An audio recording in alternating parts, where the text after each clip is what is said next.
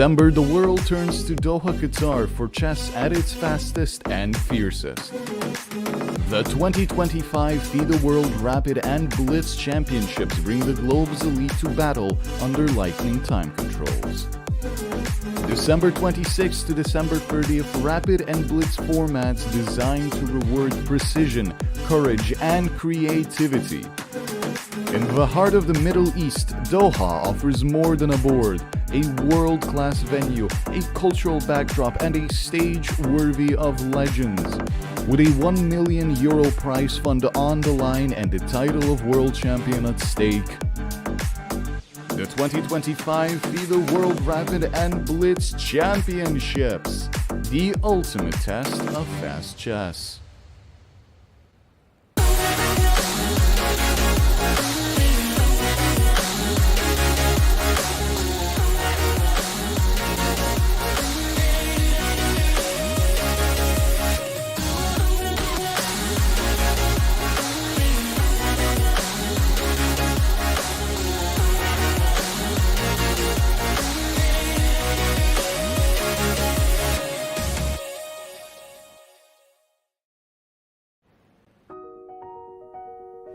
Welcome to the FIDE Online Chess Museum.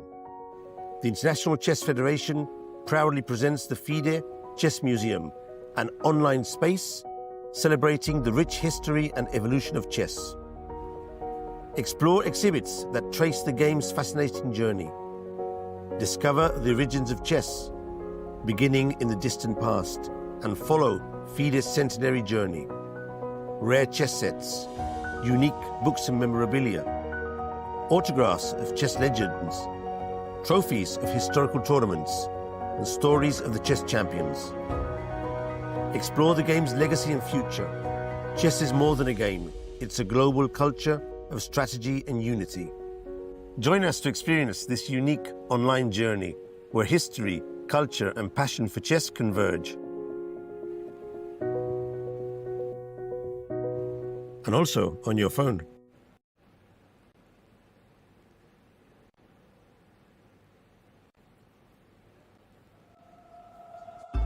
The crucible of competition, the eyes of the world. Goa, India, hosts the 2025 FIDE World Cup, where over 200 of the top chess players in the world face off in an 8-round knockout tournament. This queen has nowhere to go. That is the end. Excellence, perseverance, and stamina bring glory, national pride, and a spot at the illustrious Candidates Tournament. The globe's best chess players hope to add their name to the list of champions. Ooh, he made a move in 1 second. The 2025 FIDE World Cup. Let's get these games started.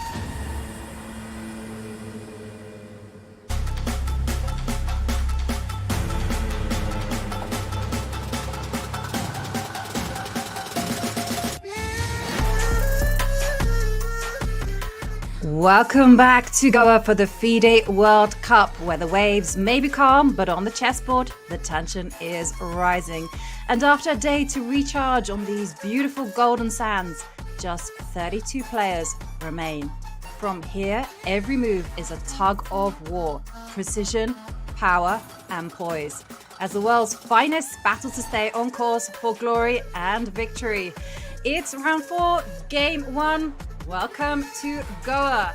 Hello and welcome. And I'm your host, Jovi Hauska, and I am here with one of Latvia's finest chess minds. It is, of course, Grandmaster Arturs Niksans. Now, Arturs, we had a lot of pleasure watching your games at the World Cup, but I'm absolutely thrilled beyond bits to have you here joining me, calling all the action. Arturs, how are you feeling? Hey, Yovi, absolutely. I'm feeling fantastic to be back in action. To all the chess fans, I can say namaste, fans. It's really a great moment to be here. It's the first thing for me because I've literally never done this before, to be one of the participants or to be on the other side, play and feel and experience all of this, because I literally came back from India 2 days ago. I stayed there a couple of days after I was eliminated to have a better feeling how it's going on. And right now this is basically my plan B, so to speak. Probably having still the best seats in the house to follow this amazing action. Absolutely, and it has been amazing action. There's been a whole lot of surprises. We started off with 206 players. Now we're down to 32, and we're back to the classical portion where each match is going to be consisting of 2 classical games. And remember, if the match ends tied with 1-1, well, tiebreaks are going to be occurring. It's going to be played at that classical portion. But, you know, we mentioned surprises, and take a look at this artist, because when we go to a rather flashy player board, you can see that there's actually so many players that we have 2 sides. These are the only 2 players remaining in the bottom seeds. It is Kartik Venkataraman and Lorenzo Lodici. I like how you pronounce that, because I'm a big fan of Italian name pronunciations, and it feels like indeed this FIDE World Cup has been full of surprises, because you can also see the reigning world champion, the Raju Gukesh. He is out of contention after losing sensationally in the previous round against Frederick Svane, and favorites, they're dropping like flies, and I think this is also what makes this event so spectacular, and this is also an excellent opportunity for the so-called casual GMs who don't really get a chance to play against elite players to show what they're capable of. And we already had a couple of 2500 plus level players making a lot of upsets. Yeah, absolutely. I mean, we've already seen Anish Giri exit the competition. World champion Gukesh has also left. Yana Pomniachi. And again, it feels like, especially in the top half of the bracket, that anything has gone on between the players. Well, we do have our very own international master, Rakesh Kulkarni, on site in Goa. And we're going to go straight to him for his roundup. Welcome to the round of 32. Here we have the last remaining players. As you can see, the playing hall is almost empty. We just have a few boards on this side and the main boards are on this side. As we also know, huge upsets. Gukesh, Anish Giri, Vidit, lots of top players. Wesley So is also out, Hans Niemann is out, Nordenberg is out, but a few interesting players still remain, a few contenders for the 3 elusive candidate spots. And let's have a look at some of those interesting matchups today. We have on board 1, Frederick Svane, who beat Gukesh on our Shanta Visyan. Pragg versus Daniel Dubov. Remember, Dubov has this nice strategy of just making draws and taking it as deeper in the game. And Pragg has a minus score against Dubov in the blitz. We'll see if that matters, but 2 classical games to be played before that. On the other side, we have Peter Leko, Winston Skymer's coach, former World Championship challenger, who plays Indian star Arjun. Remember, they have never played a game online or OTB, because as we know, Peter Leko is making a comeback from his almost retirement. And last interesting matchup is Matthias Dubov versus Alexander Doncheko. 2 German players. We will have only one of them going through into the round of 16. It's an interesting matchup overall. To remember, 5 of the 32 remaining players are Indians. 4 German players still remain. These are the top 2 most federations that have players still involved. Everything to play for. 2 games of classical chess coming up. Let's see, round 4, game 1, who's going to take it? Back to you guys in the studio.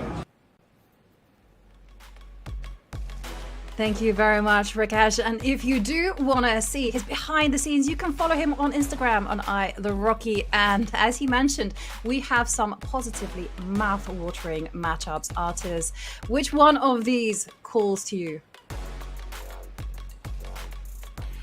Yeah, so probably if I would have to check which games to follow, like, it's going to be a very tough choice, because there's some top favorites left. For example, Arjun, the madman of chess. He's playing against former world championship contender and one of our commentators, Peter Leko. That's definitely one of the games I want to check. There's also the matchup of 2 Germans, because essentially there's the full squad of the German national team still playing in Goa. Like 4 Germans are still playing, and that's the game of Alexander Doncheko against Matthias Blubaum. And here we see, this is again the playing venue. The players are getting started. There's Peter. Yovi, I had a chance to listen to his amazing interview, how he explained how he got to play in the FIDE World Cup, that he got a call basically in the middle of the FIDE Grand Swiss. He got the news that Richard Rapport qualified by rating, and unexpectedly he was given the chance to play in the FIDE World Cup because of their success in the Olympiad. And Peter is just having the time of his life, and he's been having tremendous form. Absolutely. An unexpected sight to see him playing, but a most welcome. Definitely. He defeated Bobby Cheng, then Kirill Alexienko in round 3. Now he's facing his toughest opponent yet, Arjun Erigaisi, who is one of the world's strongest players, also a man in tremendous form as well. And again, so many exciting pairings ahead of us. Arjun Erigaisi has shown us time and time again he's incredibly well prepared. Who can forget his particular opening against Shamsuddin Vohidov in round 3? And on our top board, Frederick Svaner, he took down world champion Gukesh, knocked him out in round 3. Now with the white pieces against Shant Sargsyan. And with Frederick Svaner, a lot of the comments have been actually that his rating took a tumble, but it's not a surprise. And this is especially coming from his German compatriots, have been saying it's not a surprise to see him doing so well. They know that he's a fabulously strong player. Now, Arturs, I want your opinion on this particular match, Pragg against Dubov, because Dubov has come to this event with a long-term plan. He just wants to play solid chess, take it to tie breaks, take it to the faster time controls, and win there. Indeed, and I think they've had a bit different paths to this round 4, because Pragg got quite a bit of scare in his one of the previous matches against Teimur Kuibakarov. I think he was very, very close to getting eliminated, and ultimately I think strong players, they are getting lucky at some point. But Dubov, as you said, he's being very solid, and Yovi, I feel when it comes to the tiebreaks, he usually tries to play some offbeat line, surprise the opponent, and somehow it works. It's probably the right strategy. Yeah, well, we saw a Frankenstein Dracula variation in the tiebreaks of round 3. We will be looking forward to seeing what else gets plucked out by these players. But look at this, the games have begun, and on our screens, it's Peter Leko against Arjun Erigaisi, playing the moves very quickly, and it is a Sicilian, an open Sicilian at that. It's an interesting one because these days, very few people go into the open Sicilians, if they're in a solid mood. You see Rosalimos, you see C3 Sicilian, you see anything to try to keep the position close. But I'm curious. Peter Leko, renowned theoretician, let's see what he's got in mind. Right. So this is Sicilian Tamanov, and I think it pretty much highlights the mood of Erigaisi, because when you're thinking about FIDE World Cup, there's two types of approaches. There are players who try to be solid from Black's perspective, and they play the most unimaginable solid openings, and then they try to rely on their white color. But there's also the players who are trying to be very ambitious with the black color, and this bishop c5, I don't think this is even a legal move, because I have never seen it in Tamanov. So typically, Black will play Queen c7 or a6, so these will be the common moves. But Bishop c5 is definitely an element surprise, and I wonder when was the last time when Petr checked this move, if at all. Yeah, okay, so I'm checking the database. Seems to be something that Levon Aronian has dabbled in, and also I've seen Ariane Tari, Gregory Aparin, but these are all games from 2025. And yeah, Gregory Aparin seems to be the main practitioner with his bishop to c5. But like you, I've mainly seen it in the context of Black going a6 rather than knight to c6 in the Khan variation. And that one actually has a rather dubious reputation rather. So interesting. So White has to do something about the knight. You're either going to support it, or what I'm expecting, the knight going to b3 and just ask the question, which direction is that bishop going to be headed to? Yeah, I think the b3 makes perfect sense. And this is, by the way, very often the typical idea of the Sicilians. Typically, instead of bishop c5, if I would go back here, black would maybe toy with the idea of to play queen b6, because maybe this is not the best moment, but I just want to highlight, for example, this possibility. So you play queen b6, and if you manage to persuade the white knight to go to b3, then you relocate the queen to c7, and then you play the position like some open Sicilian. But the only difference is that the knight on b3 is like one tempi away to start a king set attack. So I don't really know, Yovi, if this is the case here with bishop c5. If here black wants to put back the white knight on b3, then play bishop e7 as a normal Sicilian, I suppose we're going to see.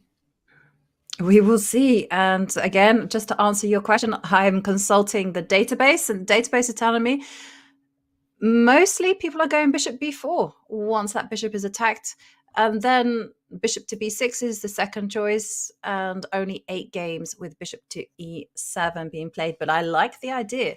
And also, look at this. I mean, one of these things about chess players is like nearly all the time, whenever they make a move that they know is going to surprise their opponent, they get up and leave the board. Yeah, that's a power flex indeed by Arjun. So he probably also knows that this is the moment when Petr is going to spend some time. Speaking about the previous scores, so Petr has not played a single tiebreak so far, but so has not also Arjun. Both of them currently stand at 3.5 points out of 3 victories and a draw. And for somebody, unfortunately, this tournament after this round is going to end. So that's why, once again, this matchup is so incredible. Yeah, absolutely. And well, both these players have a lot of fans cheering for them. Shall we just let Peter sit there, think about what he's going to be doing, and just mull over the possibilities, and go back to our bird's eye view and take a look at some of the other games? And we have differing positions. I'm intrigued by a few of them. Like, I'm looking at Bluebaum against Donchenko, and I'm especially excited about that one because it's a game between friends, right? Bluebaum, Donchenko, they've like known each other since children. Whenever I've seen them at tournaments, they've always been hanging out together. Presumably, they also train together, you know, as part of the national training camps. And the question is, you know, how does one face playing against their friend in not just a Swiss, but in an event where one of them is going to be eliminated from the competition? Yeah, it's probably very tough, and I would imagine the players should try not to think about it. I mean, Matthias has a bit easier situation because, I mean, he already had a pretty much fantastic FIDE Grand Swiss where he finished in the second place. Like, he sensationally qualified for the FIDE Candidates Tournament. I think nobody expected this, and most likely Matthias was the least expecting this. But still, I mean, he's here and he's proving that this amazing result was not really an accident. He is having pretty good run. And I think it helps, Yovi. I think having no pressure, because like from my own experience, I played in the FIDE World Cup for the very first time, and I can tell that the beginning, the very first round is the most difficult one. And I would imagine when you get past it, when you get in the rhythm, things are getting easier. And for Matthias, like, I think there's probably no pressure. He doesn't have to prove anything. And maybe here the pressure is more for Alexander. But speaking about the position here, Yovi, I'm noticing that Matthias really likes these positions with a strong center, and black, it seems, played some kind of a ground fill, because I already saw this position by Matthias. He played it a very similar fashion. I believe this was round 1 or round 2, I might misremember, against Ahmed Adli, where black had played the semi-Tarosh bishop e7. It was pretty much the same approach. Yeah, it was in round 2. So yeah, you're right there. Interesting. So he likes a strong center. What I especially like about Bluebaum, and I'm going to take it away from the chess, is that he looks like such a calm person, but he's actually incredibly emotional. Like, he's very honest with his opinions. Like, when you ask him like how he's doing, he said, "Well, I don't know what I'm doing. I mean, I don't know why I got into this queen and pawn endgame. I thought I was going to be losing." And again, I really like his refreshing honesty. And he's also said, quite openly that he's not working with a second. I mean, at the minute, he's now in the process of just assembling a team for the candidates. He's got some ideas in mind, but there's even a GoFundMe page being launched by the German Federation to help him. I mean, it just goes to show that not every player here has the support of these big companies and sponsorships and whatever. So it's nice to see Matthias doing so well. When it comes to the position, I'm a big fan also of the center, so I quite like Matthias's position, and the onus is definitely on Black, to start actually chipping away. Yeah, when it comes to the support, I hope that Matthias is definitely going to get it, because I think it makes a very big difference. So you're working alone, or you have somebody working for you, because, for example, when you are FIDE World Cup, you need to prepare. This takes away the valuable time. Like when I was preparing for the games, like obviously I had spent like months before to prepare all new openings, etc. But when you're there, obviously you're doing the prep every single morning. You're checking files, etc. This is where your team, your seconds, could potentially step in and try to help you. So that's why I really do hope that Matthias is going to get all the support he needs. But as you said, Yovi, about the position, I think indeed it is quite a thematic struggle in these positions. So White is claiming, I have the center, I have some chances to go for the kingside attack. Typically, we see ideas like h4, h5, even though White has castled at the short side already and try to undermine a bit the Black king safety. Sometimes e5 is also moved to split Black's position to halves. And when you're wondering what Black is supposed to do, well, Black's long-term idea is to repel White's attack and try to use the pawn majority that he has at the queen side. So imagine this, we trade off the pawns on d4 and we trade off all the minor pieces, maybe the heavy pieces as well. And guess what? In the endgame, probably Black could be already better because of this outside pass pawn. Yep, I agree. And I remember being taught like one particular rule in this position, just from the White side, because I'm not a Grunfeld player, was that what you want to be doing as White is also, I love their plan of h4, h5, but rook f to d1 and go bishop h6. And the conclusion from this was my very first coach, which I employed when I was an adult. He just said, Black is positionally busted. So if you're able to stabilize the center, you're just going to enjoy all of the space advantage, and it's going to be very, very difficult for Black to break out. Yeah, it might be like that. I mean, here we can see the valuation bar. It says that White is tiny a bit better. I'm not really sure what does it matter, but ultimately both players have their pros and cons. And I'm not sure about this rook d1, bishop h6. I think it's a pretty fine idea.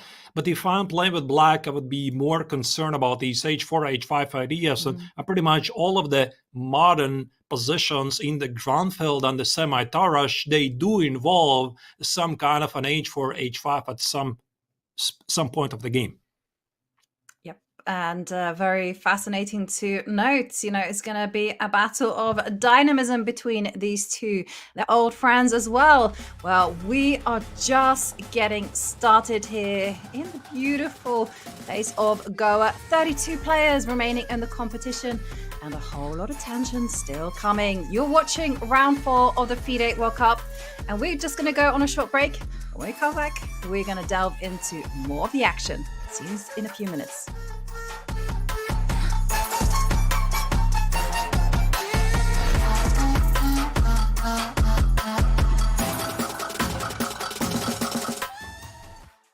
You're a grandmaster and I'm a retired IM. So I'm gonna actually use this board to have the advantage. If I'm touching a piece, it's gonna show me whether it's a good move, a bad move, or a decent move. Okay. What if I touch this? Oh, taking is not a good idea. So what's a good idea? It's ridiculous. That's it.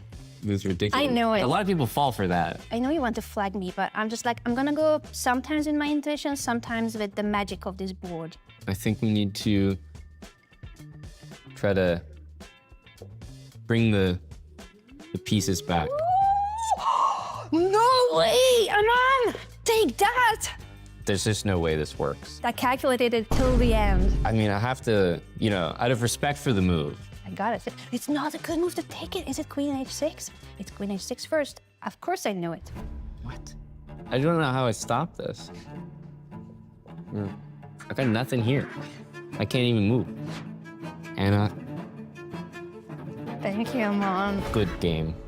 What do you mean, good game? Good game. It's the best game of my life. You are actually now 1-0 against me lifetime. Yes. Does that make me a grandmaster? Your favorite creator can now be your very own chess coach. Choose your favorite chess personality and they'll join you in game review, puzzles, lessons, and play coach. Pick up tips from Hikaru. Oh my gosh, this is just taking material. Takes. Test your tactics against Gotham chess. Or learn about the importance of queen safety with Andrea and Alex. Got your queen! Want to learn from the GOAT himself? We got you. Hey, I'm Magnus Carlsen. Explore which chess personality sharpens your game. Playing and learning chess has never been so exciting. Who are you picking? We have the freestyle drawing challenge. You can either draw your favorite chess piece, you can try and draw the country where you're from, or you can also draw something else you like. I can't draw though. I have no like spatial awareness. I don't think I'm a good painter. You guys will see how I'm going to draw, or can I? That would be nice. I'm drawing the US map with an oval shape. And then we have this. I told you I can't draw. That's not actually what I envisioned. Okay, so this is supposed to be... No, that's not good. Do I include Hawaii and Alaska? Sure. But Hawaii is just somewhere up here. And Alaska is somewhere here. I have no, like, spatial awareness. I don't think many chess players are so talented. No. Something like that. Approximately where would you be living? Somewhere around here. Okay, I'm gonna draw a chess piece. Okay, very good. On that map, where is like Florida, and you can show us a few cities. Florida. But Florida is a little bit too far west on this map. Okay, I'll try another one. No, but this is also not good. Okay. Well, this is Florida. It needs to be a bit longer, I guess. Originally, I'm in the East Coast. I'm somewhere on this map here. And now I'm around here. Amazing. Wow.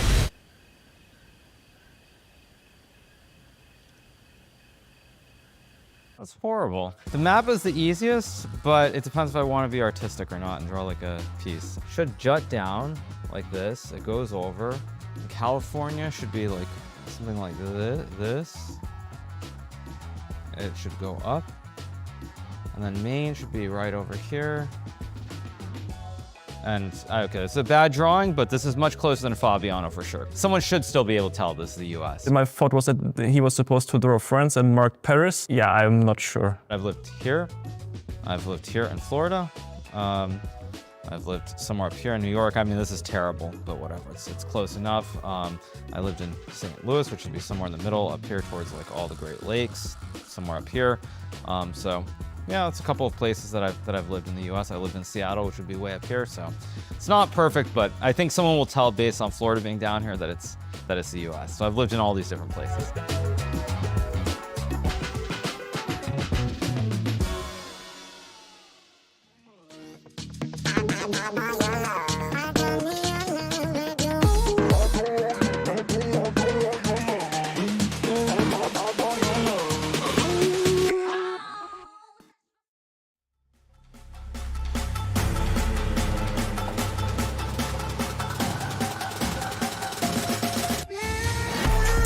And we are back with round 4 of the FIDE World Cup. The players back at the boards and the opening battles taking shape.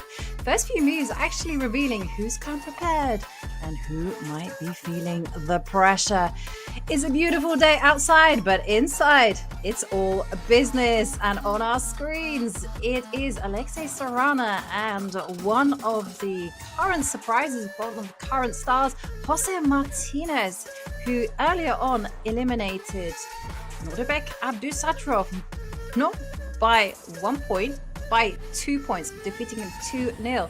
And so we got to look at this because he's got the black pieces. He's kind of said in interviews that he's coming to the boards with ideas in mind to surprise the opponents. And let's dive in, because we already see that black is 1 pawn up, and it already began as a rather spicy Slav martial gambit. Maybe we can take it from the top, artists, as we see how the players got here.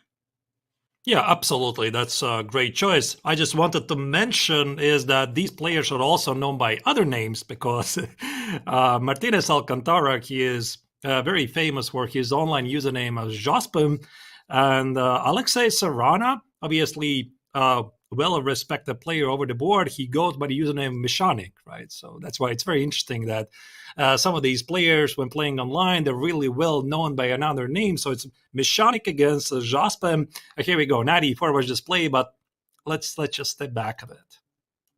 Yes, it's interesting because I think I knew some of the Chess24 handles, but most of the time they're actually the same. But that's no longer in existence. Like I remember Salam Saleh was like Arab Falcon, and then there was a young Krzysztof Duda was Polish fighter, I want to say. But okay, those are the names. Let's look at the moves. And yeah, as we mentioned, e4, the Marshall Gambit. I mean, this is one of the most aggressive responses to this particular triangle formation that black has deployed. And now the question is to take the pawn, and Jose goes absolutely. But okay, I've got to advocate for caution here. If you're playing this as black, you need to know every single detail. You need to know how you're gonna just release the pressure against the king, because this bishop on b4 is maybe going to line up with a queen on d6, and that's going to be threatening checkmate already. And the black king might be saddled in the center for a long time. So, yep, we see that Hospen didn't take the pawn on g2. I don't think that's particularly advisable, but instead just continued to drive out the bishop. Very good strategy. Queen to d1, queen to d8, sorry, threatening checkmate. And does this opening surprise you at all, Artis? Well, I think it's a fairly reasonable choice, and I'm not really sure what is the current status of the reputation of this line, because this is something that keeps changing all the time. I mean, at the pro level, like, what's the word of this opening? Is this fully approved by Stockfish, or Stockfish says it's dubious? But like, I mean, this is a very funny line. And if I would go back a bit, there's a couple of amazing possibilities here. For example, I believe after knight a6, there is also one very interesting funny moment. You can play even bishop f8. And the point is, you could take a fade, there's queen d8 checkmate. And sometimes we see these weird maneuvers in this position. The move you mentioned, Yovi, this queen takes on g2, it's definitely also a move. But then again, black is forced to lose more time, like queen takes on g2. Let me just put on the board, white could play bishop f3 and queen g6, and you need to watch out for queen d6 or maybe knight e2 and rook g1. So again, this is a pretty big theoretical discussion. Nothing is random. It's a bit dangerous, I would say, for black, but I would assume that Jospem, or Jose, as we should say by his real name, he knows what he's doing, but the engine says that his position is somewhat shaky, and this is the current position. Yeah, and it is difficult to play here for black because, you know, the knight on a6 is kind of a little bit offside, the black king vulnerable. But I know a lot of people would be just arguing, hey, hang on a second, you know, white's king is out on f1. You know, it's not like white has got the ability to kind of connect both rooks, put them in the center. So that indicates to me that Alexei, especially if the engine is saying that he has the advantage, has to do something right now. And the big question is, like, what is the target? And so I pointed out the knight on a6 being offside. Maybe you go for that one immediately. Yeah, here's the thing, probably white doesn't even have anything outright. This is what we understand, positional compensation. White has two bishops. Black has some problems with the piece coordination. As Yobi, you said, the knight on a6 is disconnected. And maybe the top continuation for white, it could be even something like queen d6, which looks a bit absurd. Like, white is down a pawn. Why would you want to trade a queens? But maybe, for example, let's say if I play queen d6, and let me just proceed with this ridiculous line. As you can see, the evaluation bar doesn't quite like it. Perhaps I might get some positions where I recapture the pawn and I keep my bishop pair. So that's why here it's perfectly understandable that Sarana, who is, by the way, really well known for his opening prep, he's taking his time. But if you look at how much time has Black spent in this position, it's 1 hour and 34 minutes. What does it tell you, Yovi? Well, it tells us that Jose Martinez knows what he's doing, whereas it is Alexei Sarana who's been caught off guard and is pretty much freestyling as of now. And as you mentioned, there's a lot of choice, right? You know, queen to d6 is, again, very, very tempting. And I also, queen a4 is another attacking move, just targeting the knight on a6.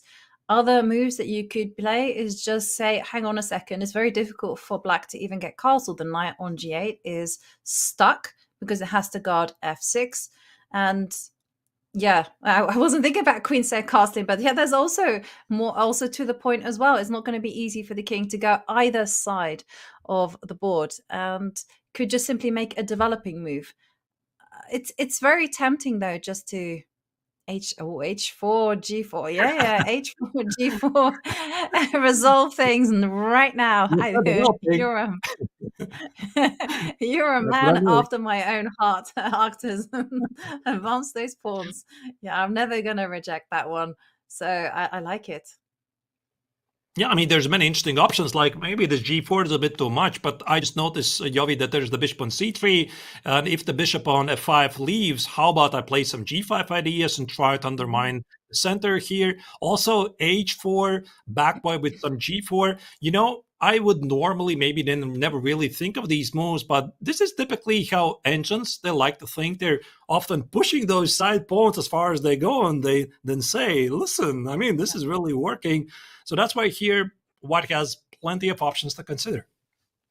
Yes, and one thing I also just wanted to point out is that it's also handy to actually ask yourself as well, what is Black going to play if white were to make a pass move? So h4, g4, not a pass move. I mean, but would Black be considering going bishop takes knight?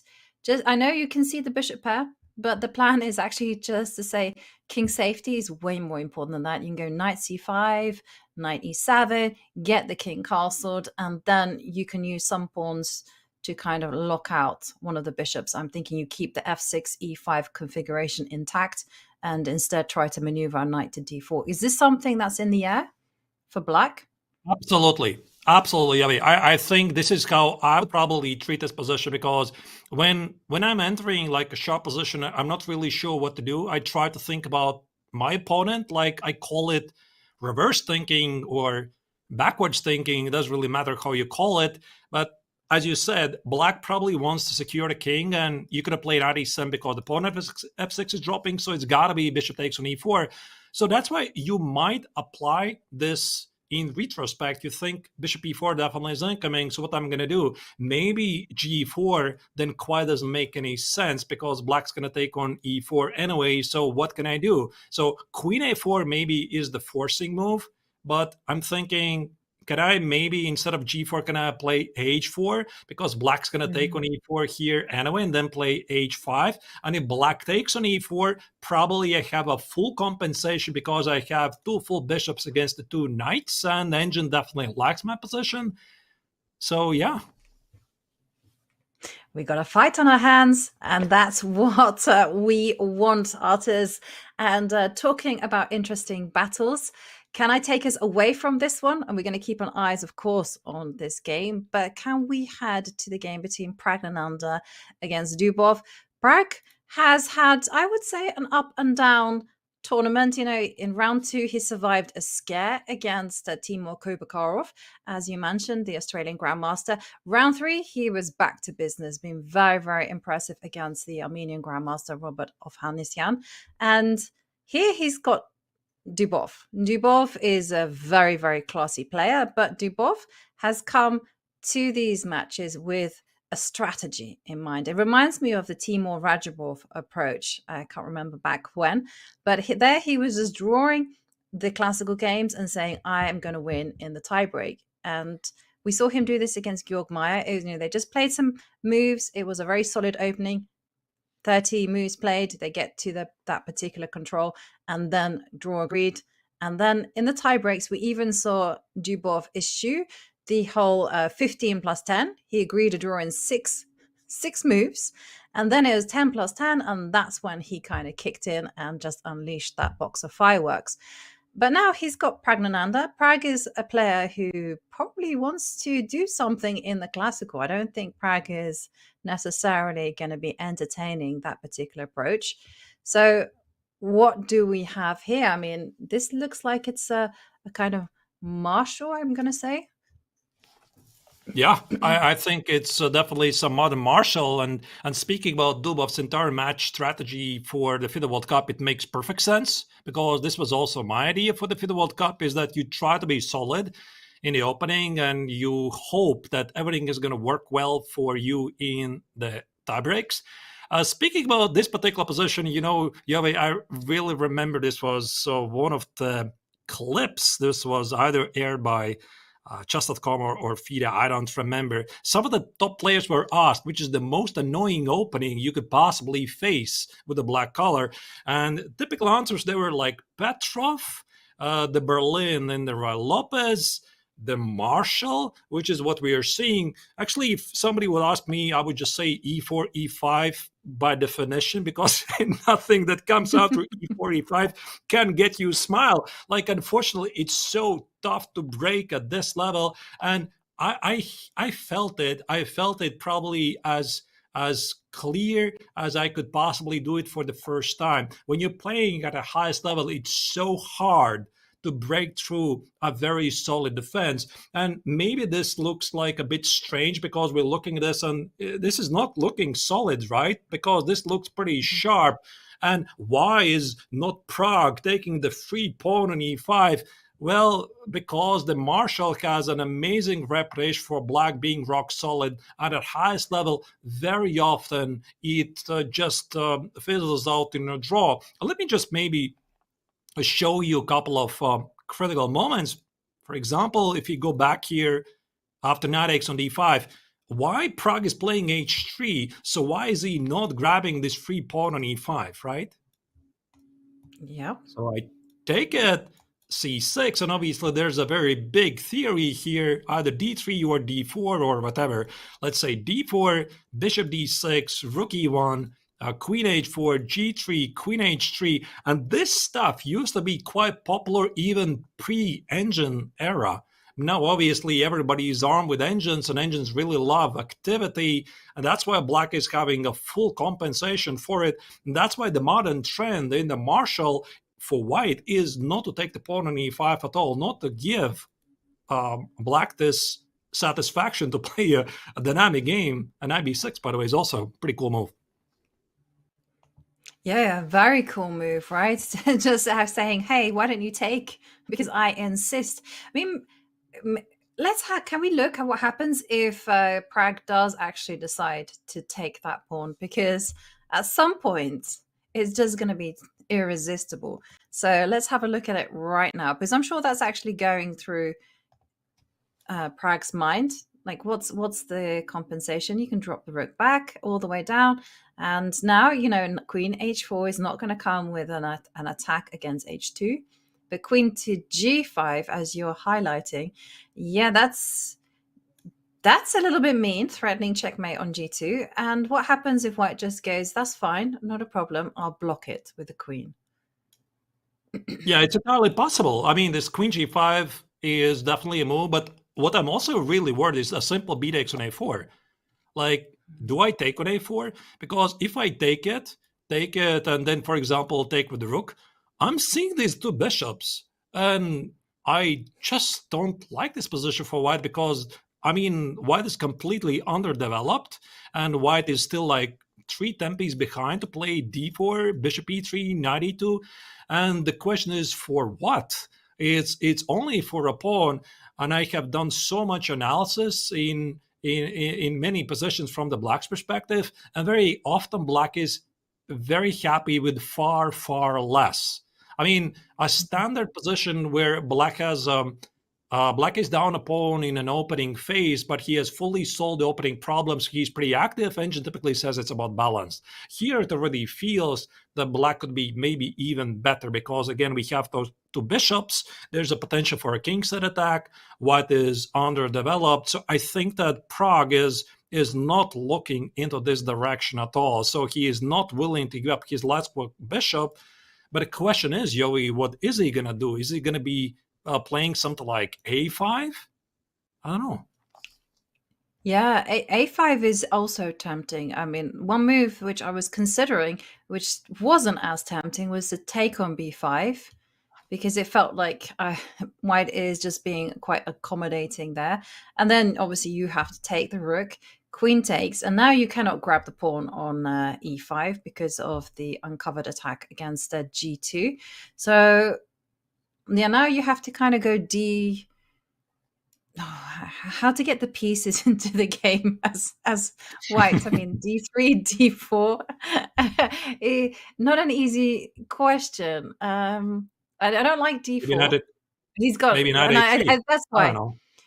Yeah, knight a3. Yeah, knight a3 probably. Yes, is a good. But it's kind of the problem here is that black is the one with all the space, and with the bishop sitting at home on c1 and the knight on b1, it's not going to be very comfortable. So that's why, I mean, maybe an engine would go for this, but I think a human would be like, don't like. And Pragg said no, he wasn't going for that one either. So a5 instead, and awarded a question mark. Wow. Humanity gets awarded a question mark because I so think that this is the move that most humans would play. And now, yeah, but now this is getting really concrete. Yeah, because after a5, I think, Jovi, there's knight c4, and do you protect the pawn on a5 because knight x on a5 is a move? But this probably means that, again, there's something very concrete because I don't think I want to take on c4. Like bishop takes on c4, it just looks really ugly. All of my light squares are incredibly weak, and even if I win the pawn on c4, I don't think I'm very happy. So it looks, yeah, I see, of course, the evaluation bar that it says that this is perfectly playable. Maybe there's some idea like d3, knight x on a5, and disconnect the knight from the game with a b4 threat. Actually, look at that.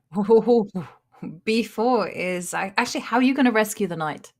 You have to literally go bishop to c8. Or b4. Yeah, bishop c8 or okay, b4. Okay. Yeah. Okay, and if you go b4, but then now it feels like knight takes e5 is going to come with some power because it starts eyeballing. Nope, that wasn't the move. But it's very logical.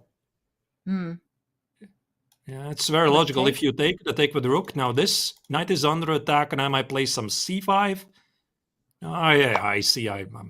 Oh, wait, I'm missing rook a5 and rook e7. But, I mean, this position is so sharp, and we are having help with the evaluation bar, and clearly the players don't have it. As you can see, Dubov is here finally spending some time. Because, I mean, when we talk about Daniil, he is very famous for extending his preparation a step further, because you never really know when his preparation ends, because he keeps playing very quickly, and your opponents are left with the impression that this is still the prep, and sometimes this is not the case, and he just keeps bluffing. So really amazing player. We'll see. Yeah. Yes, I agree with you. This is going to be very, very complicated. And incidentally, I did get some like inside knowledge about Dubov. I know that he burns the midnight oil coming up with this type of ideas. You know, he's always thinking about surprises that he can unleash, and he really analyzes them to a lot of depth. And so what you're seeing here is not a genius freestyling. You are seeing someone who has put in the hours to actually back up their creativity. Let's take a break from this particular one, and let's go back to our bird's eye view and complications for Pragg. You know, wow. And I'm, again, keeping my eyes peeled on some of the action I see in the game between Sorana Martinez that seemed to go the direction that you were predicting, Artios, with the queen posting up to d6 because the queens have come off the board. And we'll come back to that one. And where should we go? Yeah, I'm having a look what else is going on. Of course, I see there's a total madness in the game of Peter Leko against Arjun. I see that's the top middle board. I mean, long castle, the king is exposed. Definitely, I would want to check this game at some point. Let's do it now, Artis. Yeah, we can go there right now. Yeah, because it's pretty time sensitive, right? As you mentioned, I mean, I briefly looked at it. I saw a queen posted up to d6, but what I had missed, and it was a rather obvious thing, that actually Leko just castled queenside. Can we backtrack and see how the players got here? Because it feels like there was some a6, b5 pawn sacrifice from Arjun. Arjun playing absolutely crazy stuff. So let's find out. Okay, so we left at this point, and knight to db5 was the response there, posting up with the knight to d6. Yeah, seems to be a very principled choice. And Petter is not afraid to accept a challenge, of course. Knight f6, bishop f4, short castle. Right, and now they just transpose to a really well-known opening theory, because I know this position, but from a different move order. So bishop c7 is the big idea to provoke the queen to e7. I think that here knight c7 is not going to work because of e5. Very, very important intermezzo move, disconnecting the knight from the bishop. And if you take it, even though white is up in exchange, you can say goodbye to the knight on e8, and black is simply going to have a material advantage. So that's why, of course, this is not going to happen. So bishop c7, what Peter was aiming for is this endgame. The point is black is having some problems with the dark square. So queen d8, even I know this is opening theory. Long castle is the principal continuation. I think that Arjun here also likes knight c7 for some reason. Like, I always thought this is a very scary move to play, especially if you're not really well prepared. So knight e4 feels to be like a safer move. Knight e7, a4, and there you go. There was the pawn sack, which is a very human idea for black. Yes. Yeah. It takes guts, though, to go a4, because I was expecting some action on the other side of the board, but instead, yeah, if we can fast forward to the game position, because the players are moving very quickly, and we see Peter is just simply saying that his king is safe, and it doesn't feel safe. It's out there on d2. Wow. Look at that. They're repeating the moves, like rook a1 check, king d2, rook a8. Now, this could be like a silent draw offer, which is like, I feel first it's surprising that it might turn out to a repetition after king c1, rook a1, king d2 when there's a lot of play. And the second thing is I'm surprised that Arjun is even offering it, because like he is one of the most uncompromising players on the circuit. So maybe these are like mind games or something. And that's why also for Peter here, this is a huge psychological moment, because like he doesn't want to show that he's vulnerable. It's like, imagine this. My opponent plays the first opening surprise, and do I really show that I'm intimidated this easily? Like, do I really back out from the fight? Because the next game I have to play with the black color. Now I have to continue. And then I'm seeing, no, wait, I mean, he's literally spending no time. He has 1 hour and 33 minutes on the clock. I'm playing not against ordinary guys. I'm playing against an engine. So do I want to battle against an engine? Or is my opponent still in the prep? Is he bluffing? Like, what is going on? So there's so many things going on in your mind at a moment. And you can see, I mean, Peter here is just trying to collect the thoughts together, trying to calm down. This is where you're training, your experience is kicking in. So it's fascinating to watch this live. Absolutely. And it's really good to see, artists, that you are also an overthinker, just like me. I mean, because also those thoughts are occurring right now. Because one thing you got to take into account is the fact that Arjun Erigaisi has a vicious opening repertoire with white. I mean, he absolutely demolished Shamsuddin Vohidov in round 3. He did the same in round 2. He came up with this really nice gambit line, sacrificing a pawn in order to get this great initiative against Martin Petrov. And do you want to walk into tomorrow's game knowing that you're going to be facing something absolutely lethal? And do you also want to go into the round knowing that Black was able to neutralize your white pieces so easily? So, I mean, I agree. Rook H E1 is the move that Peter will play if he wants to continue the game. If he doesn't, King C1, Rook A1, King D2, we're going to have a very unusual repetition on the board, and Arjun will be in the rather unique position of finishing the game with more time than he started with. I would like to believe that Peter is going to continue, because I don't think he has anything to lose. I mean, why would he rely in the next game to call with a black color? And then, best case, if he's solid against Arjun, to make it to the tiebreaks, and it's not clear who's even favorite in the tiebreaks. I also want to give a big shout out to the audience, the dear chat, who are saying harry the H pawn all the way to play H4, H5. Like, I think this is something that Arjun would definitely play from the white's perspective.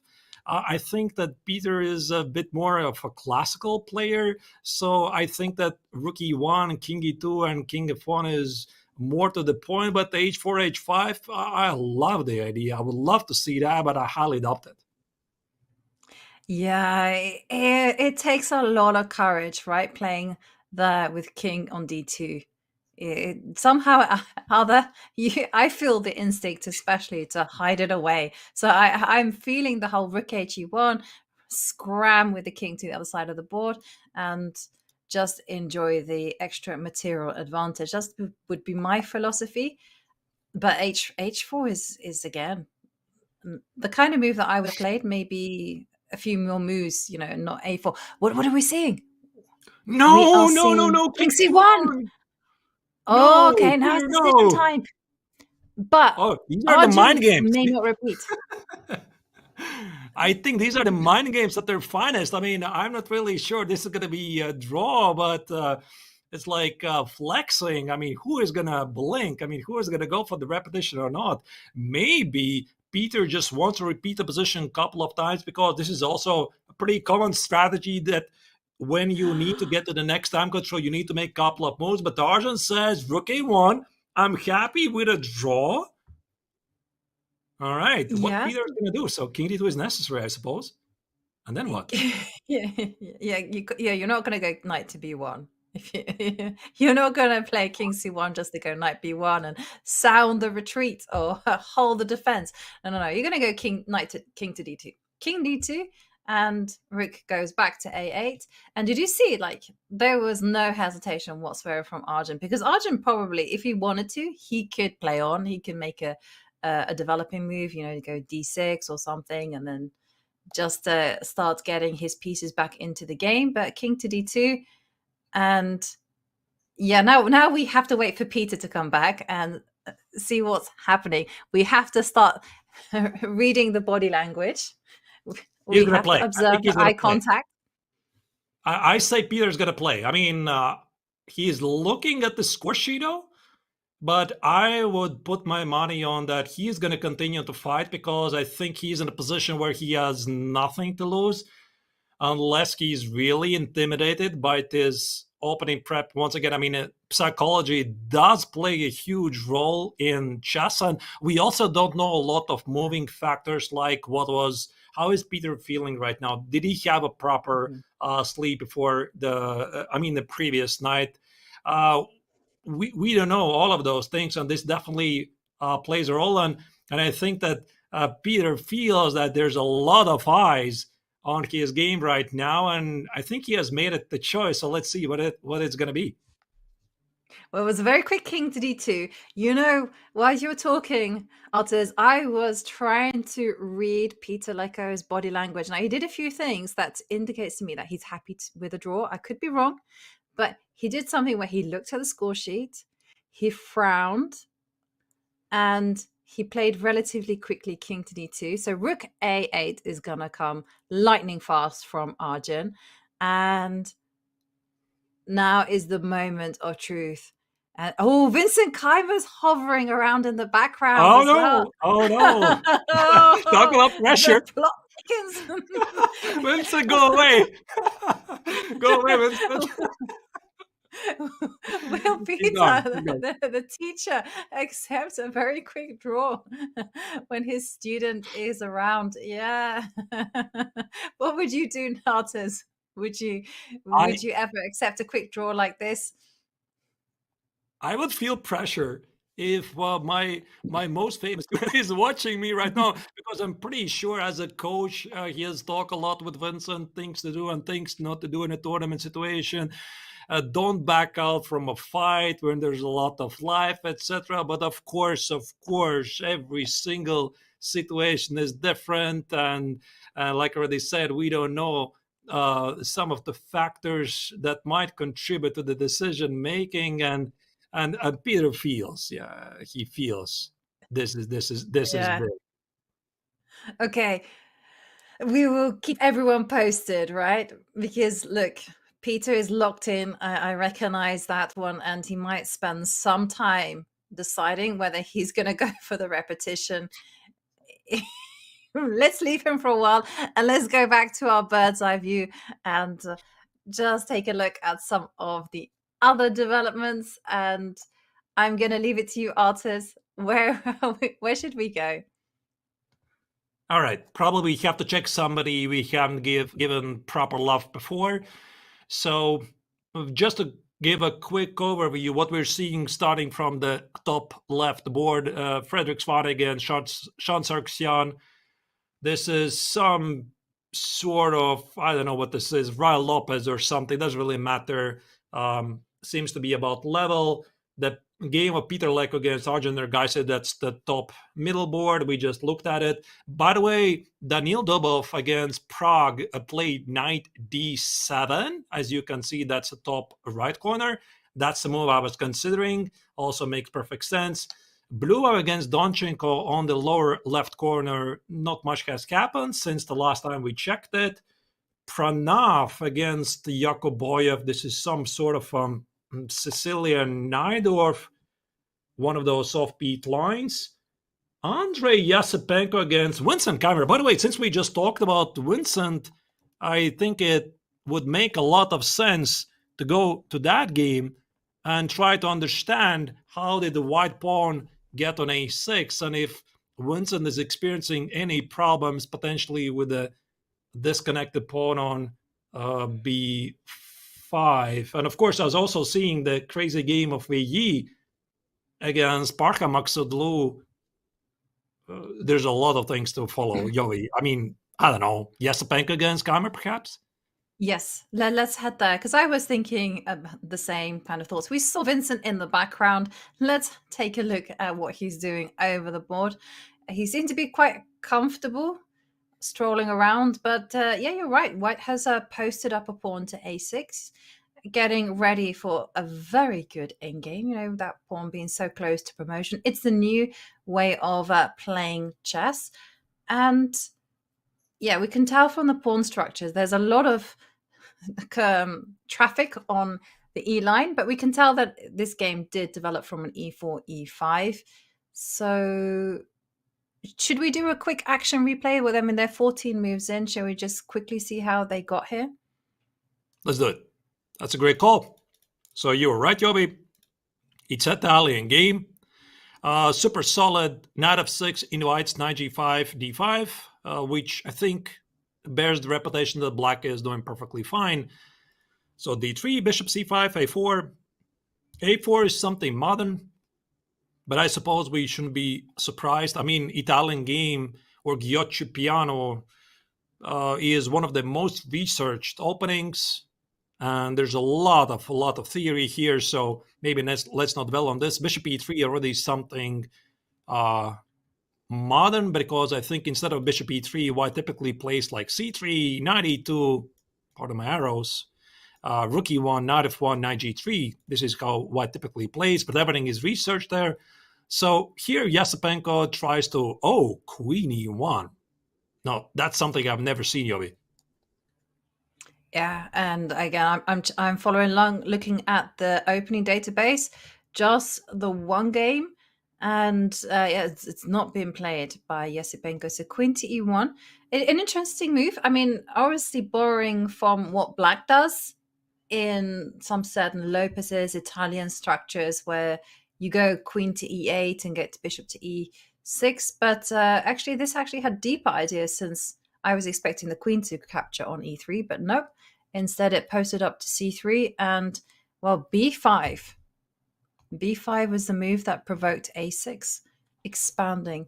What a move, though. b5, just saying, hey, I'm uncomfortable with white taking all of the space on the queen side, and I want to also establish some territory there.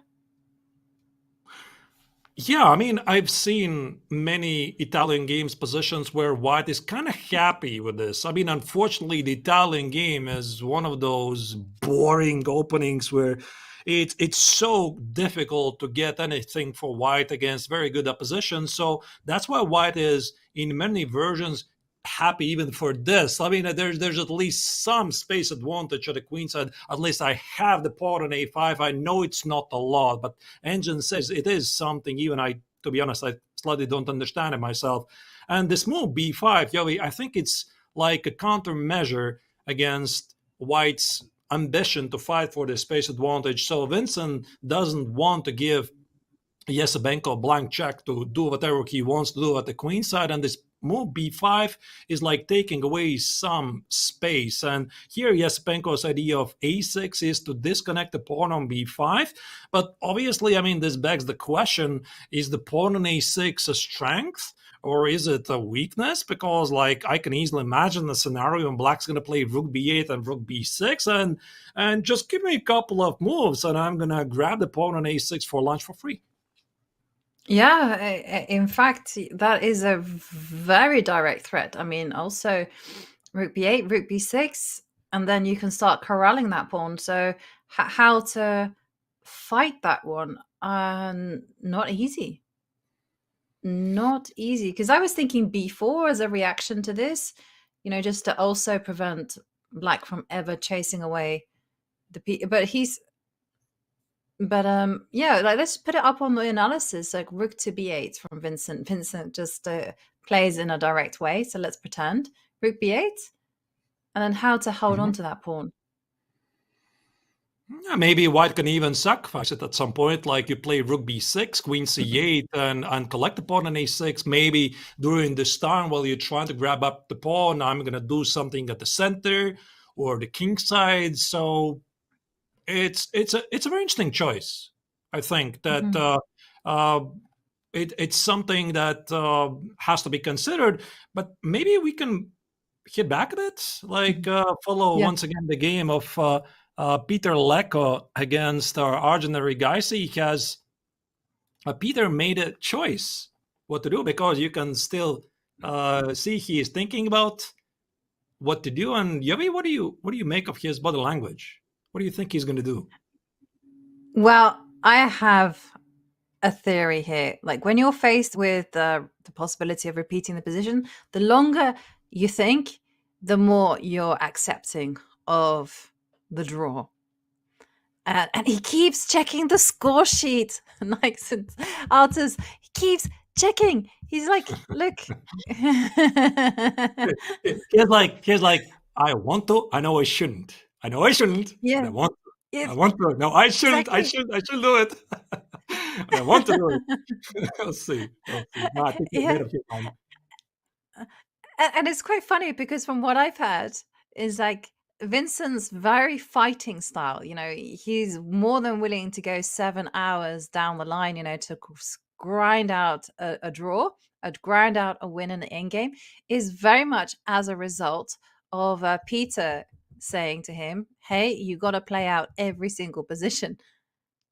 Oh, he's written down his move as well. Did you see that, Artis? Is he claiming a traveled repetition? Like, I think he has made up the choice, but he's like reliving once again this moment. Should he do this? Because a factor might be the big lead on the clock. I mean, Arjun has literally spent no time, and I think that Peter is quite unhappy. He's leant back on the chair. Yeah, he's gonna do it. Yeah, he literally, we just saw him. He wrote down his move on the score sheet. He's just waiting for Arjun to get back. And once Arjun gets back to the board, he's gonna say, my next move is gonna be King C1. All right. Hang on. And we just saw Arjun. Arjun is walking. He is going. No. Get back to the board, Arjun.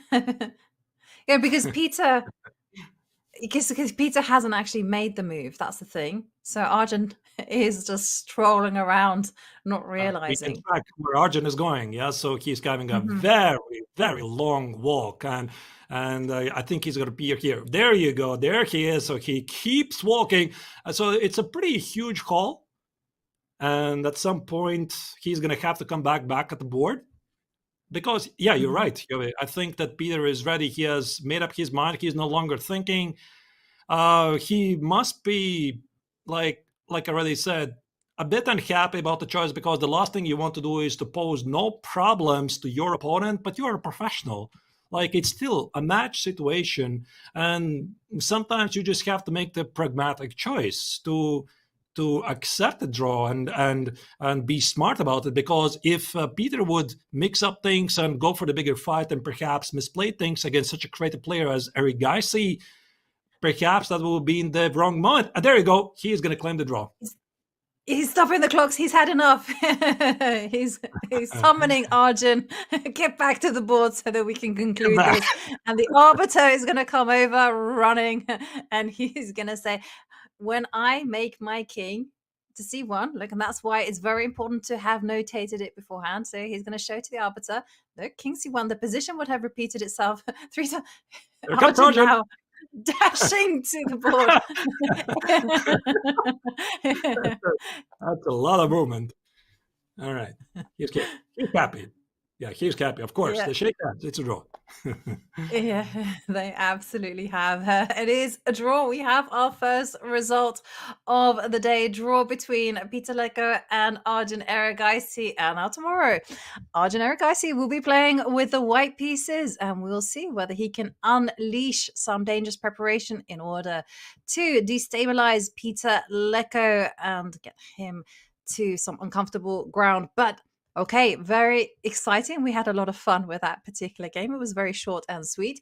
But let's revisit the bird's eye view, Artis. And you mentioned some excitement. There were some crazy positions. And you mentioned Wei Yi against Maksulu being wild. And I can see it's there in the bottom middle. Shall we go there? Because it did arrive from a Caracan. And, you know, as soon as I see a Caracan, I stand to attention and I'm like, let me follow what is happening here. Yeah, we can definitely look that. I think here the action has died down a bit, but of course we still should check it, because the Caracan, also, by the way, Yove, I have to confess, this is something I prepared extensively, specifically for the FIDE World Cup.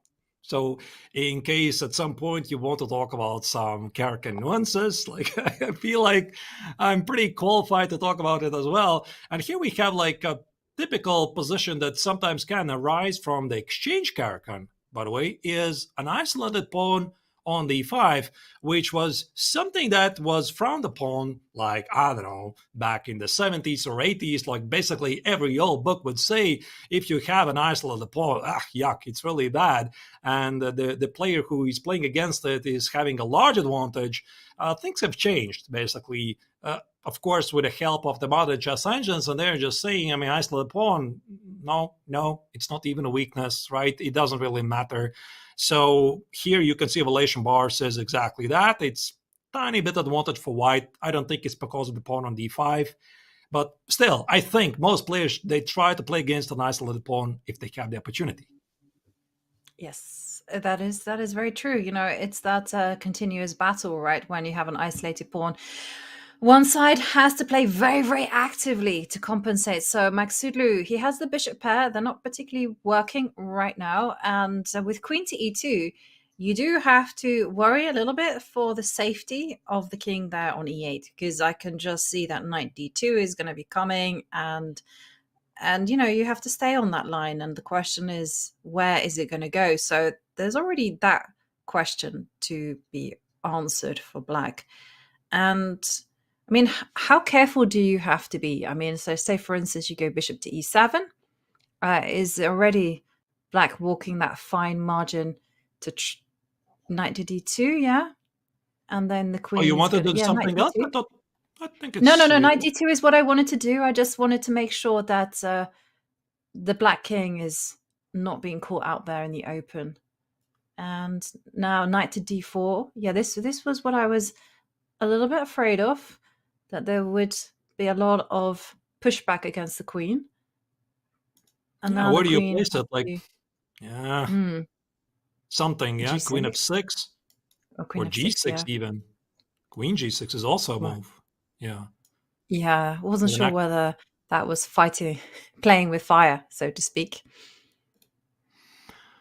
Yeah, I mean, it could be the case also. Maybe instead of this, black could play bishop c5 just in case to apply some pressure. But here's the catch. I think that why would somebody from the black's perspective go to the IQP position?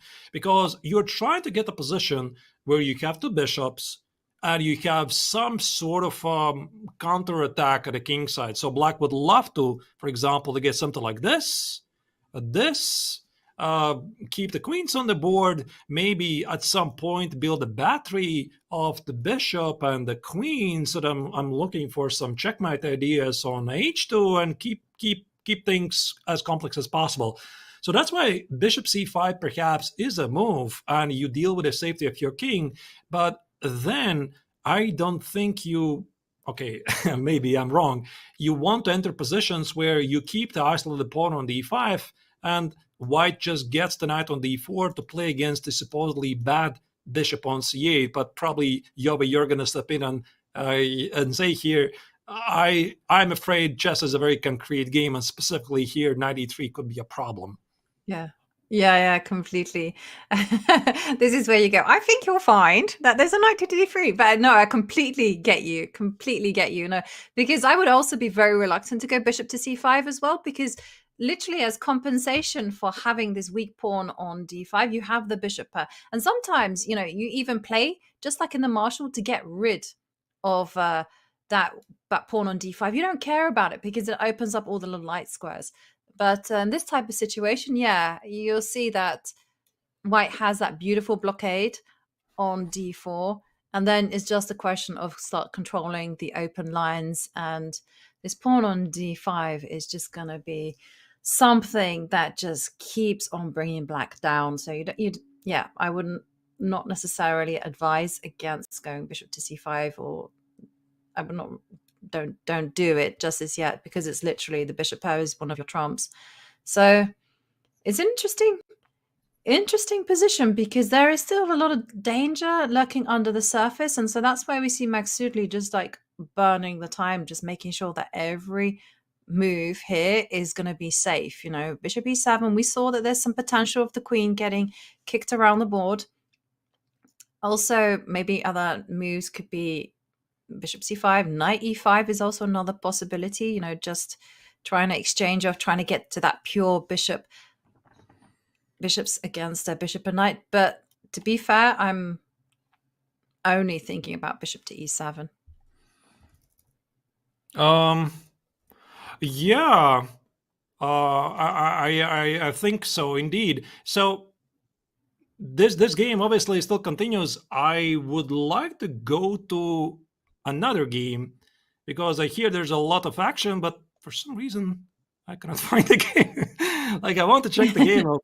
Richard Rapport against Sam Shankland, and I cannot, It's right at the I cannot bottom. find It's really close. You'll have to scroll all the way down.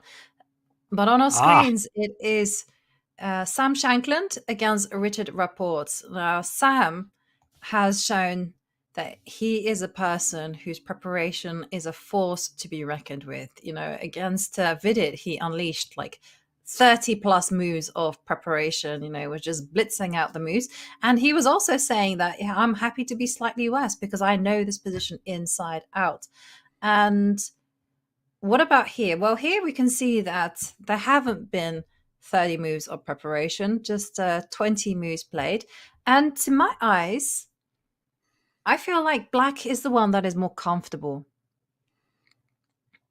Yeah, it feels like it, and I think the key element in this position, Yovi, is the black knight on e6. It's such a beautiful knight because it protects the king, it applies pressure against the pawn on d4, and normally this would feel like some sort of a French defense position, like if the pawn was on e6 for black and the knight on d7, these positions are slightly in favor for white because then white would be able to exploit those weakened dark squares, play black h4, g3, king g2, knight h2, knight g4. There's a catch. I mean, the pawn is on e7 and it protects the critical f6 square. So with this pressure against the pawn on d4 and also rook c4 potentially being a thing, I think that I would definitely play from the black's perspective, but at the same time, I don't think that Sam has done anything terribly wrong. So it should be possible to hold it with accurate play. Yeah, I'm also feeling the same bit. I do suspect that white has to be actually accurate right now. Like I'm thinking rook to c, Richie up to his tricks again there from No Spicy. Yeah, completely. Because as Artis was kind of highlighting, the pawn on d4, it's a target. It's a little bit soft, and I like this idea of going rook c4. And already you're starting to think about taking control over the c line, right? Rook c4, rook ac8 is going to be coming, and so that's going to force white to actually start to relinquish some of the tension by exchanging rooks. But yeah, but I think it doesn't work. I think it simply doesn't work because if you play early rook c4, then white's going to take it to play rook c1, Yovi. And also here, if you decide to play d6 on c4, this simply means that the structure changes dramatically, and maybe Richard is not ready for that. a5 is a move, I think, which prepares the b5 move, because I'm thinking if he would have been playing b5 immediately, I kind of want to improve on the idea of rook c4. Is there some queen b4 idea here? No? Ha, Stockfish says. Get out of here. Like, it's ridiculous. But I thought that a5 takes care of the b4 square so that he can play b5, rook c4, and not worry about queen b4. Maybe not. I don't know. I'm just a comment. Yeah. No. It was also my thought as well. Like a5 to cover b4, but instead maybe he's just being a maximalist about this whole position. You know, why go b5 when you can actually just go a5 and b5, and then rook c4 is going to come. And this is what I mean. Like, I feel like white has to be like so precise here, because once rook c4 lands, and if white cannot take it, then black is simply going to be going rook to c8, effortlessly doubling on the c line. Rook c2 is going to start posting up. The d4 point is still very sensitive. And as you highlighted earlier, there's nothing happening on the king side. You know, Yuri, I start to think about this. Yeah, like you said, there's nothing going on the king side. But if we picture ourselves in the shoes of the American, I mean, what do you do here? Like, can you suggest me a move? What are you going to do? Because the knight doesn't move. The queen is like defending. You cannot play rook c8, rook c8, rook c1, because there's going to be a trade and you lose the pawn on d4. So maybe Richie is just flexing here, and he says, I can afford to make this move. I mean, just to put the pawn 2 squares forward to the queening. Perhaps rook c4 is going to be a thing, perhaps not. But first you need to make a choice. What are you going to do? And is it rook c3 here? does white have the time to do that? Because I might just take it. Yeah. And queen And you takes? lose the control of the Rook c5. a7. Yeah. Wow. Wow, and that was actually my first instinct. You go rook c3, and at least then you can double on the c-line, but I didn't see that this whole idea just going rook a7. No, this is really, really, really unpleasant. So, wow. What does... Maybe you have to go... Just stand and do nothing. Wow. I was also thinking there could be some funny business with king h1. Now, that's a bit subtle. Probably no one would like it. But what do you want to do? I did want to do something. I wanted to be able to go rook takes rook and then go rook c1. And I thought there might be some kind of funny business with a queen to f4. But I see that also that's too slow because b5 is the next move that Richie was going to play. Yeah, king h1 is not a good move. Yeah, I just want to show this idea. So takes, now takes on d4. Unfortunately, it's a lovely idea, but there's queen d1 check. Yeah.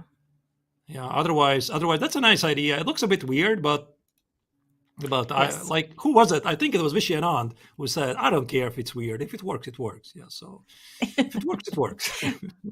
well, we have another move on the board, and it's the English philosophy, which is, if you are stuck for a plan, push the h-pawn. It can never be wrong. And this is also potentially quite a nice idea. You know, if you go h5, then you do concede the g5 square. And if you ignore it, then you also have to factor in this possibility of going h5 and just softening up the king side. It's a battle where I do feel white has to be very, very cautious and play very accurately here. I agree. Yeah, I agree. I think that here, this h4 move is not really like an ambitious move because I think that Richie is going to be here careful. He's going to play h6. So Sam is going to play like g3, king g2, improve the king safety, limit the knight on e6, and then just, okay, listen, figure it out. Because, okay, so he doesn't have any active plans, but black still needs to prove. Like, he still needs to prove what kind of progress is he going to make. And I think ultimately black is going to play this idea of rook c4 at some point. Is it going to be b5, rook c4? Is it going to be, I don't know, like queen b3, rook c4, b5? I suppose we're going to see. We will definitely see. Well, on that note, the battles, they are heating up as the sun climbs higher over Goa. Precision, patience, and pressure. It's all on display right here in round 4. More action from the World Cup when we return after this break.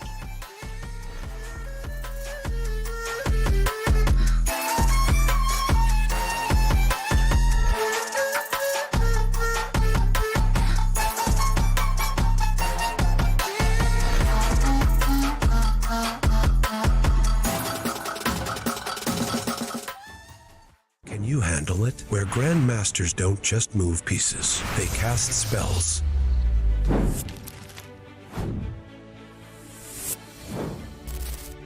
Oh boy, didn't see that one coming. Victory doesn't come easy. Wait, queen time? Oh shoot, I just lost the piece. Yeah, but I got no mana. This isn't your classic chessboard. The thing about the imposter is that if you swap it like...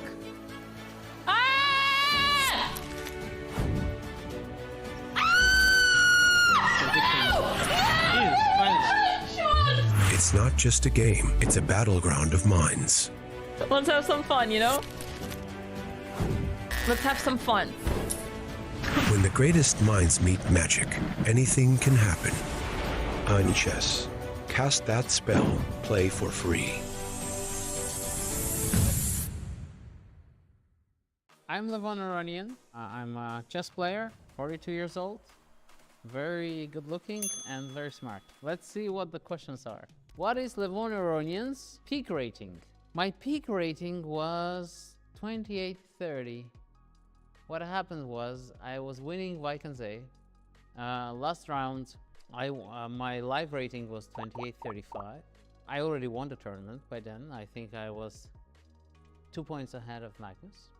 And I was playing against Luke from Valley. Then I lost against him, and my rating that got registered was 28-30. How old is Levon Aronian? Levon Aronian is 42 years old. I was born in 1982 in Armenia, but I don't feel 42. I feel much younger. What is Levon Aronian's IQ? I don't know actually. I've never did the test, and I'm scared to do the test because I never really went to school. So I think you need to know at least basic geometry or basic mathematics to do the test. What is Levon Aronian's favorite chess opening? Levon Aronian's favorite chess opening must be the Marshall. I played rarely, but it's the opening that definitely gave me a lot of joy and occasional sadness. Why did Levon Aronian leave Armenia? I think it was kind of a decision. I was being dragged into some politics and some things that I didn't want to do. And I was, okay, if I want to remain being a chess player, remain being a happy person I am, I need to move. And I moved to St. Louis. When did Levon start playing chess? My maternal grandpa was always obsessed with chess. He tried to teach me, but there was so much enthusiasm in his teaching that I never wanted to learn.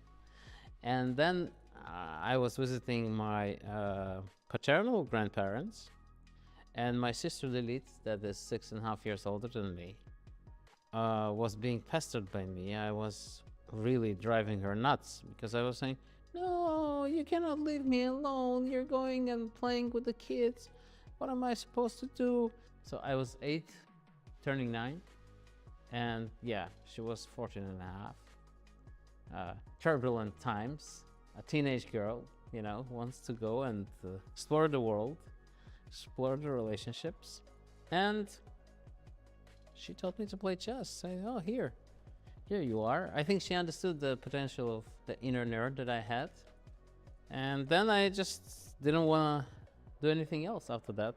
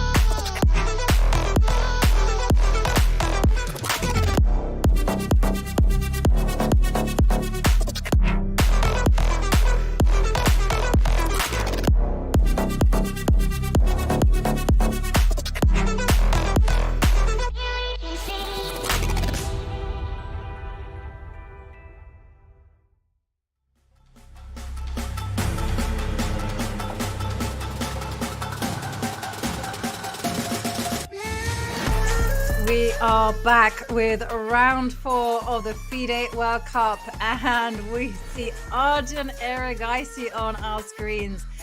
Just a fan favorite, signing those autographs. Just nice to see his security detail. You know, he really is treated like a superstar. Now, we have it on authority that he actually took about 7 or 8 minutes to sign autographs for the fans.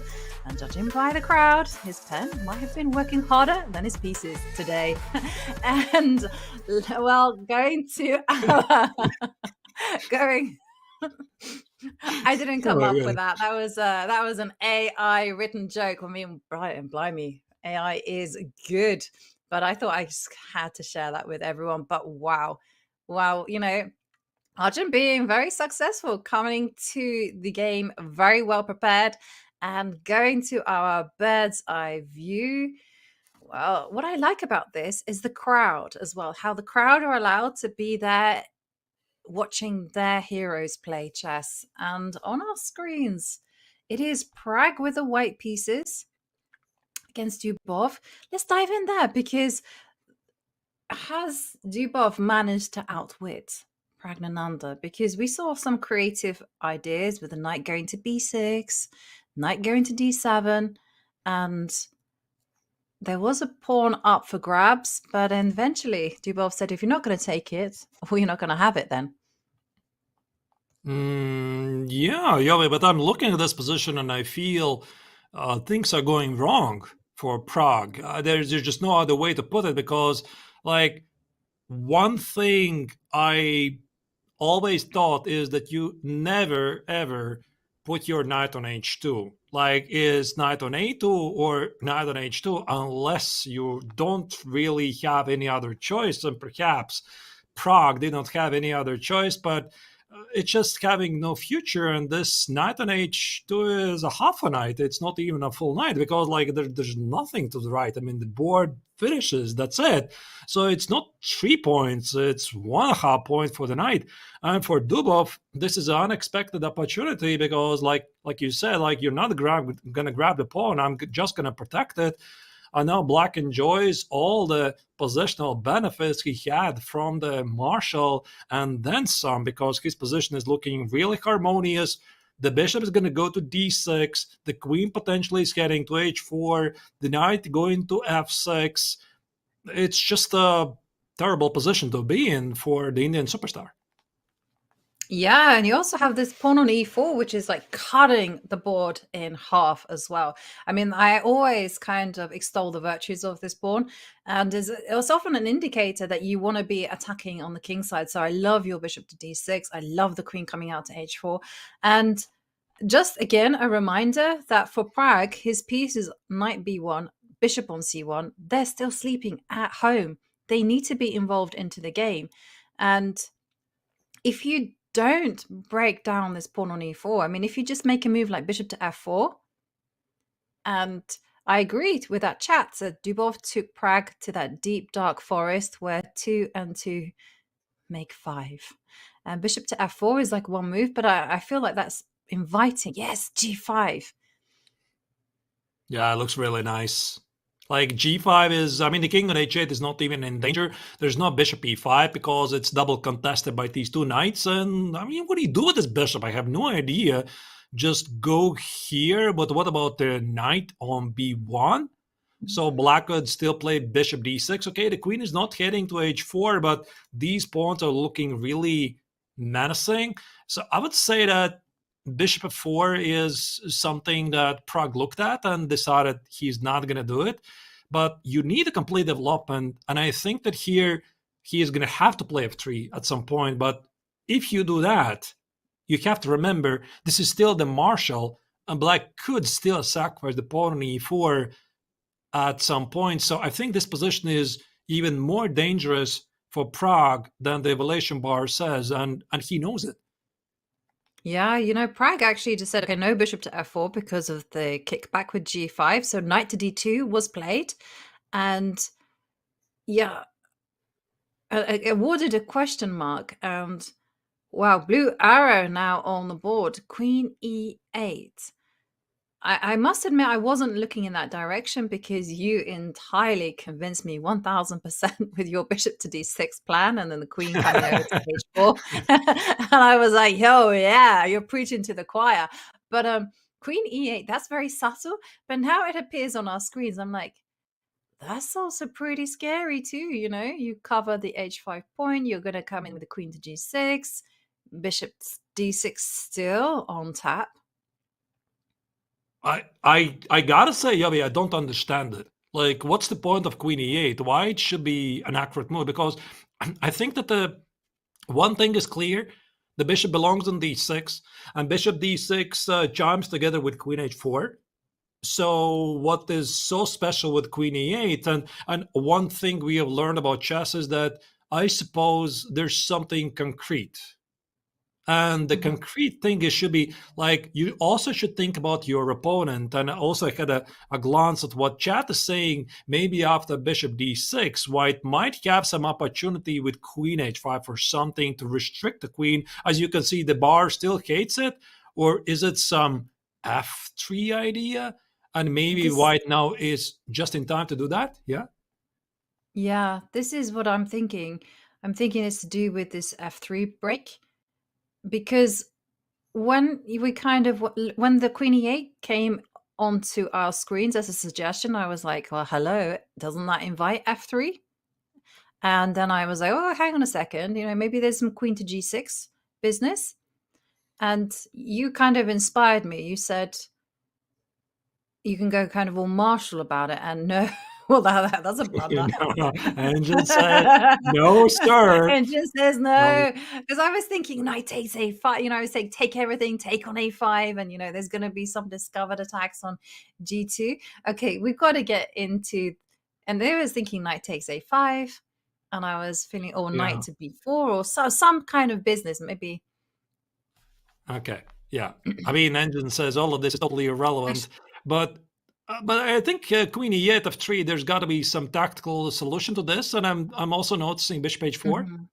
So I'm hitting the rook at e1, and after rook e2, I think I might preserve the pawn by playing e3 and f4. Does that make sense?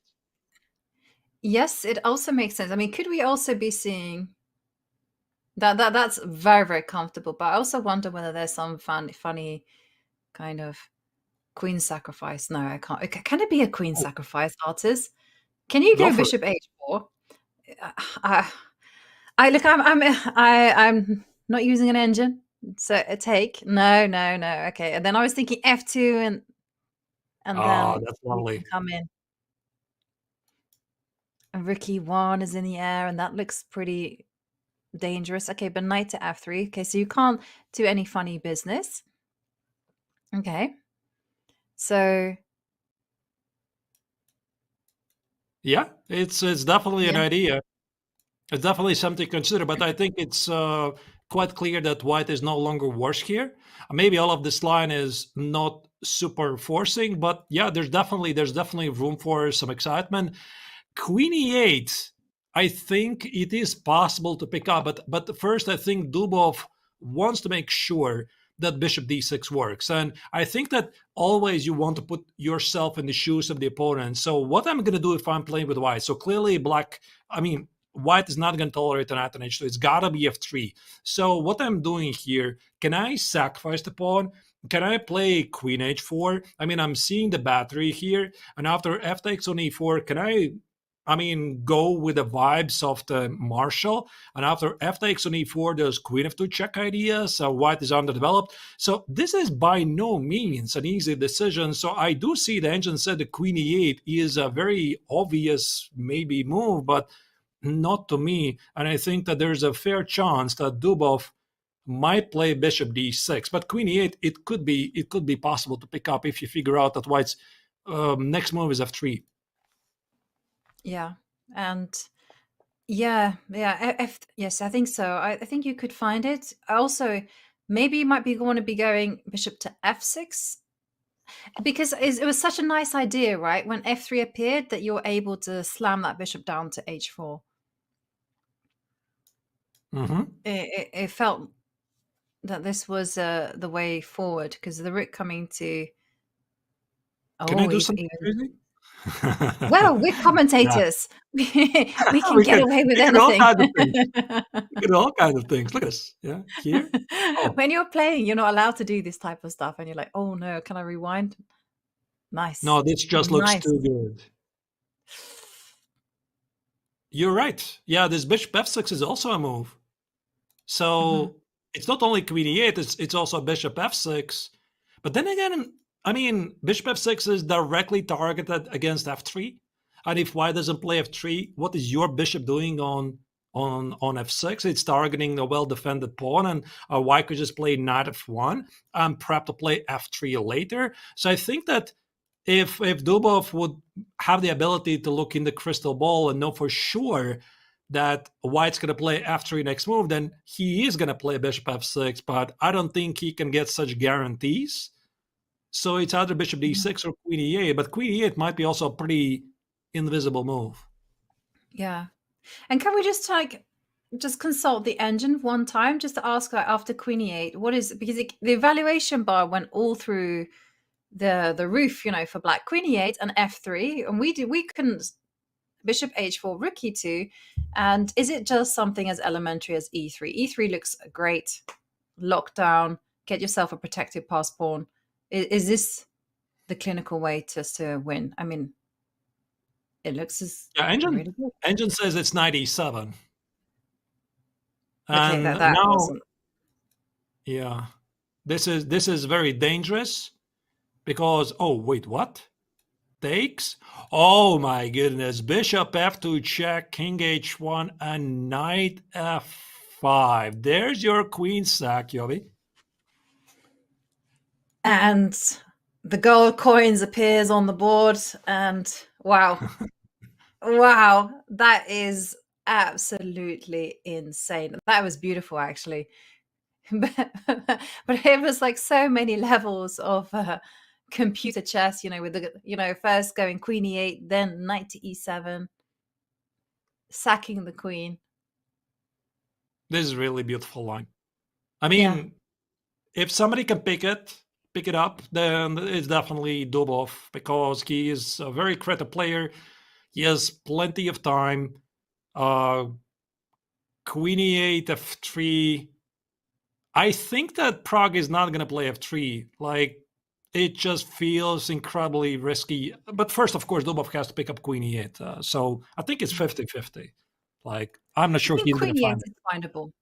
I think queen e8 is findable, but I mean, you first of all have to reject bishop to d6 for a concrete reason. So there's that barrier there.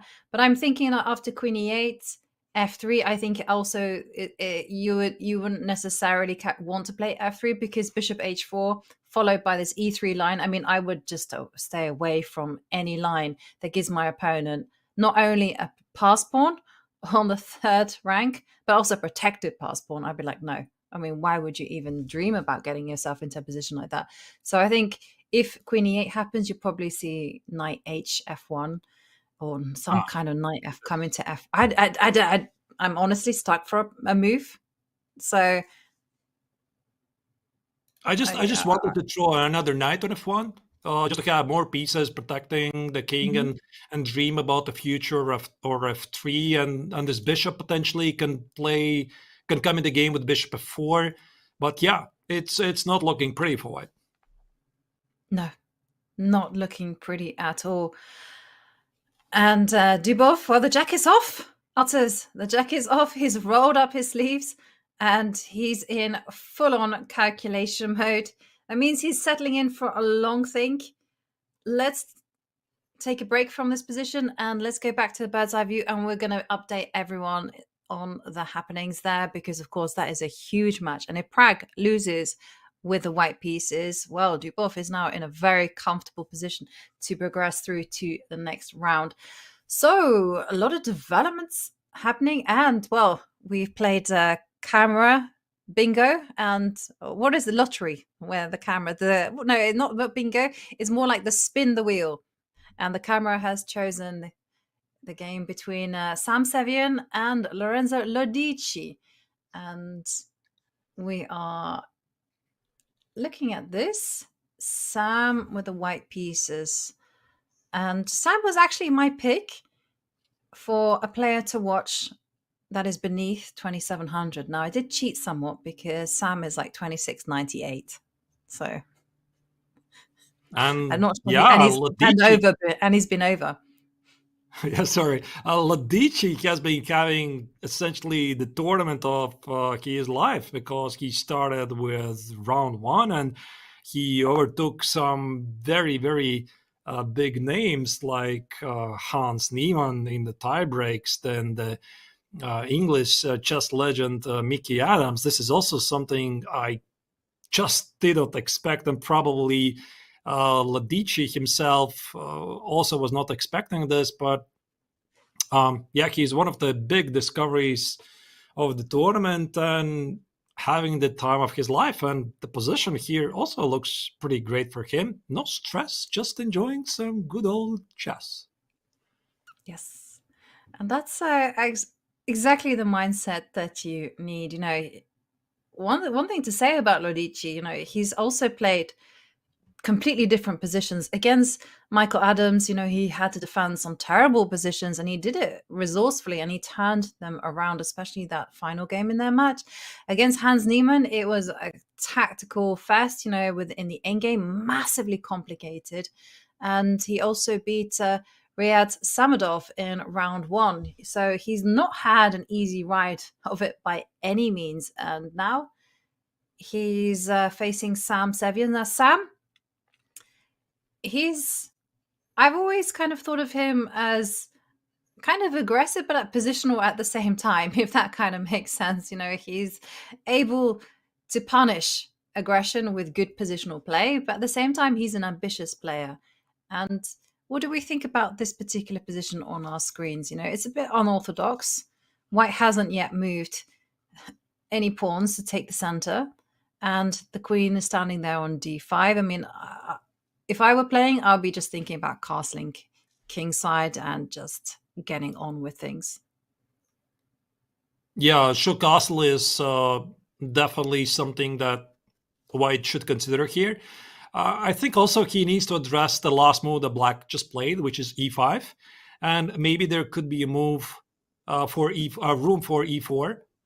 So, for example, if I'm making a short castle here, I just need to understand what is this position. What happens if Black plays e4? Is this a move? Like, I'm going to play knight e1. Now the pawn is targeted.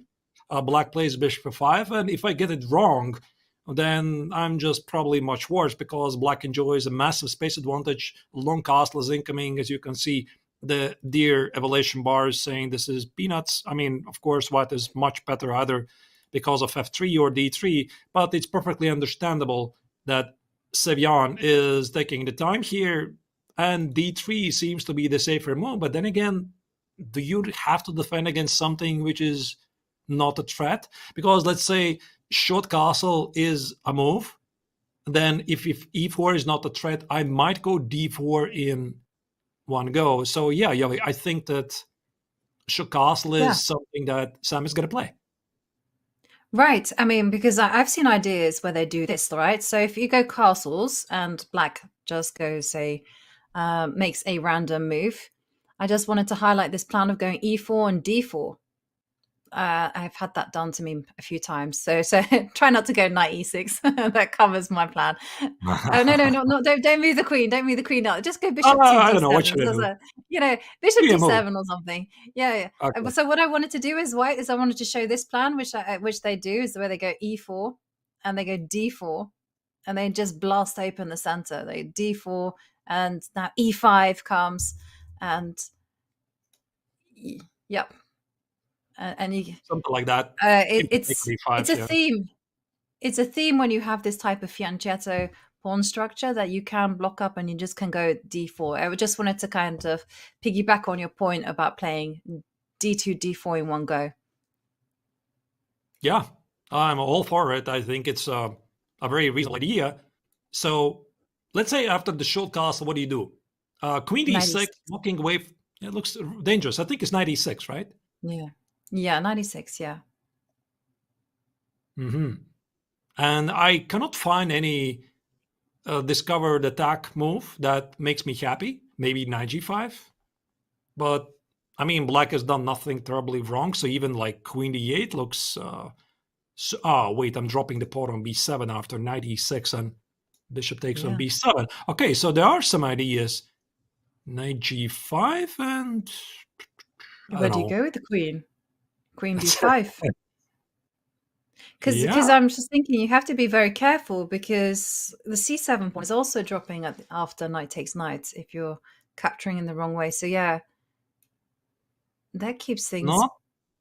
Not very clear. There might be even room for some craziness with knight e4. Oh, really? Oh, knight e4 is the move, actually. Look at that. Oh, wow. Yeah. Here we go. There's a lot of action. Maybe Sam is somewhere here. And, he's trying to figure out what on earth is this. So I take on c7 and here we go. Like, I don't know, take on e2, kick h1, queen d7, and etc., etc., etc. So the position is super complex. And he's definitely not thinking about his next move, so he's thinking about the sequence of moves. This is what good players usually do. Yes, I agree. And I mean, I also agree with Sam. Now is the time to burn the time on the clock because, yeah, we've looked at castles and this possibility of black going knight to e6. But do you want to spend that time going d3 first and then, developing the dark square bishop and then perhaps getting that rook to c1 and then castling because everything seems pretty safe? It's questions for Sam to think about. And he spent a lot of time on the clock, Artis. I hadn't really appreciated that because I was so engrossed with the position that he's already down to 31 minutes and we're only on move 12. Yeah, that's a lot. I mean, he needs to make, 28 moves for half an hour? I mean, he's basically out of the opening. Some players really like to invest their time in the opening phase.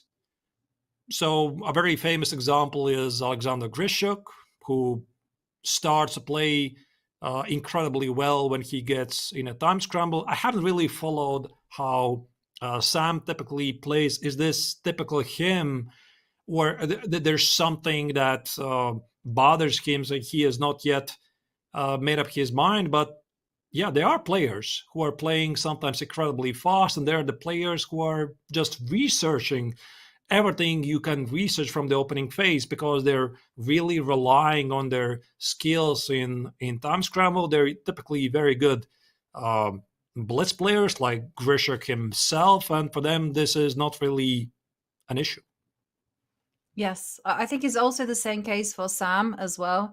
He mentioned it himself. He's very confident in his rapid blitz chess abilities. I mean, he's won both of his matches against Tin Jing Yao from Singapore and Evgeny Naya in rapid tiebreaks. So he's pretty confident there. And as you mentioned, the clock is now ticking to under 30 minutes. So he's going to have to speed up and make those good moves. I mean, the good news for White, at least, is that, his position is relatively sound. He hasn't done anything massively wrong, but he's got to be practical at some point because there's a lot more complexity to come. Shall we take a pause from this game and go to our bird's eye view and check in on what else is happening? Because I like to follow the evaluation bar, and I see that the game between Alexei Serrano and Martinez is now in a fully fledged endgame.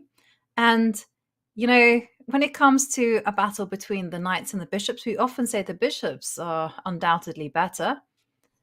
But in that game, is there on the bottom right, it appears that Jose Martinez has got no problems whatsoever. He's just enjoying being a pawn up. So it would really seem, that he has solved all the opening problems. So for Martinez or Jaspem, as he goes by his internet handle, things look pretty good. What else are we seeing? Is there some major changes like the lower middle board VE against Maksud Lu? That's the IQP position, and I think that VE is having at least some pressure. Yesipenko against Keimer, there's been a deep 4-pawn push. That's the lower leftish part of the bird's eye view. Shankland against Rapport, the Hungarian grandmaster, is making some progress at the queen side. Apart from that, I don't think there's a lot of changes. By the way, Dubov did not find Queen E8, Yovi. I think that's a pretty important point. Yes, I agree. I mean, when you said bishop d6, queen h4, it looks so natural. And it looked like the way to involve the queen in a potential kingside attack. So queen e8, nice find there from the engine, but it wasn't found by the humans. Can we, whilst we have it here, Bluebaum against Donchenko? Because I want to just kind of delve into that position just a little bit, because I'm seeing that White has a very strong pass pawn on d5. Last move, though, was at knight to d4. Big threat, knight to c6 in the air. Also, you know, maybe some pressure against b5. But also just quickly counting the material just to make sure that nothing untoward. And there's pressure against e6. I always find as a commentator, you know, when you're getting into these positions cold, counting is often a good idea. Yeah, I mean, that's a good point to start with. Like, you check the material balance sometimes. Oh, the position looks really nice. And you, oh no, the rook is gone. Yeah. So both players have accomplished something. I mean, here, Matthias is about to anchor the knight on c6, which looks pretty scary. The d pawn is about to roll forward. It looks scary.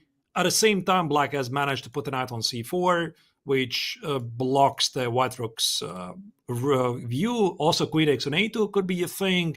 So that's why, I mean, the engine says that this is somehow balanced, but I would say it's just very, very unclear. And speaking about these two players, like, I think I mentioned this at the very beginning of the broadcast, all of the German players, obviously, they're hanging out together. They are usually dining together, and that's why, like, it feels this is an Olympiad event. I mean, there's the German national team, Vincent Kammer, Matthias Blubaum, Alexander Donchenko, Frederick Swane. Also, Rasmus Swane was there, Niklas Huschenbett was there, and Dmitry Kollars was there. There's like two national teams of Germany, and then there's us. I mean, like, so players from every national federation just felt unfair. Anyway, they have amazing team spirit. So, yeah. Yeah, but it's tricky, right, when two friends play each other, and especially in such a cutthroat situation where one of them is going to be eliminated from the competition. For Blubaum, as you mentioned earlier, probably not going to be a big deal because he's already earned himself a candidate spot. But von Donchenko as well, I mean, he's going to have to push hard. But I also wonder, like, what is the social balance, like that dinner table, like when you know that you're going to be playing one of your friends? I mean, do you try to avoid each other? Do you go to the dinner or just like avoid talking chess? I mean, I once had a scenario where I was paired against my roommate, and that was most awkward. It's like I think I'm gonna have the lunch alone this time. You know, like Yes. it's nothing personal, but like I want to distance a bit myself from my opponent. Yeah, there's something there. You're right. Mhm. Well, here, black to play. What do we think? I mean, does black have to be very careful here? Because there's a decision, right? And the first decision, because I'm a pawn grabber, I'm like looking at pawn takes pawn on d5. And then I'm thinking there is, I believe, a pawn on a2 that might or may not have my name on it. But I just want to establish, like, is there a problem with taking that little guy? Yeah, I mean, it's a huge move, but I would be very scared. Like, I feel that, yeah, when you enter a race, that like this d pawn is simply rolling forward much faster. So if I was here, I would probably reject it based on the gut instinct, and I would maybe work a bit backwards and try to figure out how I'm stopping this pawn. So e takes on d5, Yovi, I think it makes perfect sense. I'm not sure with what reasoning, like, yeah, just to clarify the situation a bit. And then I would be thinking, how do I stop this pawn? Maybe I would think about like rook b7 here, put the rook on d7. I mean, by the way, I'm hitting the bishop here, and try to apply some pressure, because I don't want this d pawn to be uncontested. I want to be stopped. I don't want to move any further. So that would be my thought process. But again, how do you do it? I mean, takes. I see the evaluation bar doesn't like rook b7, but how do you stop it? Maybe you have to go because if you go rook b7, you do have I was thinking some kind of, either you go knight c6, Or you're going, can you get away with... I was thinking d6 as well. Oh, Is there might be d6 some background kind... issues. Yeah, knight takes, but then I think you go, yeah, rook c6, of course. No. No. It says no. No, I disagree. So, but there's definitely something tactical on. I don't immediately see. Okay, I'm going to cheat a bit. Knight c6. Yeah. Still back rank issues. Queen d8. I just checked engine. Okay, that makes sense. Yeah, that makes sense. Yeah. And so maybe you have to actually prevent that pawn from advancing to d6 with a bishop posting up to e5. You know, go full on blockade. No, also not good. There's knight c6. Okay. Knight c6 is happening. Oops, a daisy. You can't do that. Maybe bishop f8. We can do it all day. I mean, it just once again proves that position is so complicated. And I think the more I'm looking at this, Yove, I favor white. Like for white, the plan is very clear. Like you have d6, you have knight c6, and even though engine says this is balanced, like we cannot immediately figure it out. So black needs to be very, very accurate here. So I think it goes down to the formulation. Like first you formulate things you want to do. I want to block the pawn. I want to attack it. And then you start to think about how do I do that? Maybe there's also some extra ideas like you see the knight on d4 is not well defended. Can I think outside of the box? Like knight b2 or knight e5, and then the queen is somehow tied to the defense to the pawn on d4. This position is more complex than it looks in the beginning. And in fact, can we just check with the Silicon Monster, because we've come up with a lot of losing moves for black. So that it seems to indicate that there is a fine line to tread. So taking, and then what is the way to prevent white from jumping in with a knight or getting in this d6? Okay, rook to c8. That is a very counterintuitive move. Like, okay, it stops knight c6, and the point is to meet knight c6 with only move knight e5. And I think the line still continues. Like I could play some queen e4. And now the only move is queen takes an a2, and black is slightly better. I don't think this is going to happen. Like, I mean, this looks already pretty scary. Bishop d6, knight takes on c6, takes, and queen e6. And black is just rock solid. Okay, like if I see the end position, I agree. But I would say that here for Donchenko, this is pretty scary. Even rook c8 immediately is a thing. Either e takes on d5, and then rook c8, or rook c8 immediately, with the idea to meet knight c6 with knight e5. That's a very tough defense. Yeah, a very, very tough defense. Also, I'm just going to talk about and guess what, right? So the last move, so if we kind of backtrack to move 22, look at this. Last move is bishop e7, black went rook to b8. Then white went knight to d4, and we're saying that black should, in some version or other, take the pawn and go rook c8. And why didn't he play rook c8 immediately? Like, where was the problem? Why do you need rook c... there's a d6 and d7. Oh, that is so much more difficult. Like, this is so difficult from the black's perspective. So first you play rook b8, and now after knight e4, you have to play rook c8? Like, it's like sending you a signal, I just lost a tempi. Exactly.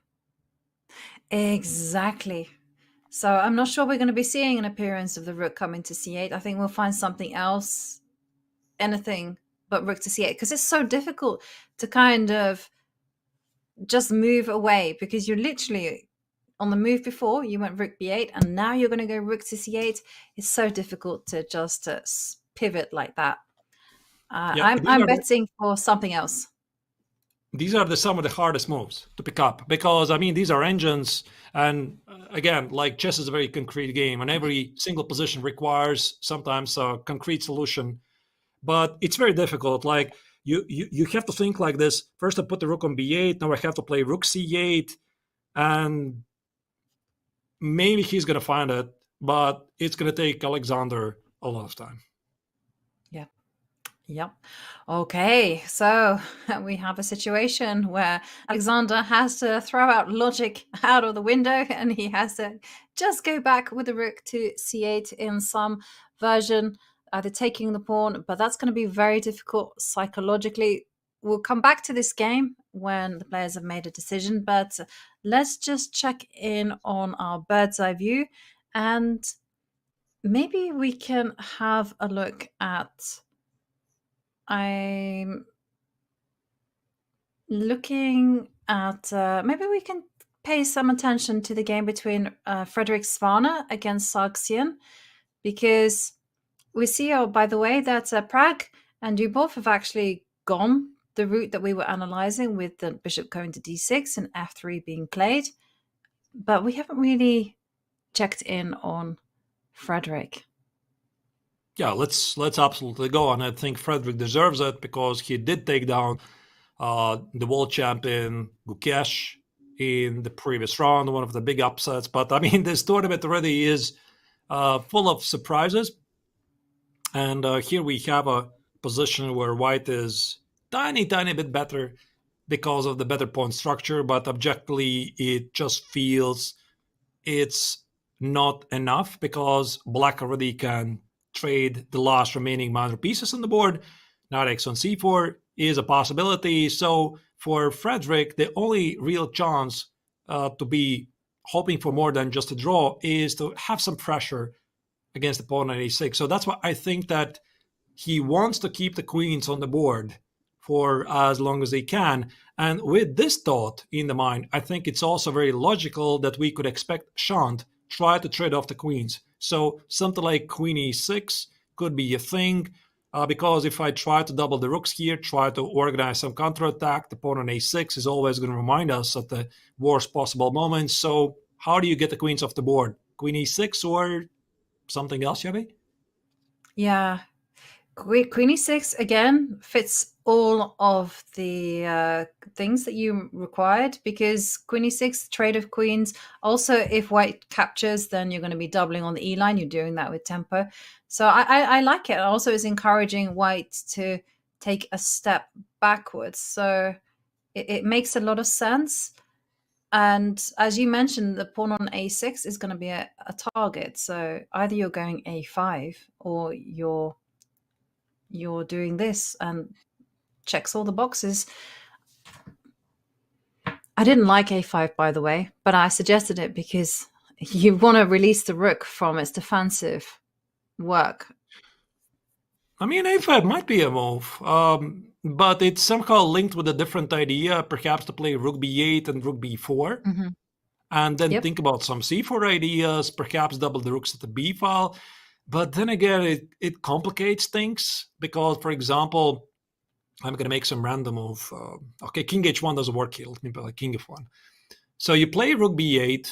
I'm a bit afraid there could be a room for e5 because now I have left the center unattended. And if you take it here, I'm going to play queen c5. And I suddenly have some targets. So for Shant, I don't know. Like, I think queen e6 kind of looks a bit more natural. Perhaps he has the time to reroute the queen to b7, but this e4, e5 idea is probably something that is worrying him. But no, rook e5 is played. Yeah, I was going to say, it worried him enough that he just went rook e5, and, then he can go for your queen e6 plan or queen e7. He's trying to keep full control. But what is the situation like? For instance, if white were to let go of the e4, but win the a6 pawn, to my eyes, this would be a favorable trade for white because you suddenly have a passed pawn. Yeah, potentially. I mean, the rook endgame, absolutely. The queen endgame, probably it's drawish because of some perpetual check ideas. Let me just make some random moves, like, I don't know, maybe rook e3. And if black goes here, this is a terrible blunder. I'm not going to show you, like, okay, just queen a6. You couldn't take on e4 because there's a check on a8. I'm giving you a check and I'm collecting the rook at e4. So this is pretty bad. But I think the black can play, like you said, queen e6 first, and after queen d3 or something. Now play rook e8. And the question is, what is this position? Yeah, takes, takes, takes, and takes. I think white is better. So I don't see. Oh wait, there's some problems with the pawn on c2. But still, I would play this for white. Yeah. It makes a lot of sense, right? Because you always have that trump of the outside pass pawn. So rook e5, you know, maybe with the idea of going queen e6, maybe the idea of right time, going queen e7, king can move. You know, it's just kind of a slow build kind of game. Maybe even, not even queen e7. Artis, maybe queen f4. He wants to play it as actively as possible. Yeah, queen f4 is also a move. Yeah, queen f4. White. I think that white wants to play something like g3, king g2, f4. That will be my thought process. And you cannot really stop it. I'm going to play rook d3 and f4 is incoming. But if you play g3, I now might play queen e6. Yeah, exactly. That's the point. And now the pawn on h3 is under attack, and you don't want to trade queens. Like, if you trade a queen, that's it. You have no ideas here. And I think that Frederick is slowly realizing that it's going to be very difficult for him to win this game, because not only it's only heavy pieces on the board, but also he's trailing behind on the clock by half an hour. Like, okay, maybe here it quite doesn't matter, but it's still a factor.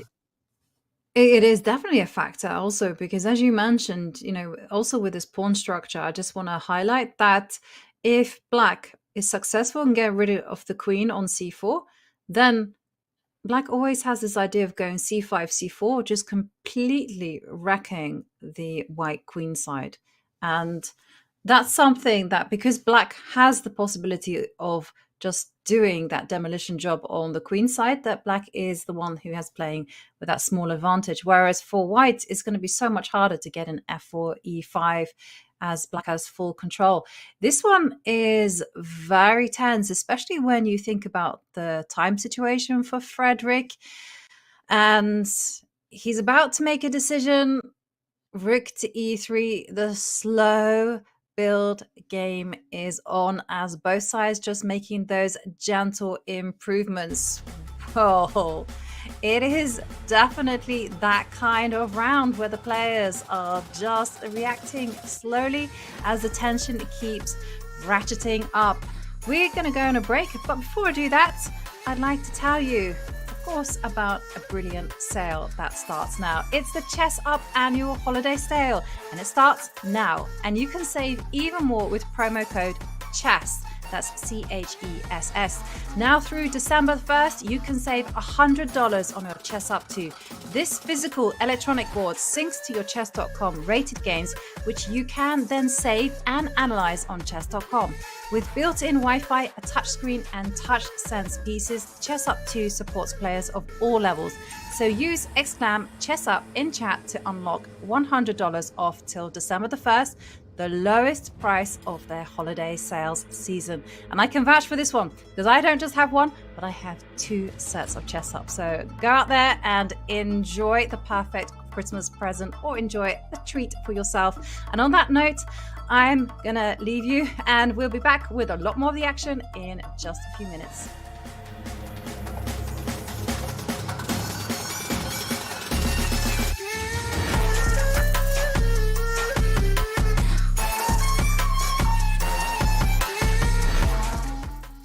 Has this ever happened to you? Oh, shoot!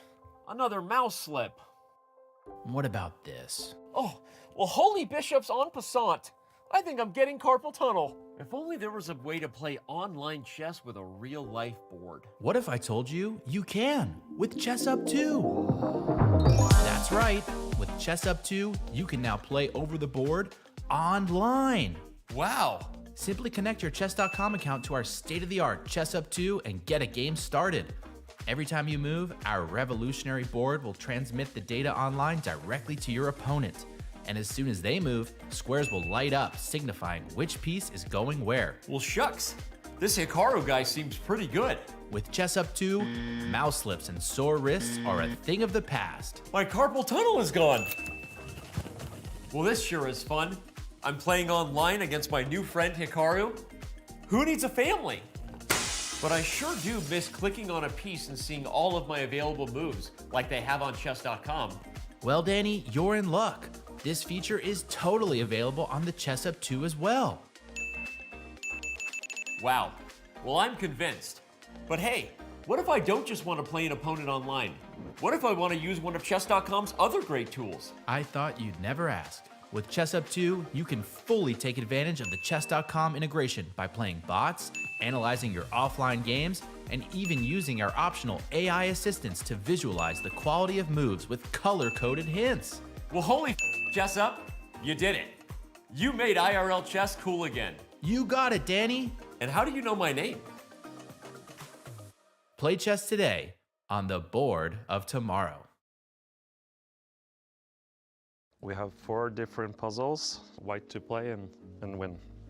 I think quite clearly the idea would be to get some knight h6, knight h7 mate. We need to get the rook out of the way, so I would assume we go for rook takes g6 first move.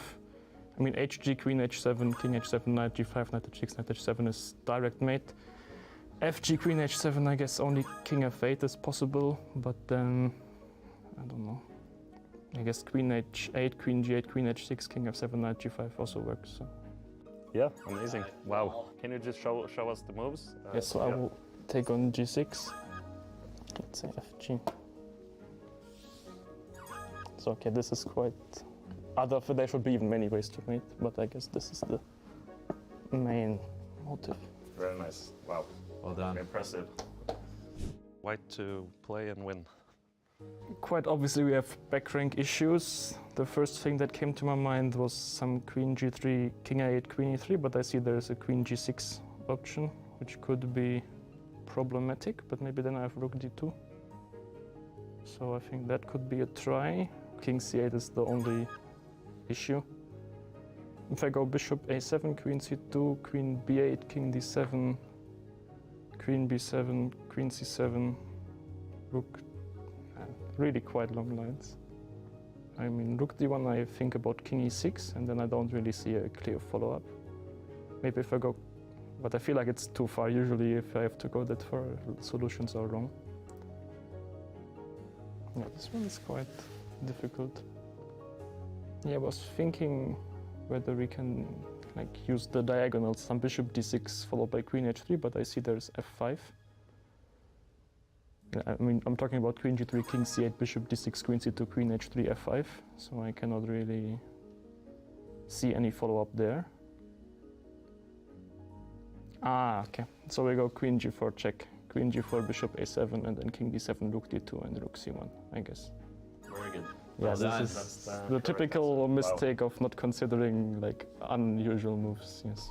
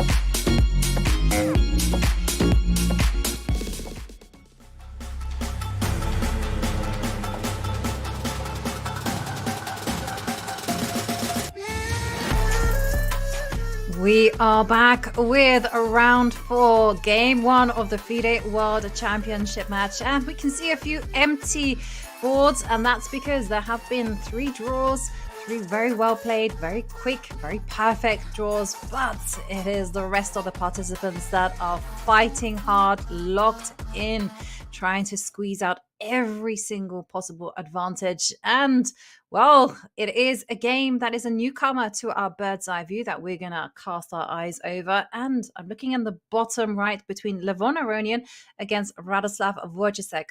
Radoslav playing a great round 3, defeating Vladimir Fedoseev in a great, very unusual match. But now it's a different type of player in front of him. It's Levon Aronian. And why is the evaluation bar so much in favor of white? Just doing a quick check of material, and we can see that white is a pawn up. Yeah, I was about to say that, Yovi, is that the first thing we should do is check the material balance. White has 1 pawn more. So whatever happened in the opening phase, clearly it is in favor for Aronian. By the way, Aronian is also the 2-time winner of the FIDE World Cup. So he's no stranger for this time control. He really loves the format, just again, enjoys the atmosphere, which I think also can be said about Radoslav, because he's having a pretty amazing run in this tournament, playing some memorable games. But here, it looks like Aronian he's going to do it. It certainly looks that way, and as we saw, Matsudlu drawing with Wei Yi with the black pieces, and Wei Yi will be defending with the black pieces tomorrow. But on this particular game, Levon Aronian,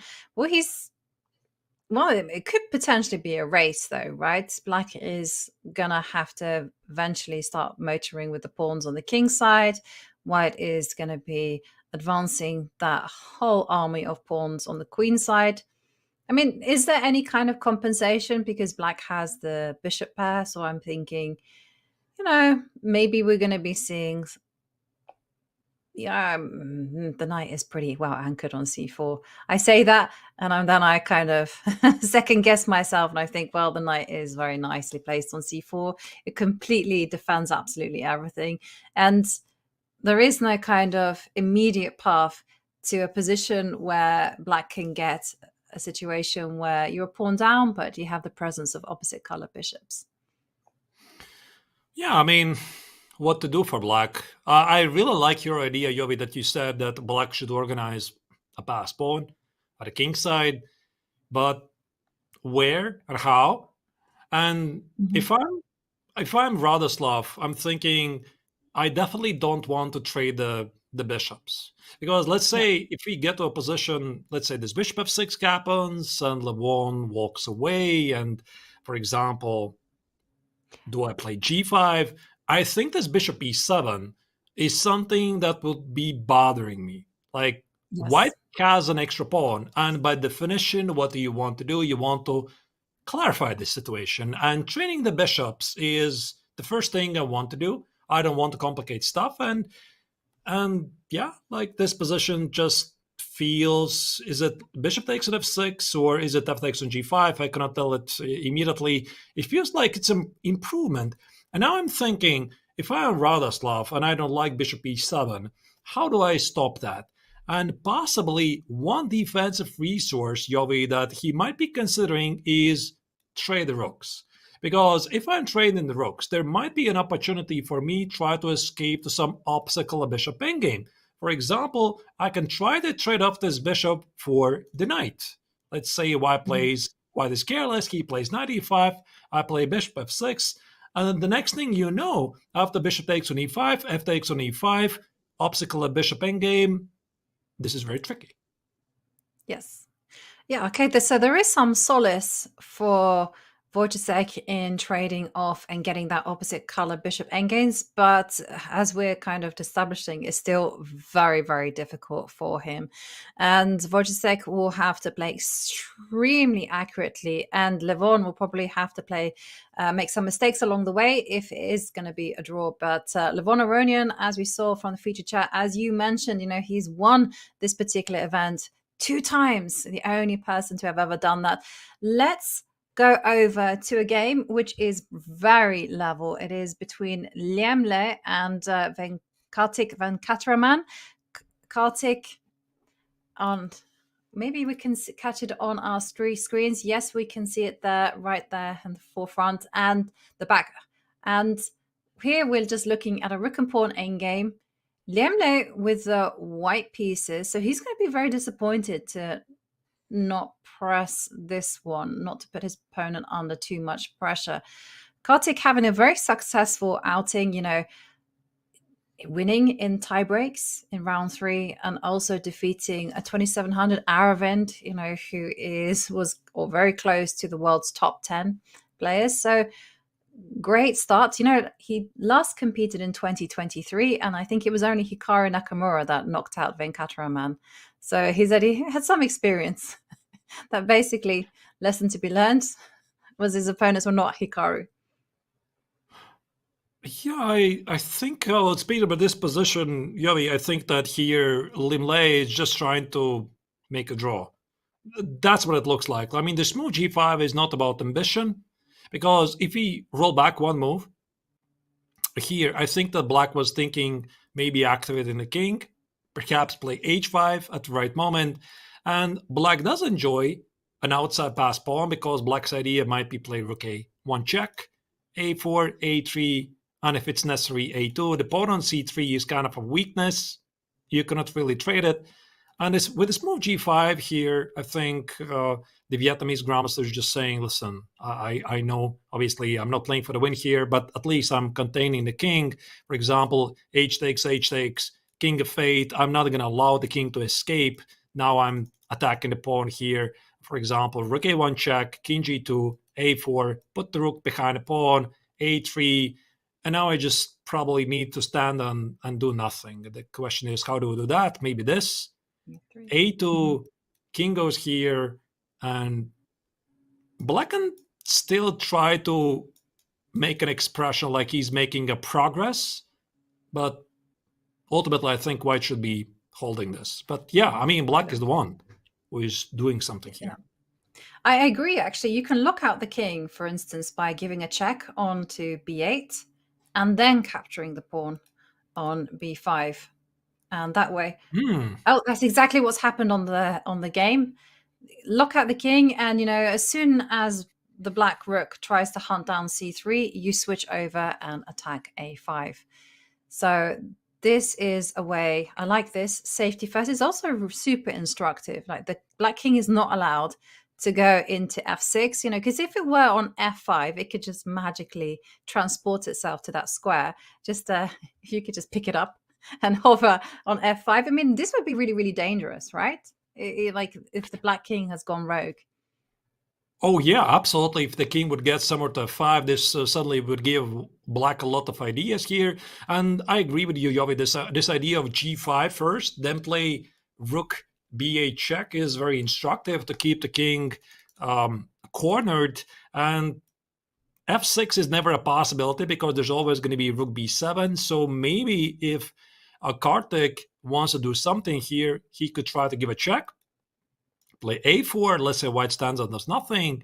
A3 here, and maybe go for this idea of F5. And then try to run with a king to help it. But this might run into some problems because White also can play king f3, king f4, king e5. And I think this resource alone is going to convince Kartik that better not to mess this up. And I think, Yovi, it's going to be a draw. Yeah. Very instructive as well that the white king can go active, and it gets extremely messy, and it's really not a really good try for black to win. So I'm expecting this one as well to be a draw. In fact, black can draw it almost immediately by just making a move like rook a3.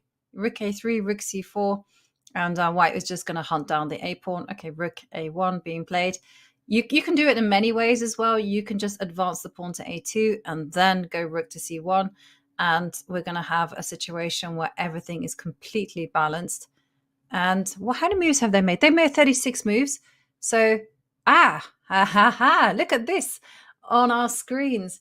The players are signing the score sheets, which means a draw has been offered, and a draw between Liemle and Kartik Venkataraman. So it means no one so far has actually won their games. But can we take a look at the game between a Wonder and Sargsyan, because that one is very, very interesting. It has a very nice pawn structure for white. It's visually most impressive. Yeah, I mean, it looks pretty fantastic. And I've been following quite a bit of Wonder's progress lately. He slowly but carefully climbed to 2700. Maybe actually it was not slow. Maybe it was pretty quick. But he has been making waves, and now he just pretty recently, I think he entered the 2700 ELO club, and he's showing that this result is by no means an accident. And this position, it just looks like a lovely space advantage. And look at the last move, Yovi, this move rook e1. I mean, I would have thought that instead of rook e1, he wants to play like c4 to keep the pawn on d5 defended, right? But he plays rook e1 and he says, if you're going to take on d5, I'm going to take with the pawn. And now, even though you have a strong passed pawn in the center, I just got access to a beautiful square on e4. So I could play maybe either a knight e4 or bishop e4. And then eventually, we are going to see h4 and g5. I mean, it just looks fantastic for Liang. Yes, it looks absolutely great.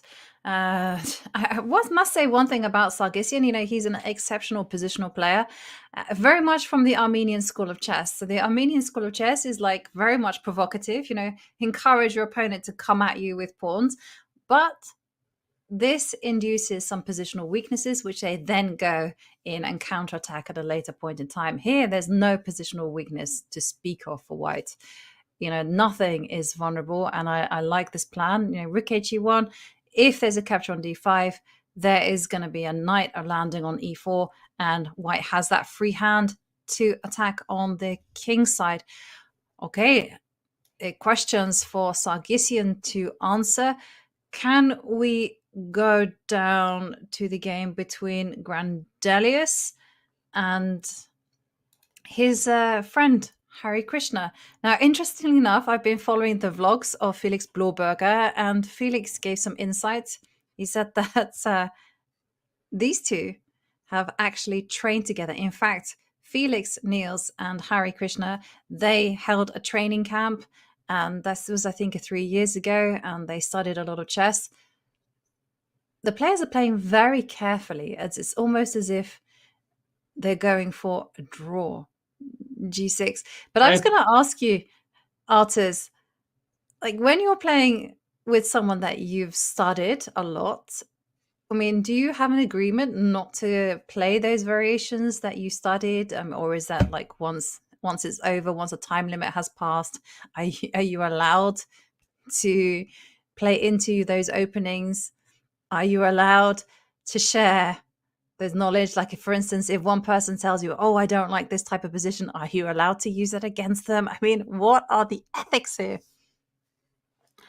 I gotta confess, Yovi, I have never been in that situation where I would have to play against a friend of mine or a colleague. We have analyzed the line together, and now I'm playing the line against him. But I could imagine there's some kind of a gentleman's understanding, right? Also, like, just bringing up a famous example when Peter Heine Nielsen, he was working with Vichy Anand, and then he switched camps and he started work with Magnus Carlsen, right? I would also imagine that there was a lot of sensitive information. I'm pretty sure they handled it correctly. So Yeah, I think these things happen, and it's up to the players really to figure it out. But I think most, if not all, the players, they are gentlemen with good manners. So I don't think this is really an issue.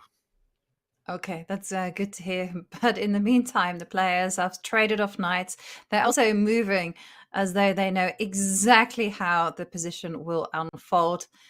This is, if you're going to read or study the body language of players, this is telling you with almost 100% certainty that players are like, yeah, this is a draw, nothing in it. Rook takes b2. There's no hesitation, no thought whatsoever. Grandelius will probably just defend the f2 point, or he'll push the a pawn. He gets f3. They're trying to reach more 30, Yobi. They just need more 30 because according to the tournament regulations, you could not agree to a draw before move 30, and as soon as those pawns, they're going to disappear. Either one of the players is going to offer a draw immediately, or they just trade the pawns, and there's going to be a handshake like literally in 30 seconds. Yeah, maybe even faster. Okay, how many moves are there on now? Rook takes. They're on move 32. 32. There's the a draw. eye contact's going to be made. The handshake on the board. Another draw, this time between Niels Grandelius and Hari Krishna. So let's go to a game which is actually looking like it's going to be finishing very soon. The evaluation bar is completely in Black's favor. Jose Martinez, he is having what appears to be the tournament of his life. He defeated Ivic. He's defeated Nuribek Abdusattorov. Now it looks like he's got Alexei Sarana on the back foot. I mean, look at how many pieces Black has in the white side of the board. All of them. All of the pieces, because these knight on e5, knight on f3, pawn on f4, the king on g7 is also not very far from the action, and the knight on f3 is such a juicy knight, like not pinning, but forking the rook on g1, the bishop on e1, and the position apparently is completely winning. Is it some checkmate web? Mm-hmm. Or is it just a threat of rook? Yeah, maybe rook d1 just win a piece. D1. Rook d1, right? So I mean that's the big threat. Rook d1 and there is a checkmating. No, not quite, because the king has an escape square on h3. It feels like it could and should end badly for white, like give a check. And if you play king g2, there's somehow a mate. Oh, what? Knight what? No, I was looking at forking things like knight to d3. That's the way to do it. Oh. That's really lovely. And if I play king e2, there's got to be a mate. Oh, knight e4 even is a massive threat. Some rook move, I don't know, here. Yeah. Bishop c3, and it feels like something is there. Like something is there. So yeah, this knight on f3 with rook d1 looks like it's pretty bad for Sarana. Yes. So say for instance white gets greedy. Let's just put the most satisfying move on the board. Bishop takes e4, for me at least. First up there's knight takes rook, but that's not the end of the world. Yes, it is the end of the world because bishop takes rook. And knight takes, and the bishop is hanging on e1. Oh, look at that. We got ourselves some danger. And the knight is trapped. You cannot save it. I mean, there's no knight e2. There's no fork on f3. Like, you can give a check, but there's no mate. The knight is blocking the rook, and any move. Like, I think there's going to be rook d2 next. So I don't think it's still so simple here. So what was it? You said bishop takes an e4? Bishop takes e4. Yeah, there's that philosophy, if you're gonna die, at least die on a full stomach. So now here, what is the answer? Maybe I take with the rook. He's gone for it. Bishop takes e4. Okay, so we're going to be seeing this on practice. Knight takes rook. played instantly by Jose Martinez. Bishop takes rook, while the players are going into this line, and Martinez has got it all worked out. Oh, just knight g3. Oh, Oh, that's a nice just move. ruthless. And both bishops are on prees. Death by knight. That's a nice move. So now 2 bishops for white are under attack. Actually, it's a very logical move. So knight g3, white couldn't save any of the bishops. You move this bishop, the knight e1 is lost. You move this bishop, the bishop on d3 is lost. So maybe for Serrana to keep playing is move the bishop here, play a g takes on f4, like this, and if I take 2 pawns for the. I'm sorry. But can you not go knight takes bishop, because you always have. Or is. That's a very fair point. That's a very fair point. So I'm going to play bishop c3 instead. Mm-hmm. Takes and takes. But I mean, this should be just easy victory for black. Black is still dominating. This pawn doesn't matter. These pawns are going nowhere. So I think it's fair to say that Jospin is on his way to defeat Michanek. So 2 online players, really well known. For Martinez Alcantara, Jospin, known by his internet handle, I'm very happy for him. Like, there were some like insinuations before about him, and I'm very happy to see him that he is once again proving that he's a fantastic player, and that not necessarily if you're playing only online, you're not playing really well over the board. So he's proving that he is definitely capable to play at this level, and his results that he has achieved online, they're not by any means an accident. No, I mean, one of the things about Jose Martinez is that rather like the Peruvian school of chess, it's just very much all very about natural piece coordination, not so much emphasis on the opening. And Jose Martinez said it himself in an interview. He said, he wanted to prove people wrong. So he decided, with some sponsorship, he transferred Federation to Mexico. And with that sponsorship, he was able to work on his classical chess, and it's just paying off like 1,000-fold. I mean, Jose was saying that he never even trained chess. All the chess that he learned was more or less playing online, playing as much as possible.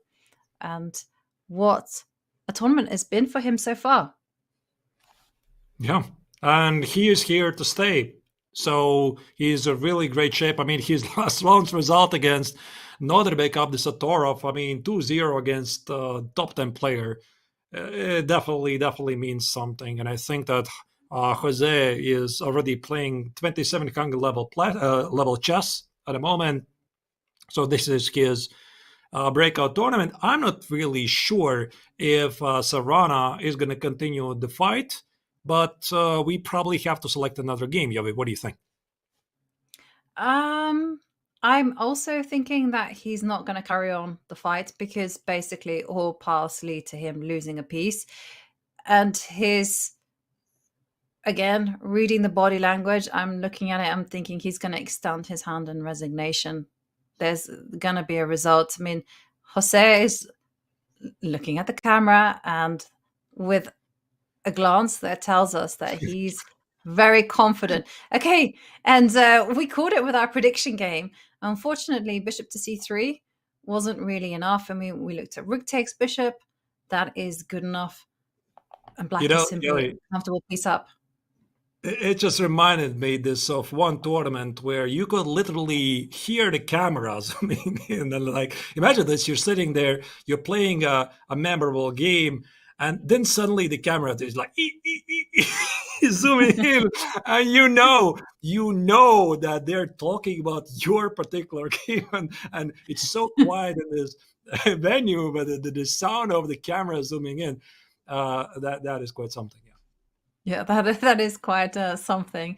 Actually, I had a story once where it was during the times when you could listen to the commentators on headphones, and the crowd were listening to the commentators, and there was a checkmate in one.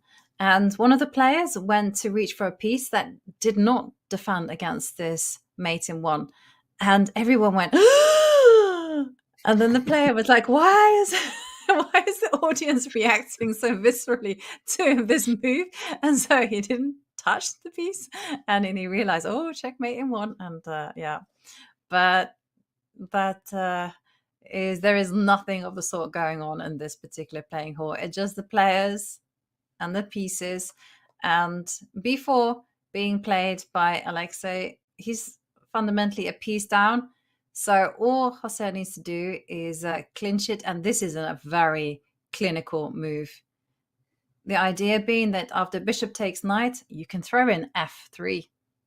And yeah, that's a lovely intermezzo check. There you go, f3. And I think around here, Serrano just has to stop the clock. And there you go, he resigns. And what an impressive victory for Martinez Alcantara, also known as Jospin in online circles. He's making waves in Goa.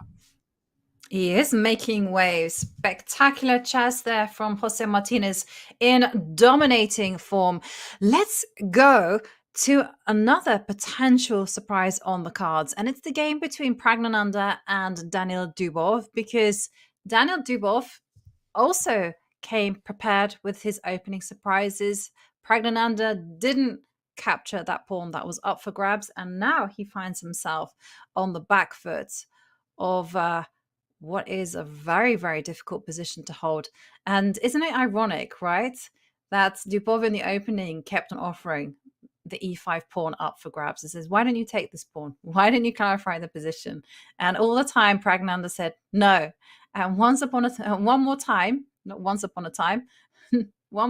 this pawn has been offered again, e3. And now the big question is, we've got to dive into this. Like, why is white hesitating? Why can you not go rook takes pawn? I mean, I don't know. Like, they keep offering the pawn. I mean, black keeps offering the pawn, and Pragg keeps rejecting, and Dubov insists on sacrificing the pawn. But I mean, on a more serious note, this is a pretty common idea. E3, rook takes on E3, and I was first thinking there might be a move like knight E5, knight E4, try to dominate the dark squares, but perhaps there's even something simpler like knight takes on D4, and then Jin disagrees with me. But I thought that maybe you can try to exploit the pin here. I think it simply fails tactically. Yeah, I have knight B3 here. Okay, so it doesn't work. But let's say after rook takes on E3, I'm going to go with the other idea to play knight E5 here, play knight F4, and what do? I mean, do you really keep moving the rook like rook E3? I'm seeing stuff like queen G5. Oh, yes, checkmate. That's it. So I think that Pragg is most likely going to sacrifice the exchange if he takes the pawn on E3.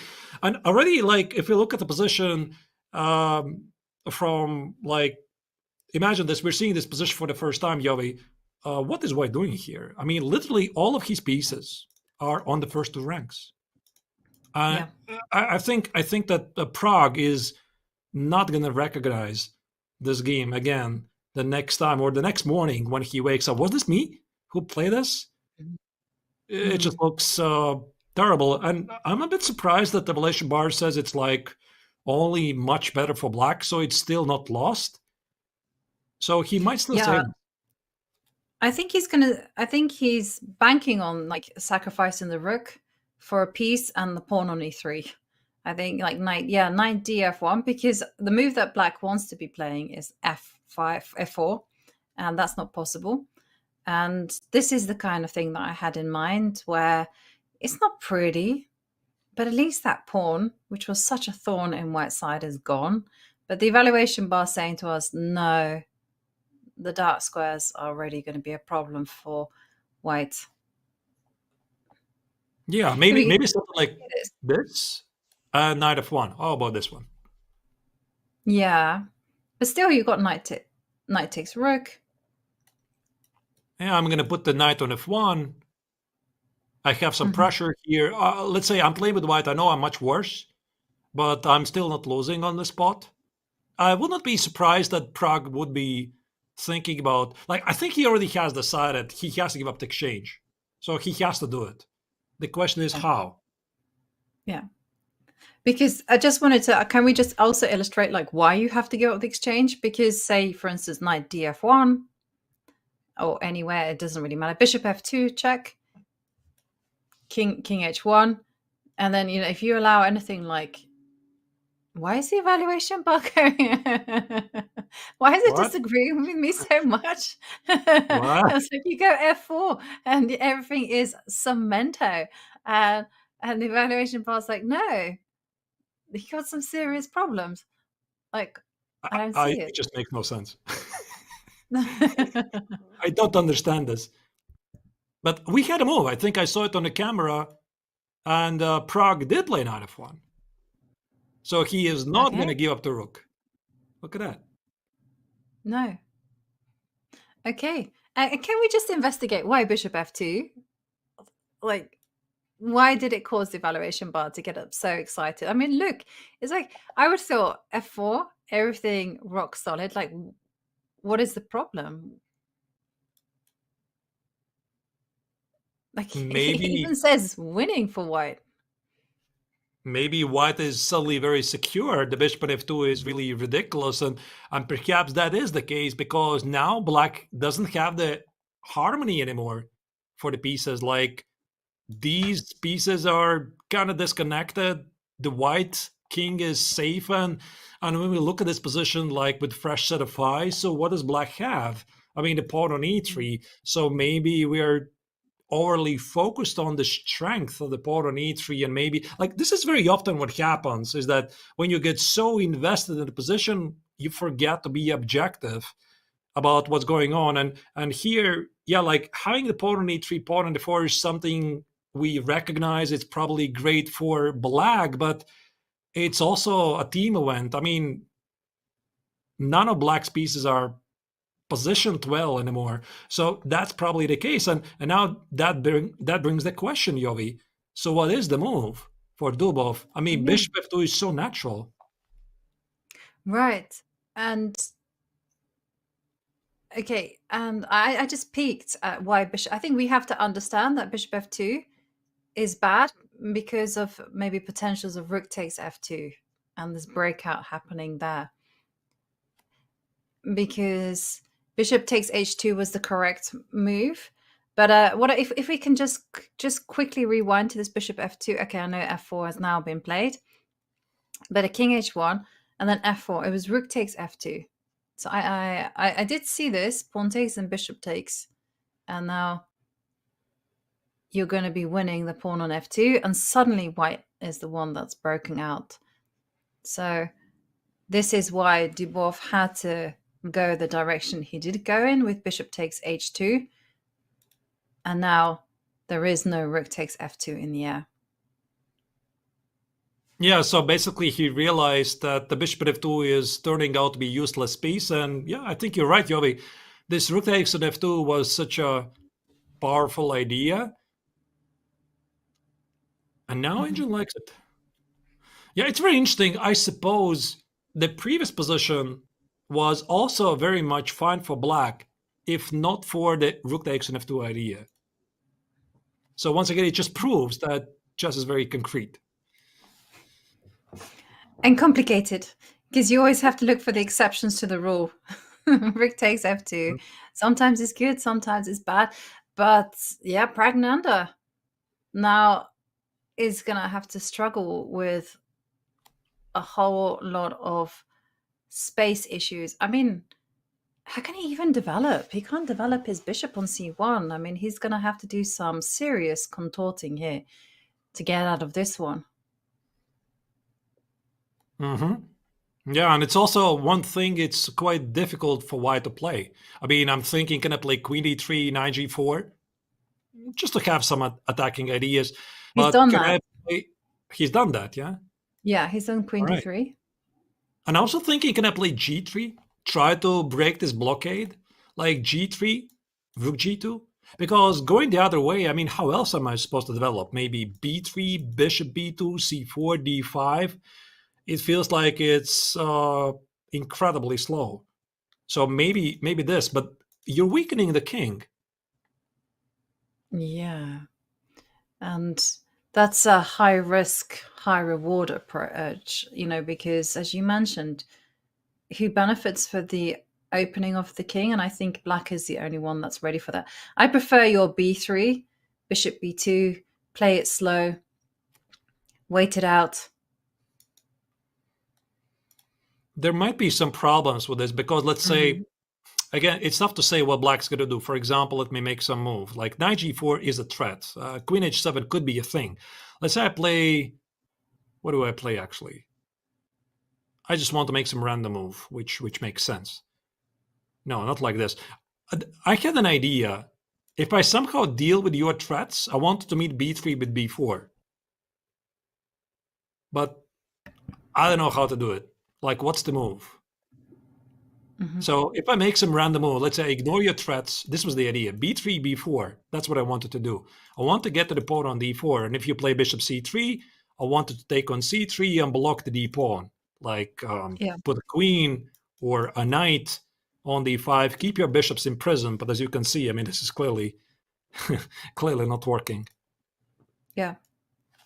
No, I mean, maybe you can deal with this, because your knight to g4 is very troubling, right? Because then you're going to have to meet that with g6. Maybe it's time to... Yeah, I was thinking h5, and is there some funny... Yeah, but I wasn't really convinced because you're weakening the light squares. And he's got knight to e7, which makes a whole lot of sense. Knight to g4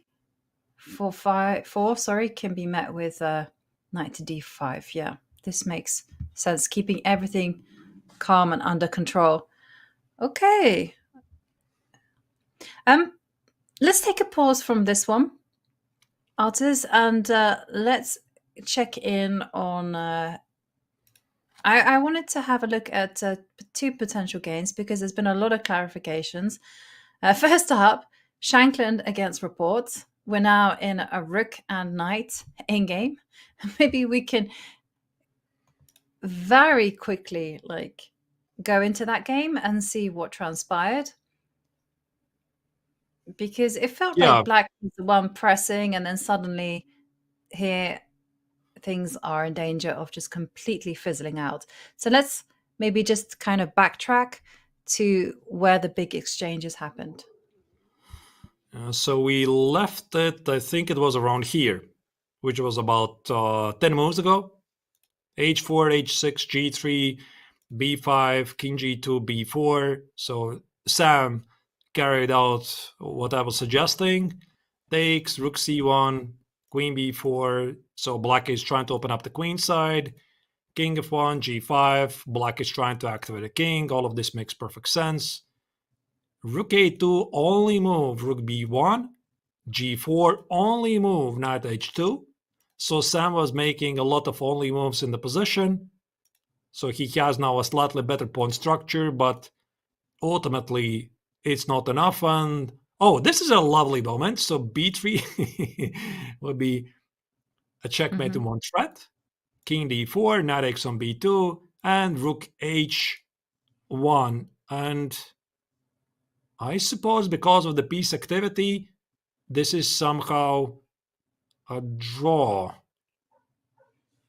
Yeah.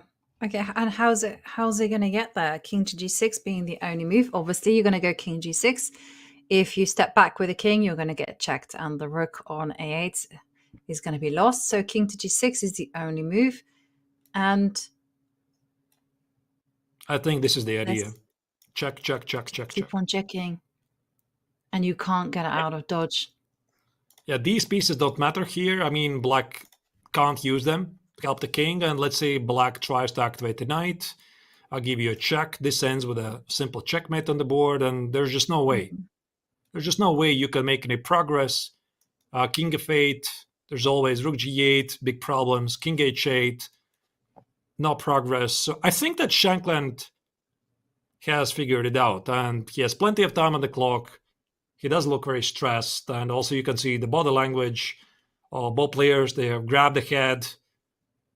I think they know where they're heading. Yeah.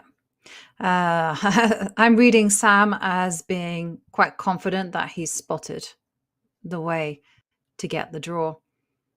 Very nice defense there from Sam Shankland, you know, because he was a pawn down and he was under some pressure from Richard Rapport, but Rook H4, and it's impossible for the Black King to escape that web of checks. Shall we check in on... Yeah, what was the move played? But okay, Rook to H5.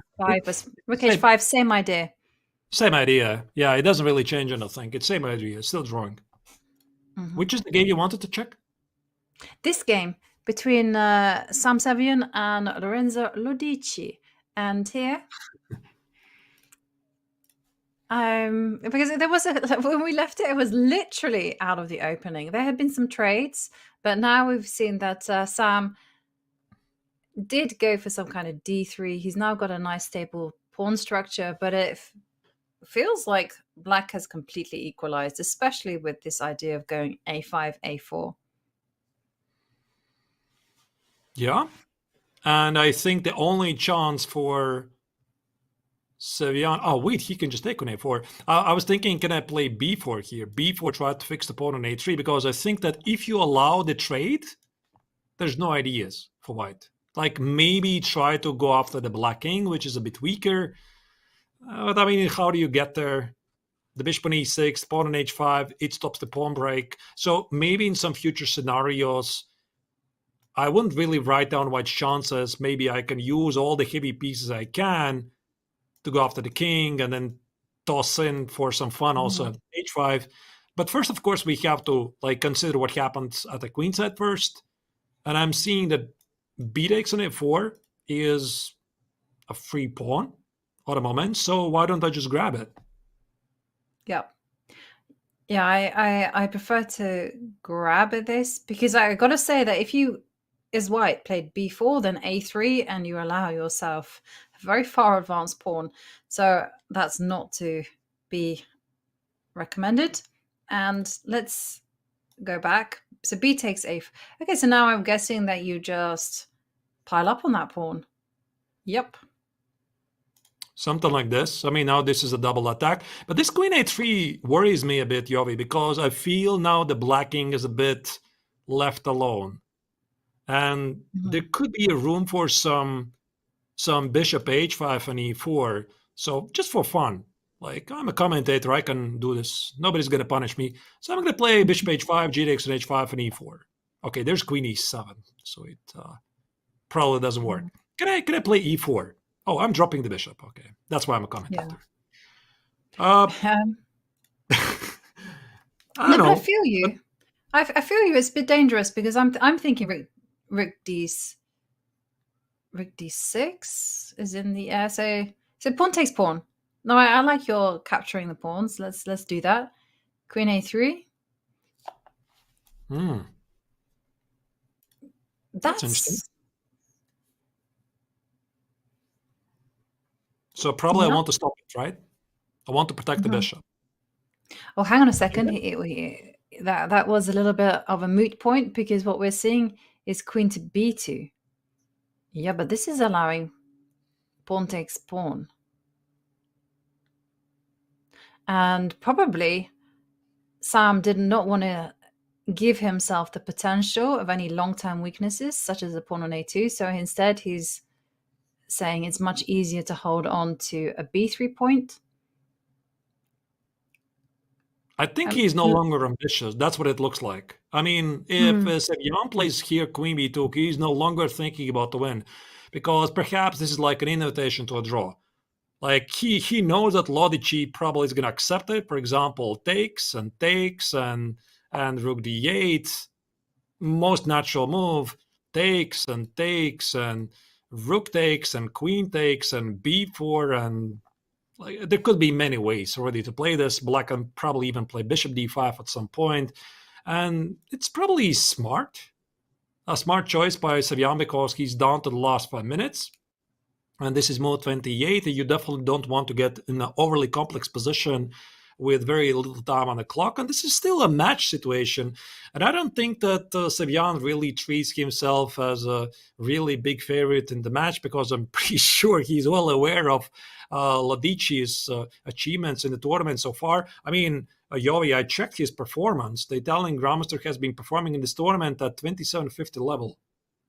So clearly he's having a tournament of his life. So that's why for Sevian, he is like, okay, fine. You know, I tried something, it didn't work. Let's just make it a draw. So the question is to Lorenzo, is he happy with a draw, or he is looking for more? Well, I think we're going to get that answered very soon as the pawns come off. And now, question, are you going to dive up with the queen, or are you going to try to... No, okay, he offers a trade of rooks. Okay, so we could be seeing completely... Yes, we're going to see, just as you indicated, Artus. But it was interesting also in terms of the clock time. It would have been tempting to play on, because Lodici has a significant time advantage. And they're only on move 29.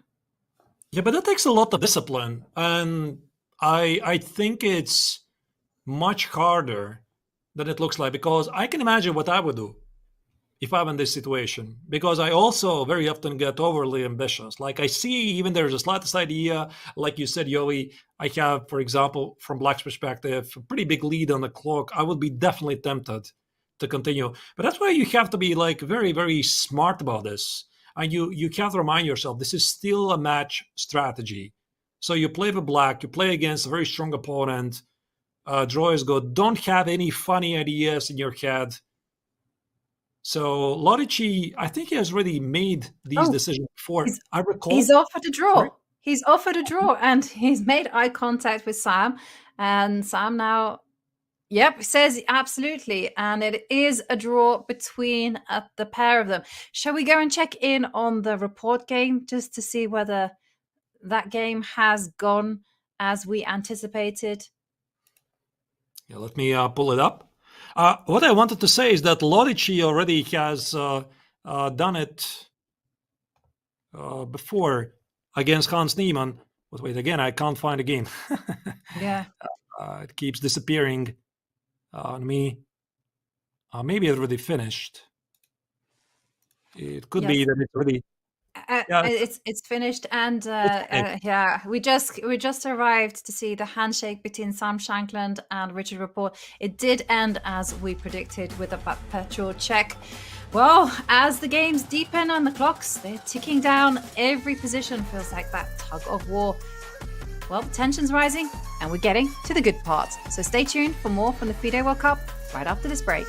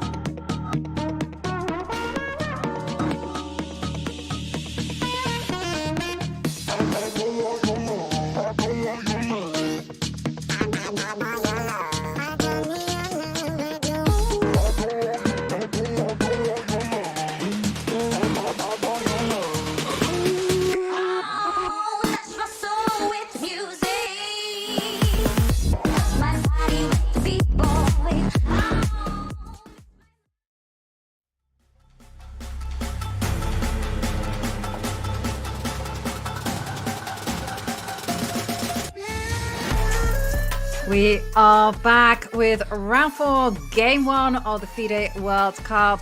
And look at the playing hall. We've had 8 draws, 1 decisive result. We saw one happen right on our screens, a draw between friends, between Bluebaum and Donchenko. But we are going to be following the action. And someone who was doing super well, it was Levon Aronian, as he had the white pieces and an extra pawn against Radoslav Wojciech.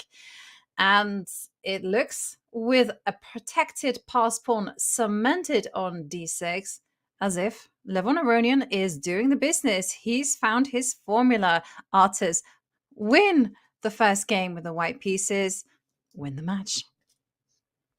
Yeah, and it's not only about the pawn on d6, Jove, because the last move by Aronian here is that he wants to cement the pawn on a5 and then only then collect the pawn on a6. And after this, knight x on a6, it's 2 extra. Wait, how many extra pawns? No, it's only 1 extra pawn for white.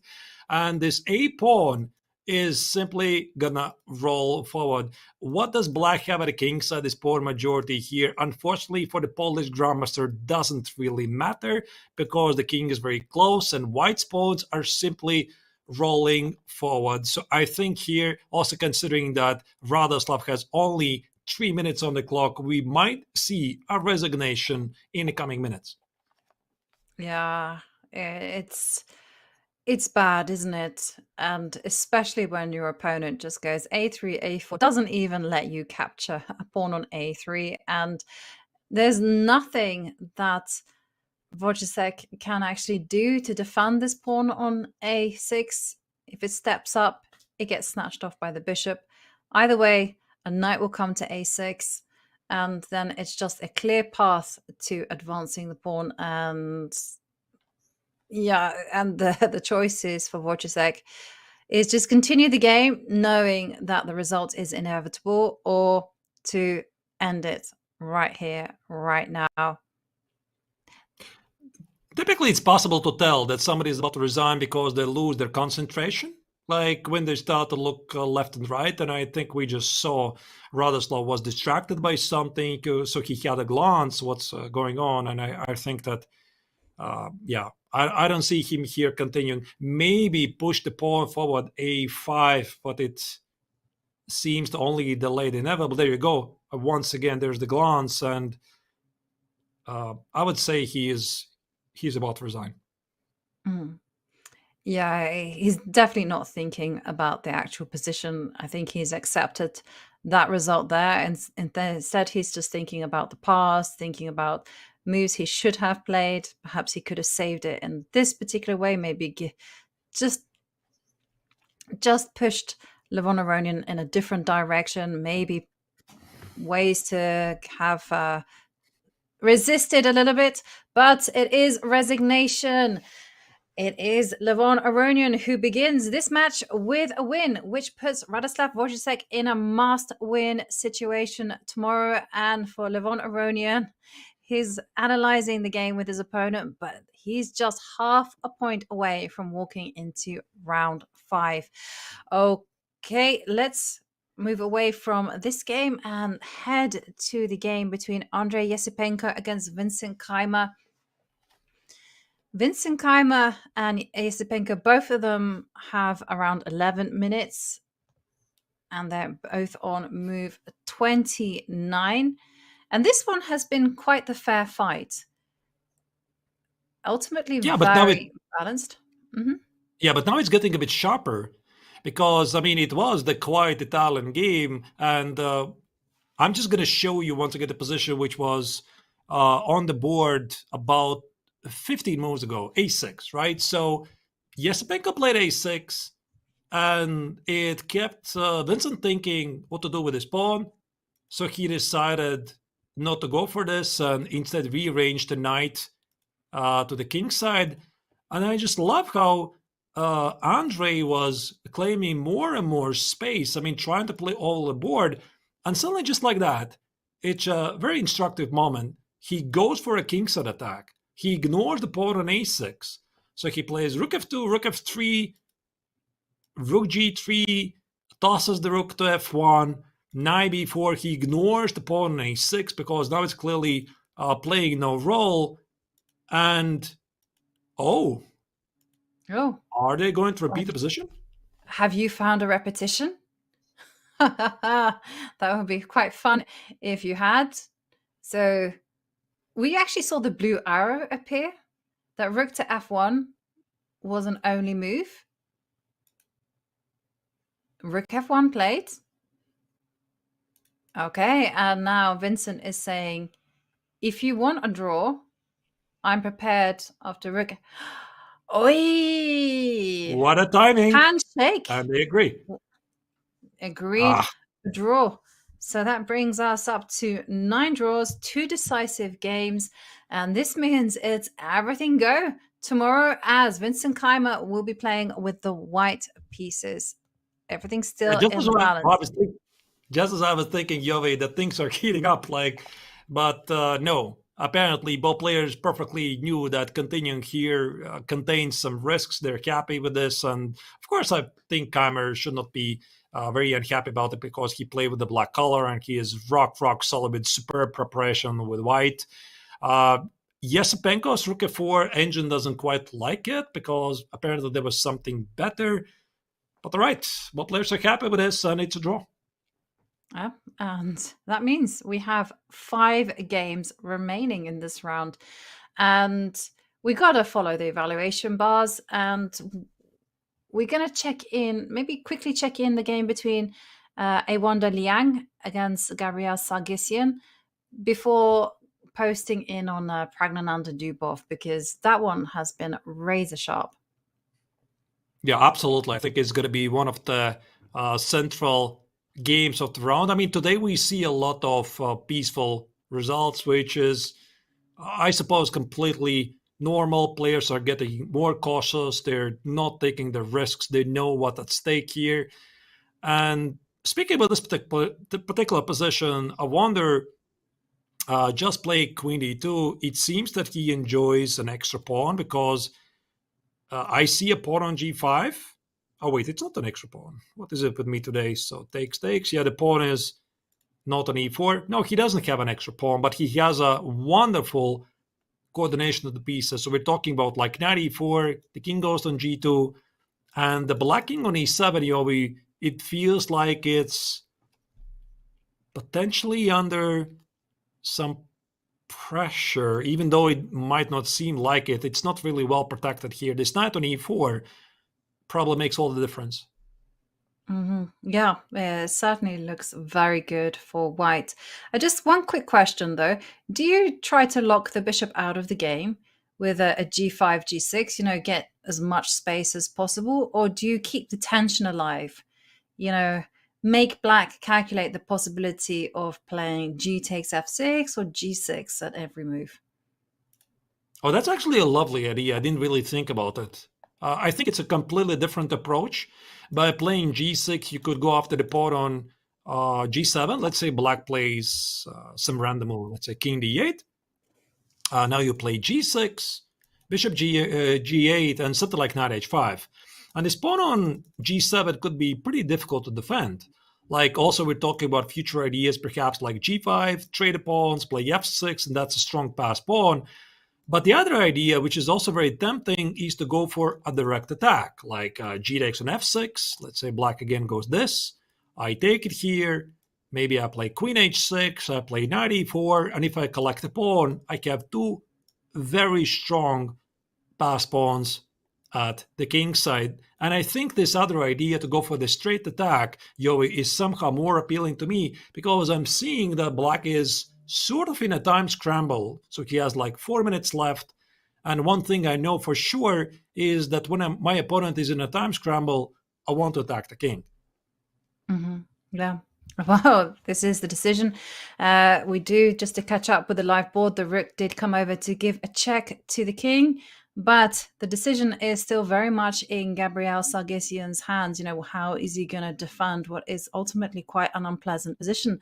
So far, It's been a round with a lot of draws, but 2 decisive results. And one of the most sensational results so far was Jose Martinez's victory over Alexei Serrano with the black pieces. And our very own international master Rakesh Kulkarni caught up with Jose, and so let's hear his thoughts. We are live with Grandmaster Jose Martinez, Jostam as we know him. Congratulations, great win with black against Serrano. Yeah, it's an amazing game. Everything works well. The preparation, I played. I guess I played the best moves when I tried to finish the game, and I'm happy. I don't have any single words. This reminds me to the last match, but now I play for sure better chess. Yeah, and Philidor, d4, d6, and now Poison Pawn, Queen d4. This line. Thanks to Peter Luigi and your team and your preparation. Your thoughts on the openings? Yeah, purely suggest me to play that. I had a lot of all the, I don't know what is the name of the triangle. All the triangle in stuff semi-Slav in my head. Hopefully he went to not well line with knight d6, knight f5. Yeah. I was worried about if he spot I don't know what was the main g4 or b4. It was the both interesting moves, and then I hadn't so comfortable in the game, and maybe he didn't understand well the position, and hopefully I win the game. And you love playing blitz normally, but you're winning 2-0 against Nodirbek, now already 1-0. Your thoughts on the classical portion, like doing really well in classical chess? Yeah, at the end of the day, chess is chess. You can win by time, but you are. I don't win a lot of title usually just by flagging people. No? I know how to play chess. Maybe I was not consistent in classical for sure, because I get so anxious, so lazy. A lot of time I need to play like fast. I played some bad strategies, but now I'm trying to do my best. I'm trying to think. I'm trying to take my time if I need to take. I don't take my time if I don't need to take. From my perspective, I'm doing in classical move. In classical terms, I'm doing really great, but for sure I can improve. I know in classical terms I can improve 50 times. I told other interview I can, because I know like how much work I didn't do it in the last 10 years. So I know I can be at least 50 times better. I hope someday, if I have still the support, if I have the invitations, how I say it, to tournaments, important tournaments, not like elite, because I'm not elite yet, maybe. Yet. No. But to some 26 close tournaments, I will be so happy if they invite me to try to play. I will be so happy. Not depends on me, but I'm just saying. The organizers, if you're watching. If not, okay, I will continue playing chess.com like every time, like or do my things. Speaking of that, we just saw your Instagram story, like before the game. You were happy to be on the feature of Thursday 3+0. Yeah, it was a novelty for me. They create a tournament. I was not sure why they put me in with Hikaru Magnus, but not that tired of the star. But I am thanks to them. I think. Maybe it's because I represent Latin American part of the world, and I thank you for them to be there. And it's always a pleasure. For sure, it's a big pressure. Yeah. I'm not the best example sometimes of player, but I'm trying my best to do a lot of. I have a lot of weight in my back. I mean, metaphoric speaking. So. And we hope you qualify tomorrow, so you can play on Thursday on rest day. Yeah. I don't know if I will play today, Terrell Tuesday, but I maybe no, because it will be a focus. Yeah, I need to focus, because this is a golden chance to reach eight finals. Pre-quarter final. Pre-quarter finals, yeah. And lastly, 2650 already, 50-60 rating points. Is this the best classical chess you've been playing? And your thoughts on going closer to 2700? Yeah, it's it's difficult to have 3 tournaments, good. 3 excellent tournaments in a row. I'm trying to enjoy and take advantage of my momentum. I enjoy playing my best. Maybe the next tournament I can just play normal chess and lose some points, but I don't think about rating. I'm thinking about this tournament, qualify, play good chess, tomorrow win the match. I just want that, win the match, because now I have. When I play good chess and I win in such a form, it's bad for me because I'm putting myself like 10 million pressure on myself. But okay, if I drew today, okay, I will be so relaxed tomorrow with white. If it's a draw, it's a draw. But now I need to focus more. Maybe I will work 7 hours from now to to prepare for the next game. So yeah, I'm happy. So, Congrats, Jose. He beat Alexei Serrano with the black pieces. Just needs a draw to go to round 5. Back to you guys in the studio. Thank you, Rakesh. And it is drama indeed as we find ourselves in the game between Pragg against Dubov. Now, Pragg has to find one spectacular move to keep the balance in the game. If he doesn't do it, then he's going to find himself positionally busted. And as you see, the blue arrow is highlighting Bishop E7. Bishop E7, giving up the bishop is the way forward. Now, we got to break this move down, Artis, because first up, you're looking at this and you're going, well, the queen can simply capture the bishop. Wow. I mean, actually, Yovi, I'm looking at this position and wondering, how did Pragg make to this position in the first place? Because when we were covering this game like half an hour ago, things were looking pretty grim, but he's a big fighter. And apparently Dubov missed his chance somewhere along the way. And this bishop e7 maybe is not really such a difficult shot. I mean, assuming you see it, because the key idea, of course, is knight takes on e7 that allows checkmate in one threat with queen takes on h7. So there's the powerful battery of the queen and the bishop. And queen takes on e7 now is... No? I thought it's knight takes on g6. No? Oh, I just hallucinating something. What's the idea then after bishop takes on e7? Queen e4. I am not... What? Queen e4, but I got this because I was messing around trying to understand bishop e7. Oh my goodness. No, actually, you know, Yovi, when I was looking at this, I completely hallucinated. You're going to laugh about this. Because I thought the pawn on e3 is gone. So I thought the key idea of bishop e7, queen e7 is knight takes on g6, and I just hallucinated. Queen is under attack. And now I realized this is not the case. And if you say it's an idea that after bishop e7, queen e7, you have to find queen e4. Oh my goodness. This is so difficult. It doesn't make any sense, right? Because you're going to move the rook, and then what next? And then, okay, knight takes knight. Knight takes knight, attack the rook. Of course, now your knight takes knight is coming. Okay, but this is well within the realms of Pragg finding it, though. Maybe out of lack of alternatives, he can find it, because if you don't play bishop e7, what do you do? And maybe Pragg doesn't even see this, and he's just thinking he is in trouble. Like, I understand everybody who's armed with engine simulation bars. Like, if you would tell Pragg here, Pragg, you have something here, find it. He's going to find it. Absolutely. Like, if you have the information that there's something here, he's going to find it. But if you don't know it, there's anything here. Yeah. And, you know, I'd like to see Dubov's reaction if bishop to e7 lands on the board, because for sure that is going to be the bolt from the blue, because it feels like Dubov has complete control over the position.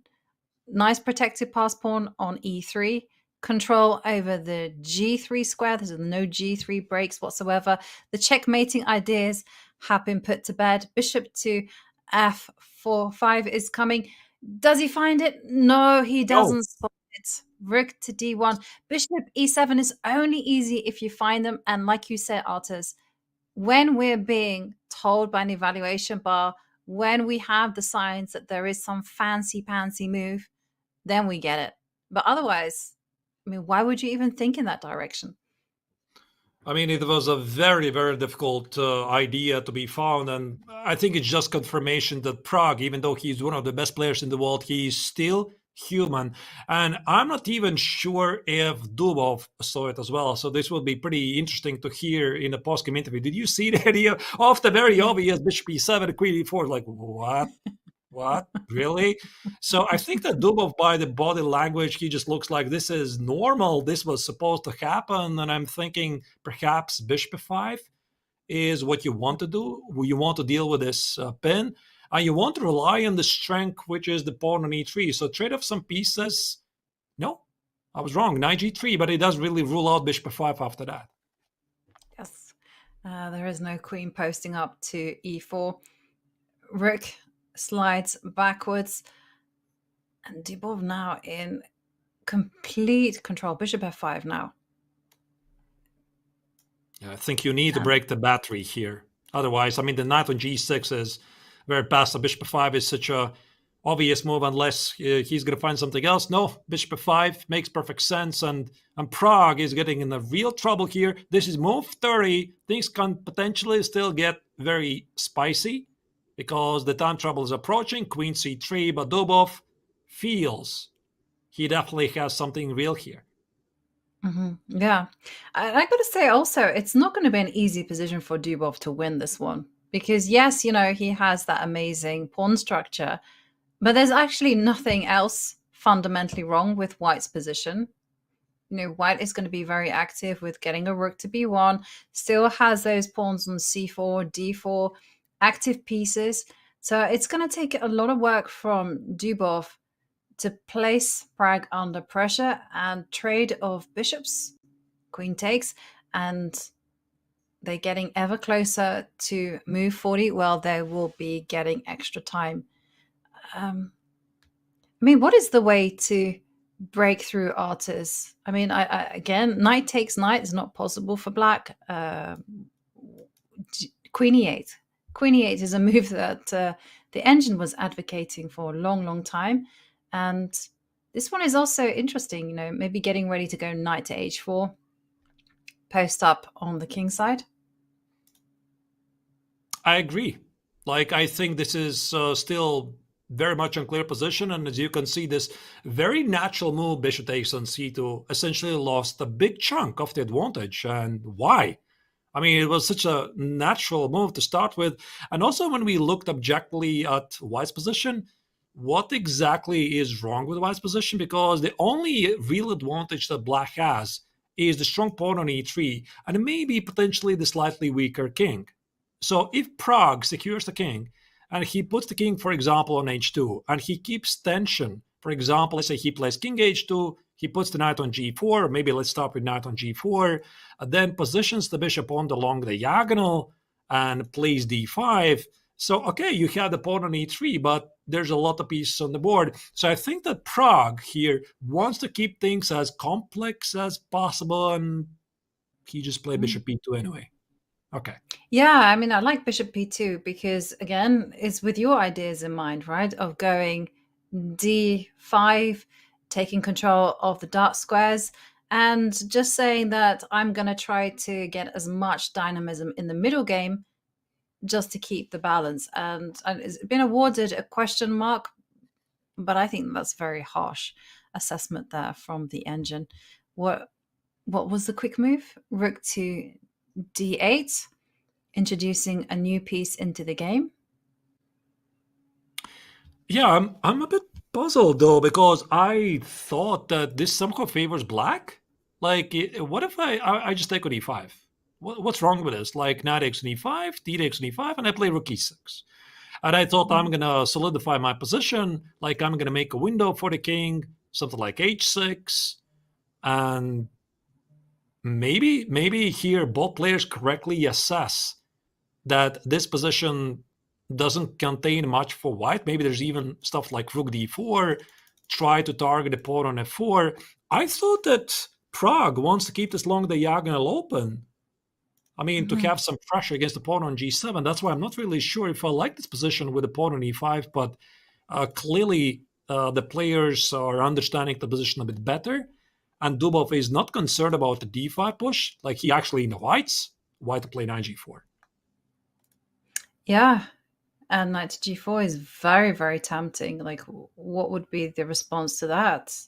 And what I'm struggling here to see is a concrete plan of action for Dubov. Yes, after knight to g4, rook to f5, you know, white is going to be going this d5, but where else? Perhaps the problem is the knight on g4, because now you no Mhm. longer have access to the h5 square, and I can play something like h5. And now the knight is back to h2. It's a simple that square. So perhaps this is why Pragg is not doing this, and now this idea of building up the battery here can easily be thwarted by rook d7 or queen f7. I don't know. And black's position is starting to look better than ever. So perhaps they're gonna keep the knight on e5 for the remaining moves, and rook d8 is just a improving move. Like, he's hinting at knight e5 and rook d1 at the right moment, but he's going to do it when things are going to suit him. And Pragg is in a very serious time scramble, Yovi, because he's down to the last minute and 7 moves to make. Yeah, and again, not easy. I mean, what kind of approach should Pragg take? Should he try to hold firm? Does he go on the counteroffensive? If he holds firm, then he's just going to go queen c3, bishop c3, something. If he wants to go on the counteroffensive, then he is going to be looking at ideas such as knight to g4, but no time on the clock now, ticking to under 30 seconds. Wow. What do you do? Do you complicate? Do you play king h2? Do you play safe? What do you do in a time scramble? Yeah. Very big decision here for Pragg. Watch the clock. 10 seconds. He goes for bishop c3, just goes for that holding of the balance. And now it is Dubov. Now, one thing that Dubov can do is not commit to doing anything aggressive whatsoever. He can just hold the tension. And he can hold the tension by even doing stupid things, like just move the queen, just move the king. I don't know anything. I'm just suggesting this because in time trouble, you're constantly calculating the most forcing moves, right? So you'll be, white will be calculating what happens after the knight comes into h4. We'll be calculating what happens after, a c5 pawn break, anything, the forcing moves. But if you just slowly improve your position, those moves tend to be very uncomfortable for the player playing with just seconds left on the clock, because they're trying to get into your mind and they're trying to think, what are you thinking? What is the deep plan? And he goes h5. Okay. That's a move I'm pretty sure Pragg didn't expect. So yeah, I think Dubov is trying also to be a bit more unpredictable. So the move h5 accomplishes a couple of things. So here Dubov makes room for the king so that he never has problems with the back crank. And also the pawn on h5 takes away the g4 square. So knight g4 no longer is an option. So knight takes on g6. That's a pretty big concession. So Pragg has decided that it's time to open up the diagonal and play d5. Does Dubov trade the queens? Pretty big decision. I think I would want to trade the queens, but is it going to be enough to win the game? Well, this is the issue, right? If you trade off queens, then white does have that free hand to go rook to b1 and take control of the queen side. So I don't think I would be wanting to trade off queens just for that respect. Because yes, the pawn on e3 is passed, it's untouchable, but the promotion square is firmly controlled by this bishop on c3. Yeah, I think you're right. I would want to keep the queens on the board as well. And here we see there is a game finish between two players, Frederick Swan and Sean Sargsyan. The position has finished in a draw as expected. And both players are going to continue tomorrow with switch color. So let's go back once again to the game, and you can see Dubov decided to keep the queens on the board and immediately responded by the Indian Grandmaster d4, d5, seeking some counterplay on the long diagonal. Queen f7. Dubov is trying to apply more pressure on Pragg's clock. Yep, he is. He's trying to make those uncomfortable moves, trying to keep Pragg guessing. Queen f7, just a very slow improving move. And now for Pragg, he has to think, okay, what is the point behind that? Is the knight going to drop back to f5 and then it's going to find itself on h4? What is going to be the answer? Rook to d4. Well, he's just arguing that there is going to be no knight arriving on f5 because of rook takes f4. King h7 apparently is the only move by an engine here. I suppose the threat is to play rook takes on f4, and the rook on g6 remains undefended. But this is such a scary looking move. And the first thing immediately I'm thinking about, Joey, is the famous game of Nepo against Ding, where Ding became the world champion by voluntarily pinning his king, and Dubov misses it. Yeah, I mean, king h7. Why would you want to put your king under a pin? So it's such a scary move, and rook g5 is a miss, and because of which move? I think it's looking pretty human. Yeah, it's not really that human to go king h7, self pin yourself, and then go rook to b1 or whatever white wants to do. So rook to g5. Okay, I'm expecting rook b1. Rook b1 is something that white needs to be doing.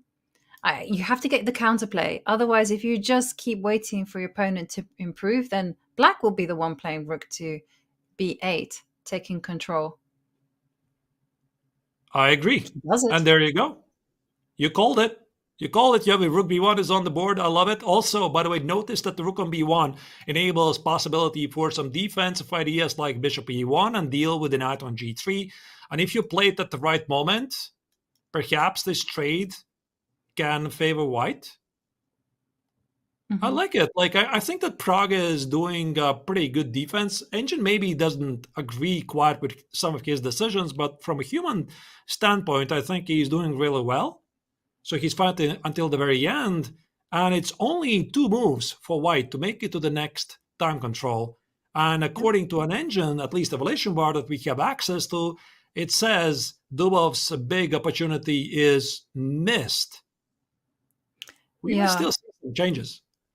I agree with you completely, because everything that Dubov has planned, he planned a knight to f5 jump. That's been prevented. He plans now to go rook d8 just to support the advance of the e-pawn. Again, not going to be easy because the bishop sits very nicely on c3. And there's a certain type of harmony to Pragg's position. But how many moves? They're on move 37. No, they're on move 38. What will he do to hold the balance? Queen d3 marks is a huge miss. What did he miss? Knight. Oh my goodness, knight f5 and knight h4. Did he blunder that? Like knight f5? Where do you put the rook? But what if I take the pawn on f4? You go queen to g. Is there some queen to g6? Is there some east? Yeah, you go queen to g6. Wow, this is so easy to miss. Is it? Like this? No. Oh, is there some tricks? What is the killer blow?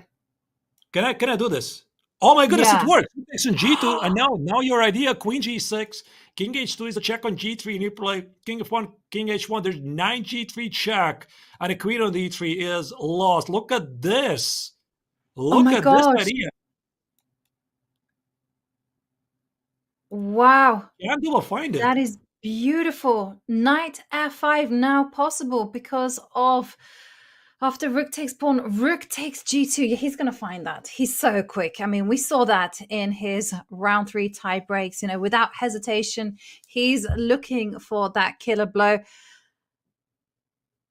But it's not easy. We have the evaluation bar, and Dubov only's got less than 2 minutes on the clock.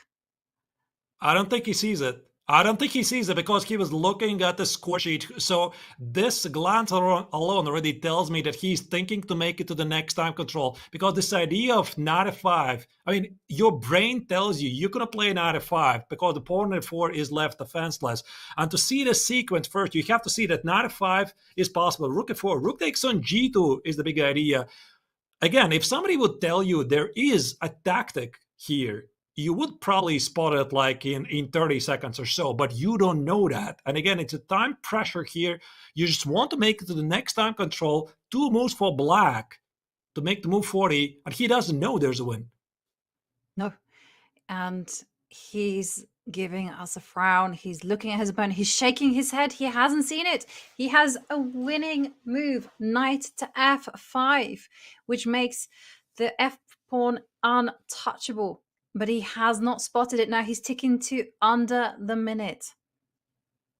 I don't think he's gonna find it. I mean, I'm gonna be super impressed if he finds it, because he really missed some opportunities before.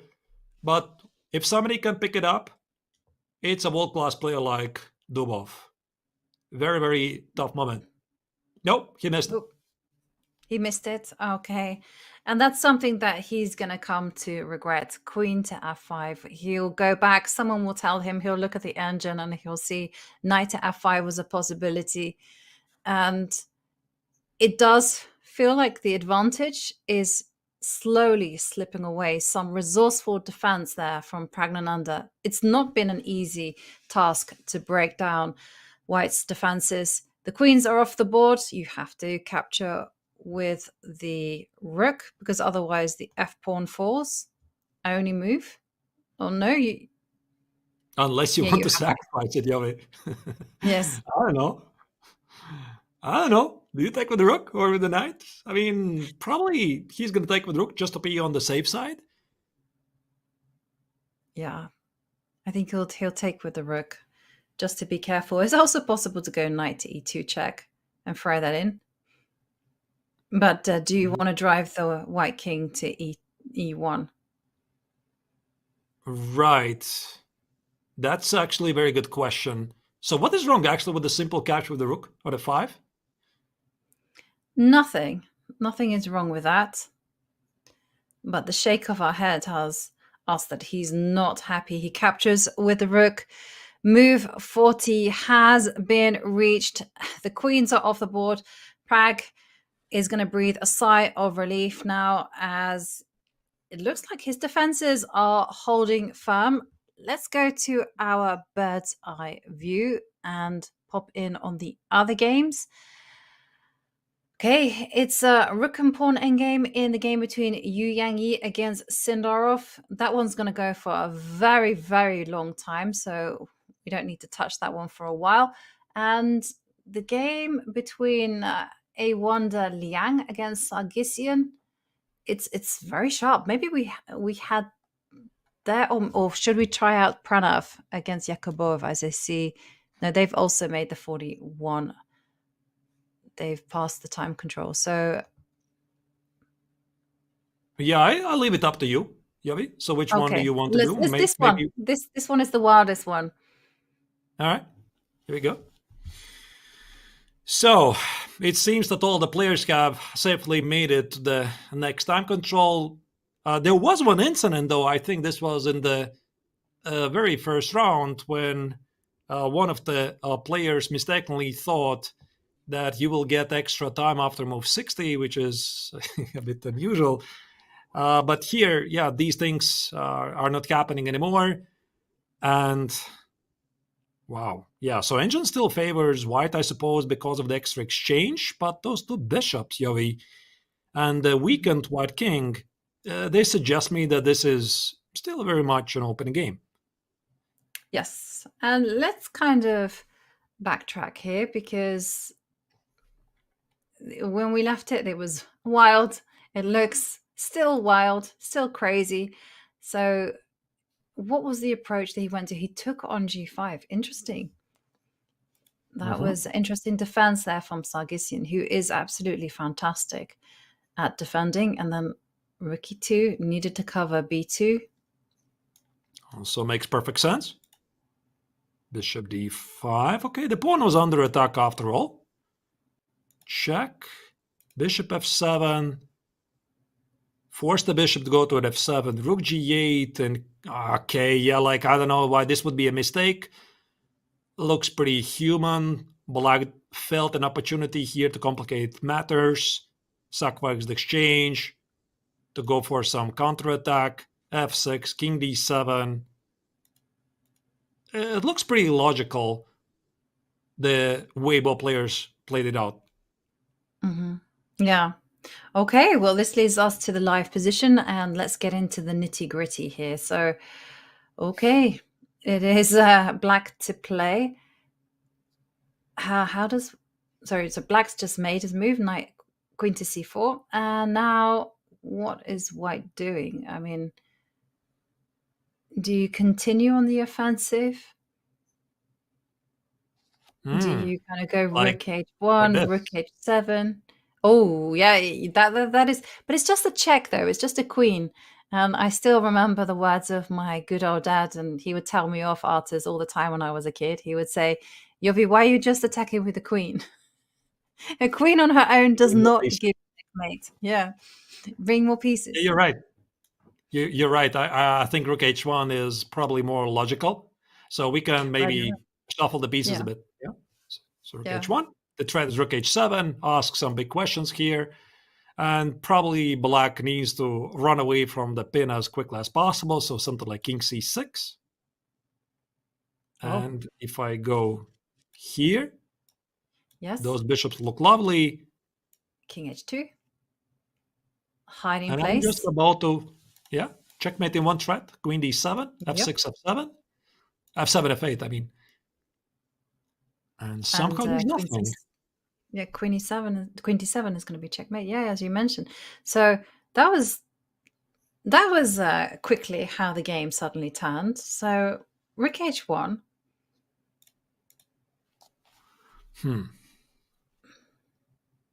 So king c6 looks incredibly natural, but maybe black is gonna figure it out once I realize that this move with f7 threat, with a checkmate threat in one, is too much to deal with. So what else can he do?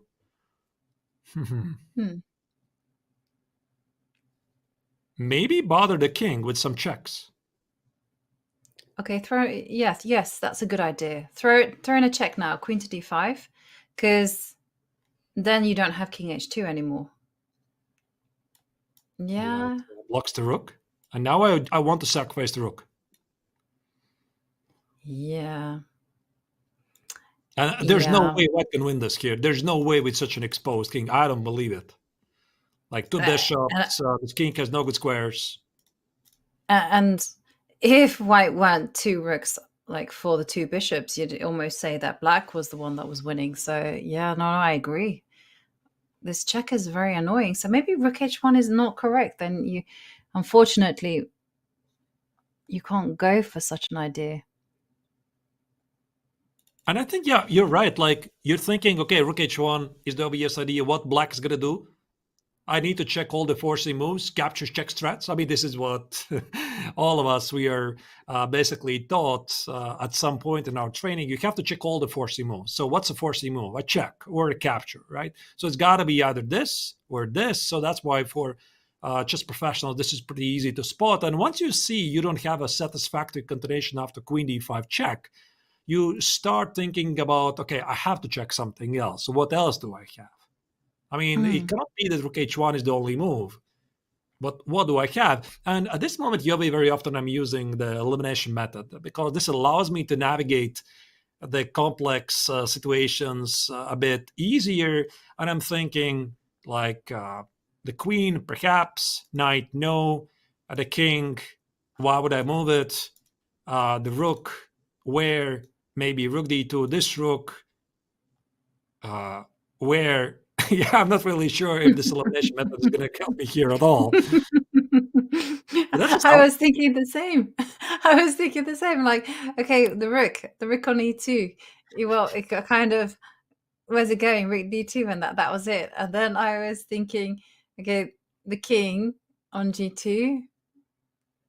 Yeah. Maybe rook d1 and rook d5. How about this one? Okay, really good. There you go. Okay, well, rook d1. I like it. You know, king c6? Yeah, now king c6. And now I need a really smart move. How about I cannot do that, obviously.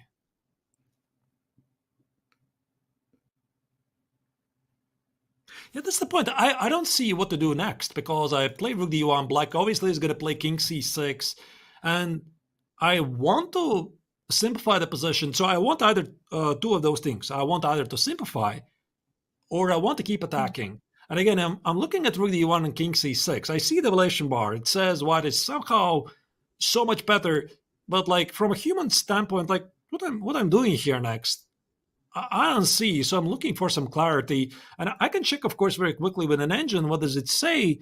It's rook d to d2. Okay. Okay, so it says just stand firm. But then if you do this, what next? Like black is going to go rook. Maybe Yeah, let's go king b5. Get king a6. I just want to make some progress with a king, and now what's the next move? Maybe rook e4, rook h4, rook h7. Maybe this is pretty human. And after bishop d5, I can sacrifice the exchange on d5, and I can play my f7, f8. Yeah, it could be.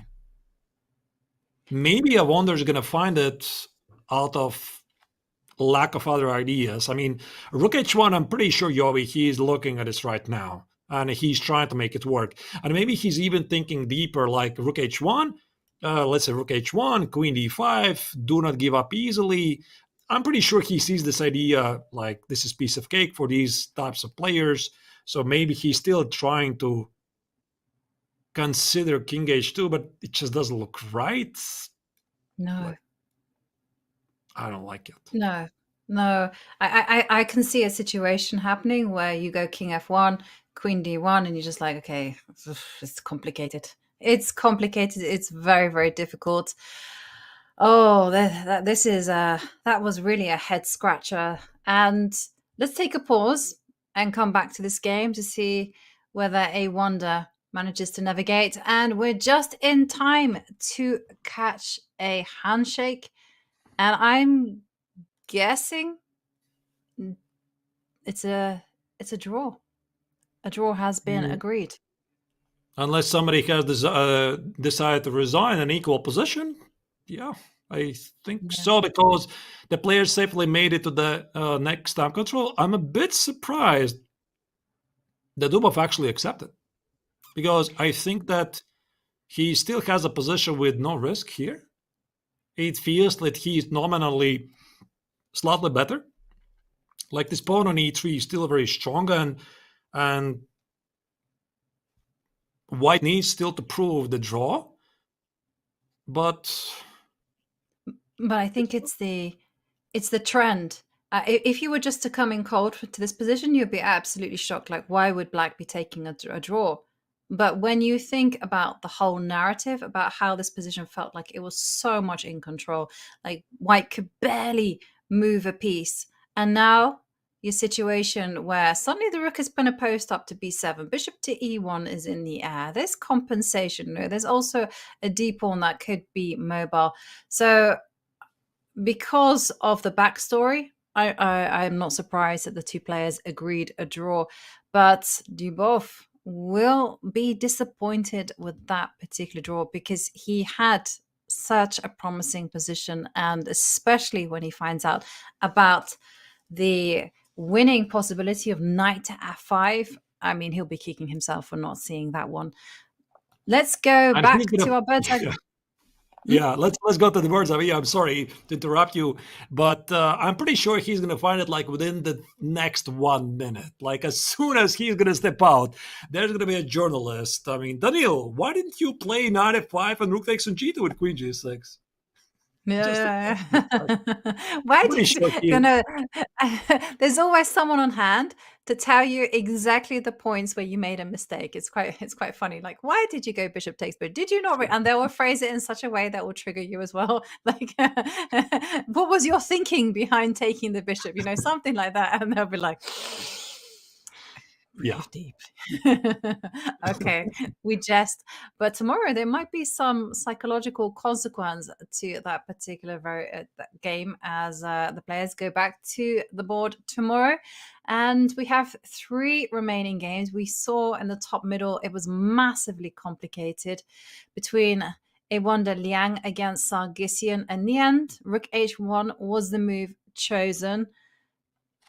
Let's go and check it in on Pranav against Yakubov there on top left, because there's a pawn on h2, and one always has to stand up and pay attention when a pawn has reached so far up the board.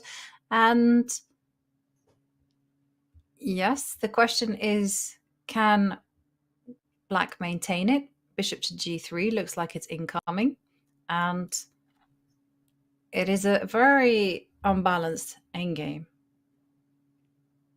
Yeah, I mean, actually, the question here is who is playing for the win, because the first feeling I have about it is that Black is better. Yeah, the pawn on h2 is something we typically would call 5 minutes before becoming a queen, but bishop g3 is incoming, and there's also rook b2 if you need extra resources to capture the pawn. So I think here the actual question is, how is Yakuboyev holding on? Because if he cannot protect the pawn on h2, then white is just up an extra pawn.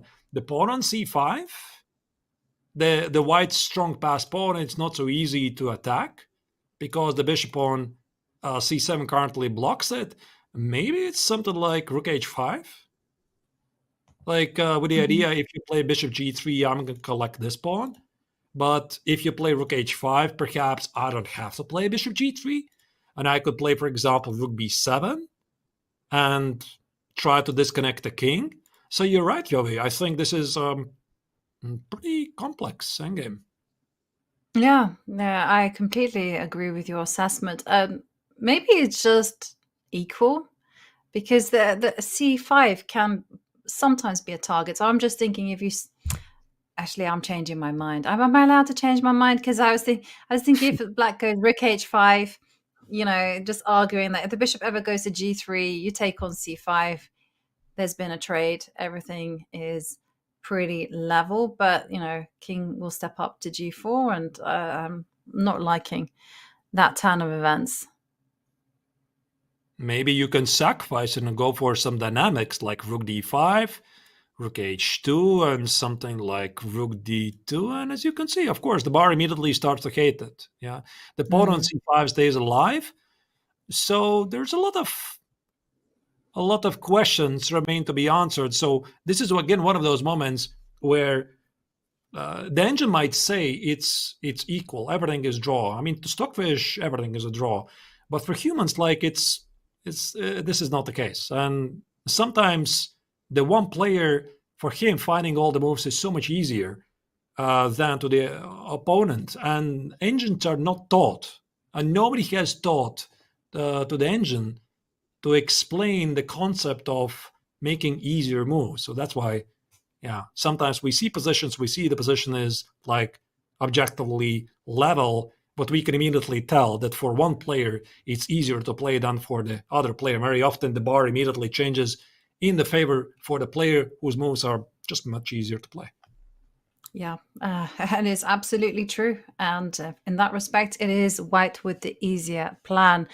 Well, 3 games remaining, and we are going to take a break.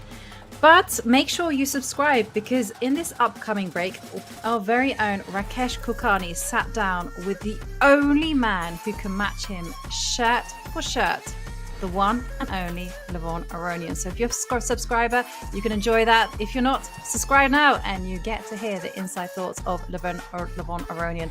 Well, stick around. More action after the break. See you in a few minutes.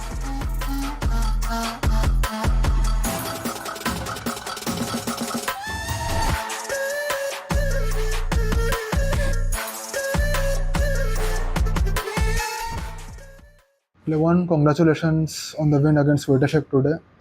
This very interesting idea, 3a3 in the opening. Was this part of your plan? Because Wojciech is maybe known as a very well opening theoretician. Yeah, I wanted to get out of the opening as early as I could. White equalizes after a3. White is not worse, so it's a normal move, yeah. And then what happened? Where do you think you started to go wrong? Because I think out of the opening itself, you got a very decent position. Yeah, I think the computer doesn't play rook e8, if I remember correctly. He plays rook b8 in order to stop one castle, and then the position is kind of double-edged, kind of sharp. Yeah, and yeah, after I kind of got my knight to d2, I felt that this is pleasant for me. Should be slightly better. And what was the final mistake, would you say, like by Wojciech? It's hard to say, but I mean, probably still kind of holdable, but it's the endgame I felt, doesn't have too much joy in it for black. Yeah, I'm slowly improving, so yeah, I felt it's from practical point maybe it was not the best decision for my opponent. We see a lot of draws happening today in round 4. Of course, many players want to be solid. What was that on the back of your mind as well, that you're fine with a draw, but like great if something happens? Yeah, I'm always fine with a draw, playing against a very strong player. Whatever happens, happens, but yeah, you want to try to get a fight. And if it's possible, of course, it's already a huge achievement just to get some pieces on the board in a position that is not too familiar. And how was your preparation for Wojciech as an opponent? I'm sure you have played many games against him at some point. How did you evaluate him as an opponent? Well, he is experienced and a strong player with great understanding. Yeah, I mean, there are reasons why he was working for so many years with Anand. So he's a very talented individual. I think I didn't have really anything specific that I had in my mind to play against him. Just as I would play against anybody of his strength. And a great win after the rest day. If you can share with us, how did you spend your rest day here in Goa? Yeah, I think on the first, because it was a tiebreak, we went to the beach, walked around, the closest one, the Bago beach. Yeah, it was quite nice. But it was kind of a short visit. And then yesterday, yeah, we went to Fontanas. Yeah, it's a nice area. Yeah, I like walking around there. And, since in 2002, the tournament took place in Panjim, it's always nice to return there. Thank you so much, Levon, for your time. And best wishes for Game 2. Thanks.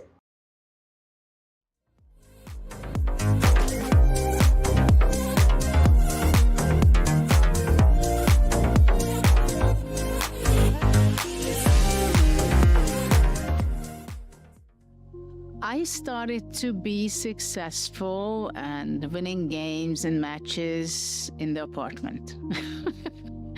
So building up from there my self-confidence and beating adults outside of the apartment. It was a very nice way of strengthening my journey. And I started to become very good at a very young age. Age 9, I was winning the unrated section of the New York Open, which was a big thing, a huge thing, because I scored only one draw at the very end when I secured my first place. And after that also, it was very clear that I was improving not only in strength, but also in rating in the next couple of years from age 9 to 12, that people were not really able to follow where am I standing really. So even experts, they just knew that I'm just racketing and playing very well, and nobody understood how far I will go.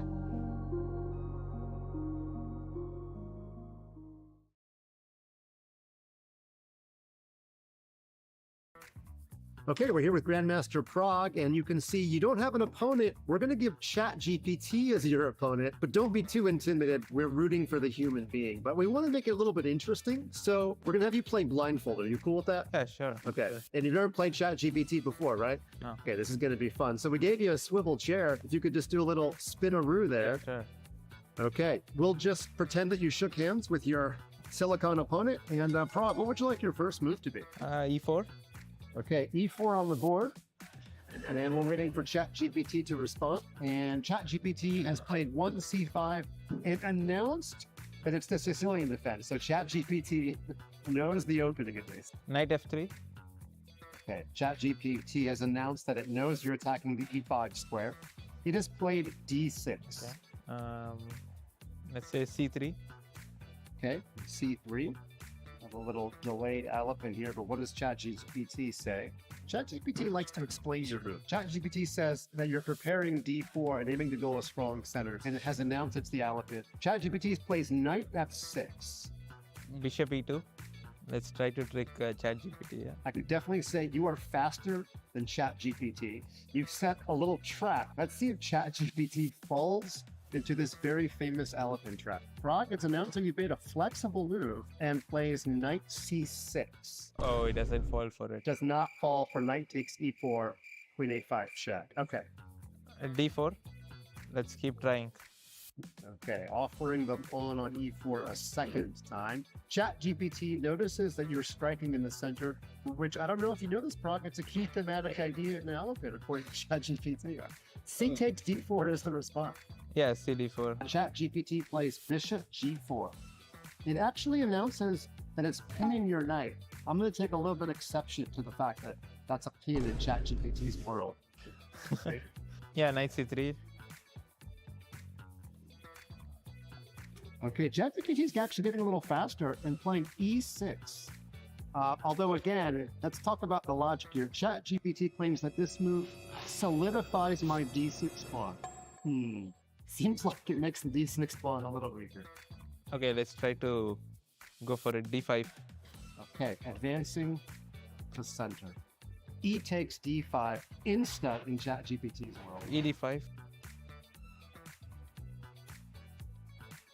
I want to congratulate ChatGPT for not making any illegal moves so far. Knight b4. Although, before you respond, I just want to talk about that the computer ChatGPT has announced that it's attacking your c2 pawn. Suspicious. c2 pawn. Okay, queen f4.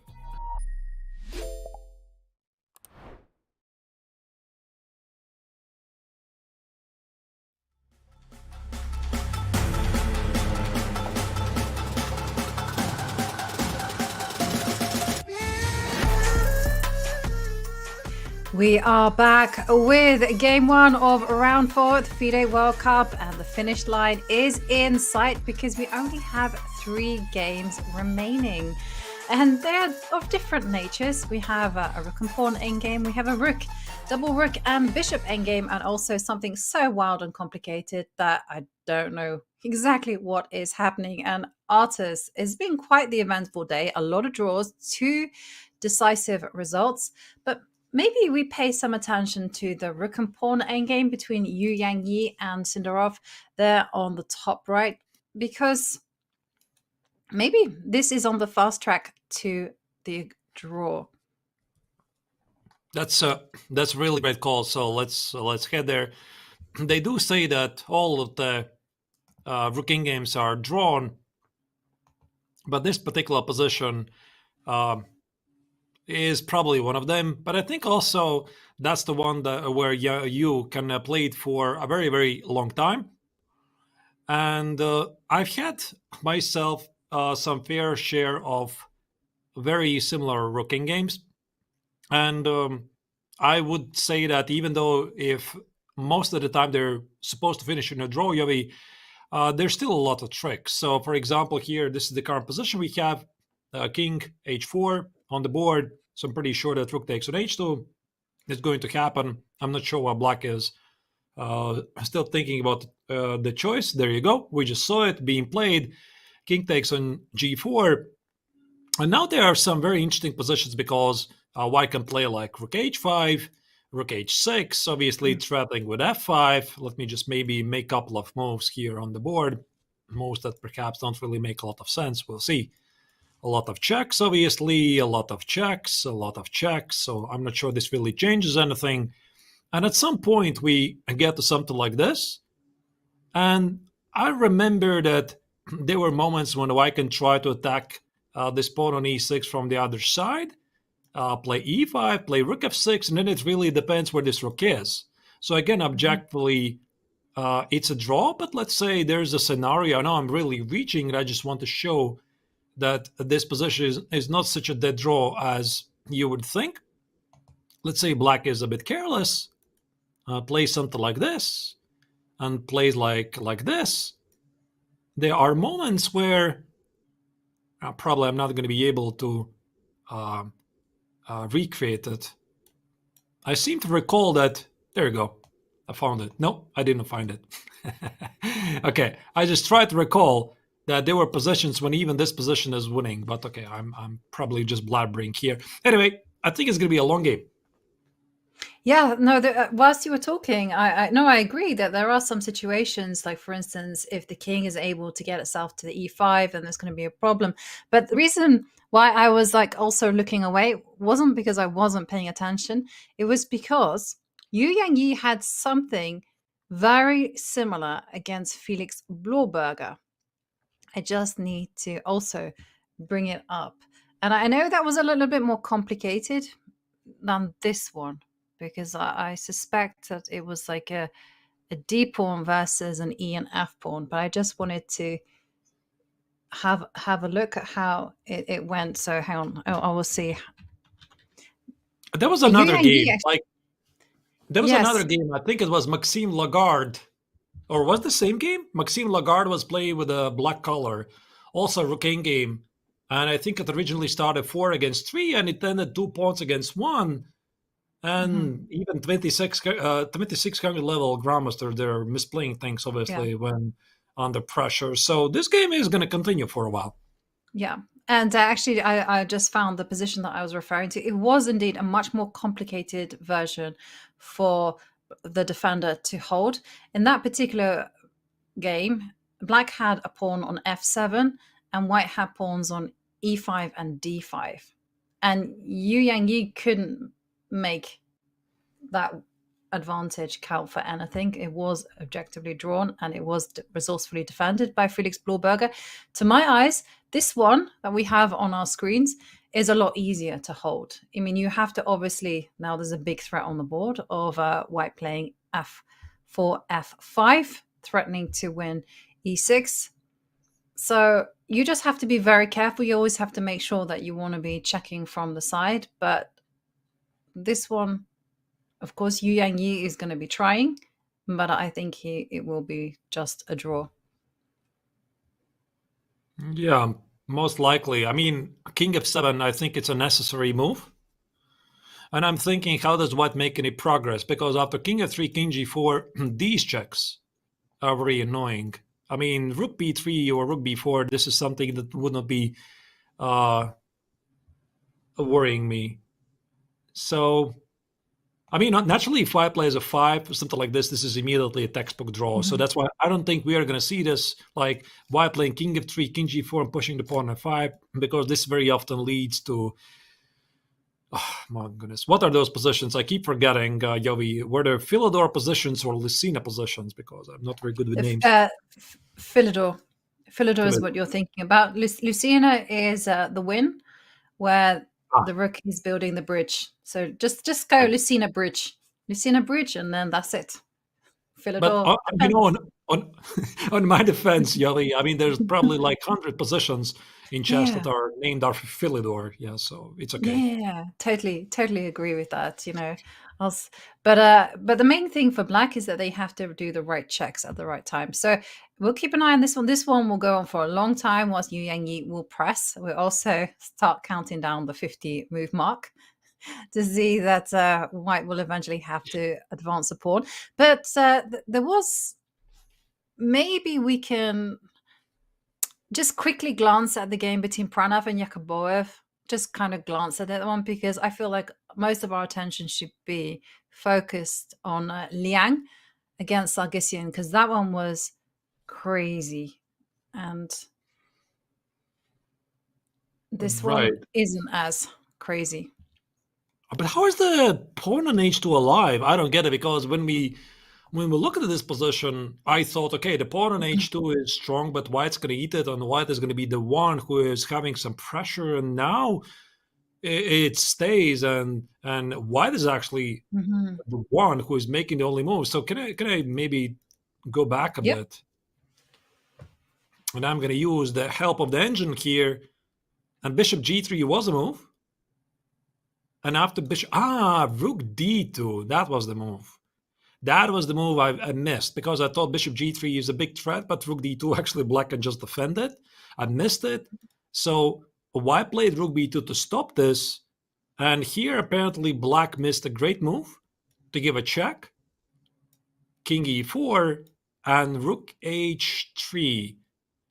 So the pawn stays. And if the pawn on h2 stays, then it's becoming pretty clear that black is the one who is pushing, and then white would have to like walk a tightrope here, essentially something like rook b7. Again, I'm showing you only engine moves here, then play king f5, and white is holding on. White is slightly worse, but white is holding on. But this move f5 by black apparently was not a good move, trying to limit the king, because after bishop g3, rook d3 check, white plays king f2, and white does collect a pawn, because look at this, rook h3, bishop takes on h2, and even though the spin, Yovi, looks very nasty, apparently black is in no real position to exploit it, because if you take on f4, that's the idea of rook g1. You cannot do that.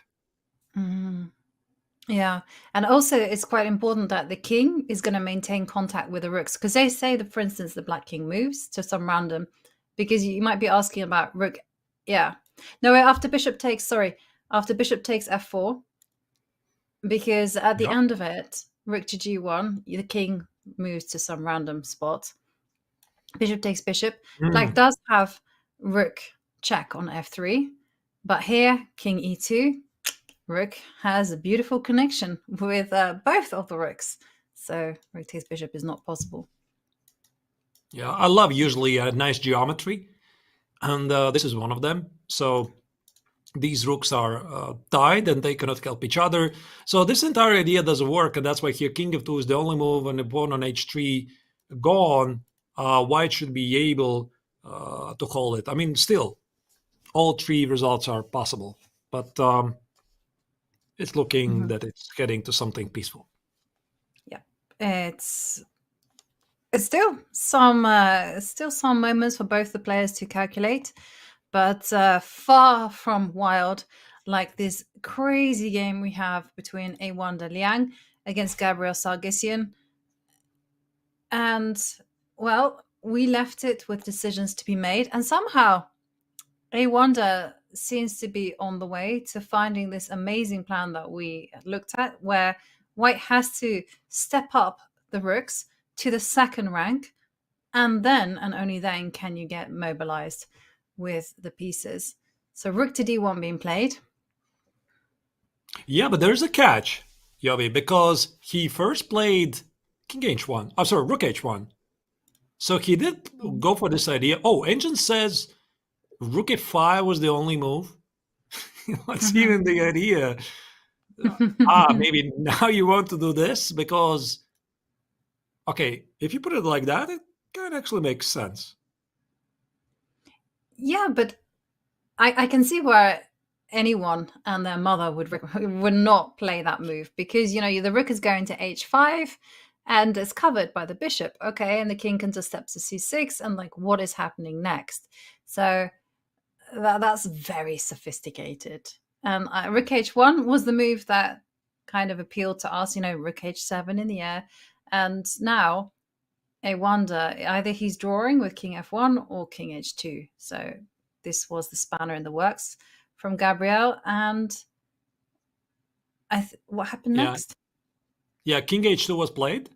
And now he goes for the move rook d1. I mean, this is something we... sorry. I think we discussed this idea also here, rook d1. Rook d1 with the idea to play rook e5, king c6, and rook d2. And what I find it amazing is that this position engine favors better for white compared to rook h1, king h2, rook d1, which is literally exactly the same position. And now it's saying that the previous position with king on g2 somehow was more favorable for white. Okay, I think it's complete nonsense, because we're still getting to something very similar. King c6, king b5. I think this king is going for a safer place, and then black can think about organizing some counterplay potentially with. I know it's a long way, but you gotta do something, and it's a very, very sharp 3-result game because even if White wanted to back out of a big fight, he can't do it anymore. No. And moves that, for instance, Black has to be very careful about. I mean, you always have queen to h4 in the air, so I wonder taking some time out there to deal with this queen h4 business. Because as you mentioned, the bishop could quite simply post onto the long diagonal. You have to be very careful about putting the bishop on d5 because of rook takes d5 sacrifices. But I wonder trying to keep control like this, and this is quite nice because the position is still razor sharp. And oh yes, and of course let's not forget, if you can clarify the position as Artis is indicating by trading queens, then of course White should be going for that. Can he keep the queens on the board? I think that Black wants to keep the queens on the board. So king b5 potentially is... Oh, wait. Can I do that? Yes, do it. Oh, hang on. No, queen to... Oh, no, but queen takes queen. Oh, hang on a Yeah, second. but I'm not sure I want There's to win the the exchange F pawn. because there's There's that an pawn. F pawn. Exactly. But it's covered by the bishop on c5. So you can take it. Right. And there's at least d5 and rook f6. Yeah. Or at least this, and block it, and then seek some counterplay here. So, so the position still remains super sharp. And what was it? King b5 looks very human. So there's no seemingly no queen d3. And if I play queen e4, I probably want to reject it. Do I have to reject it? I probably do. I don't know. Maybe queen e6? Something like this. Put the king, again, a bit further. Now activate the rook. And what does the engine say here? I'm just going to have a quick glimpse of what it's saying. Oh, of course, yeah, d5. d5. Oh, this is mess central. Absolute mess. So... this one could easily turn, Artis. Rook e6. So here we go. Oh. Okay. Now that's a 3-result game again. I know I'm repeating myself, but this is a complete mess. And I'm pretty sure that here's Sargsson. Okay, he did play king b5, and I wanted to close the engine. I just saw the engine says that rook e4 is the best move with rook h4. I don't understand it. Yeah. And if this gets to a time scramble, and we might be getting to a time scramble, Yowie, I think I'm already like thinking that I could be playing with Black, even though like I see obviously the engine evaluates the position favor for White, but ultimately in a time scramble, it really matters whose position is easier to play, because for Black, like the moves are easy. Like say for king, put it somewhere on a5 to target a pawn on b2, or keep the king on b5 and activate the rook.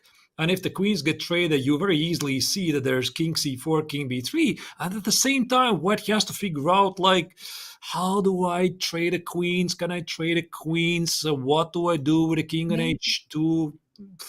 Very tough. Yeah, I agree. I almost feel like White should, even though the evaluation bar is pretty much in White's favor, I always feel that White should, just for ease, maybe just, go for a continuation that just leads to clarification and an easier position to play, even if that means, okay, it will be a draw. Because I agree with you, with a time trouble incoming and with an unsafe king, and I wonder, having to play every move with the right energy, has to also take care of his own king. It's very, very draining. And if he just uses too much time on the clock, he's going to lose control, and it may very well turn around. Rook e4 is the move, but we're just expecting the queen to move, and the king will tuck itself on a6, and then there will be questions for the pawn on b2 and also the king. And how is white going to make progress? Wow,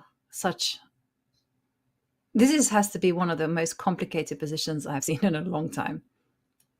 Yeah, maybe of this round, definitely, and perhaps even a couple of rounds. So here you see black can always just keep the tension, avoid the trade, and maybe if I'm a wonder, I'm thinking perhaps it's a good idea to play on the safer side, not to risk it too much, and perhaps this queen e4 is like losing a big chunk of advantage, if not all of it. And maybe he's somewhere here. Perhaps he already sees the d5 idea. But again, does this position look like it's a safe position? Like, I don't know. If somebody is playing here for the win, it feels it's only black because, again, the king is weak. I need to find a way to remove my queen. King c4, king b3 is incoming. I could be wrong. Yeah. I mean, maybe I'm underestimating the pawn on f6, but... No, but you're right, though. I mean, it's not easy because also the rook c6 only move now. Wow. But okay, what is wrong? Can we just like post up with king a6? Because king a6 makes a whole lot of sense, you know, get the king to safety. Why is this such a bad move? Is this because of knight to e4? That's the idea. To try to kill the bishop. Maybe, the knight g5 is not coming anyway. King a6, it does make sense if you want to target the pawn on b2. But if you don't want to target the pawn on b2, so then you figure out that you have to activate the rook. White's rook c6 and not rook a6. Like, again, I'm not sure. Like, this looks exactly the same. And rook a8, but rook c6 kind of shelters the king a bit more. So Sargsyan should be able to find it. Yeah, rook c6 makes, again, you activate the worst place piece. That's the philosophy there. So I think also suddenly all bets are off, right? If the rook gets involved in the fray on the king side, it's anyone's game.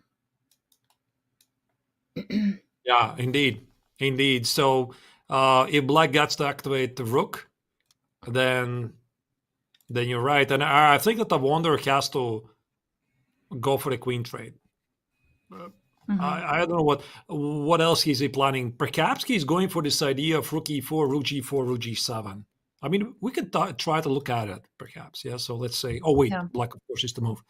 So rook c6. I'm going to try to do this. So queen e6, target a pawn. He's reaching for the rook. Rook c6 played, by the way. All right. Okay, let me try it again. So rook e4, queen e6. No time for rook g4. The pawn is under attack. I cannot give it up. If I go here, first I need to calculate what happens if black just pins my pieces here. Like takes, and here. Maybe Is there some F7 business? Oh, okay, even better. That's nice. That is nice. Nice geometry. So okay, I think this is pretty easy to calculate for these guys. So I just keep the queens on the board. Queen e8, and what's the next move? Wait. There's no queen. Can I just check? There's no queen f1 business because the king is safe, right? I almost feel like there's some rook takes. No, there's no.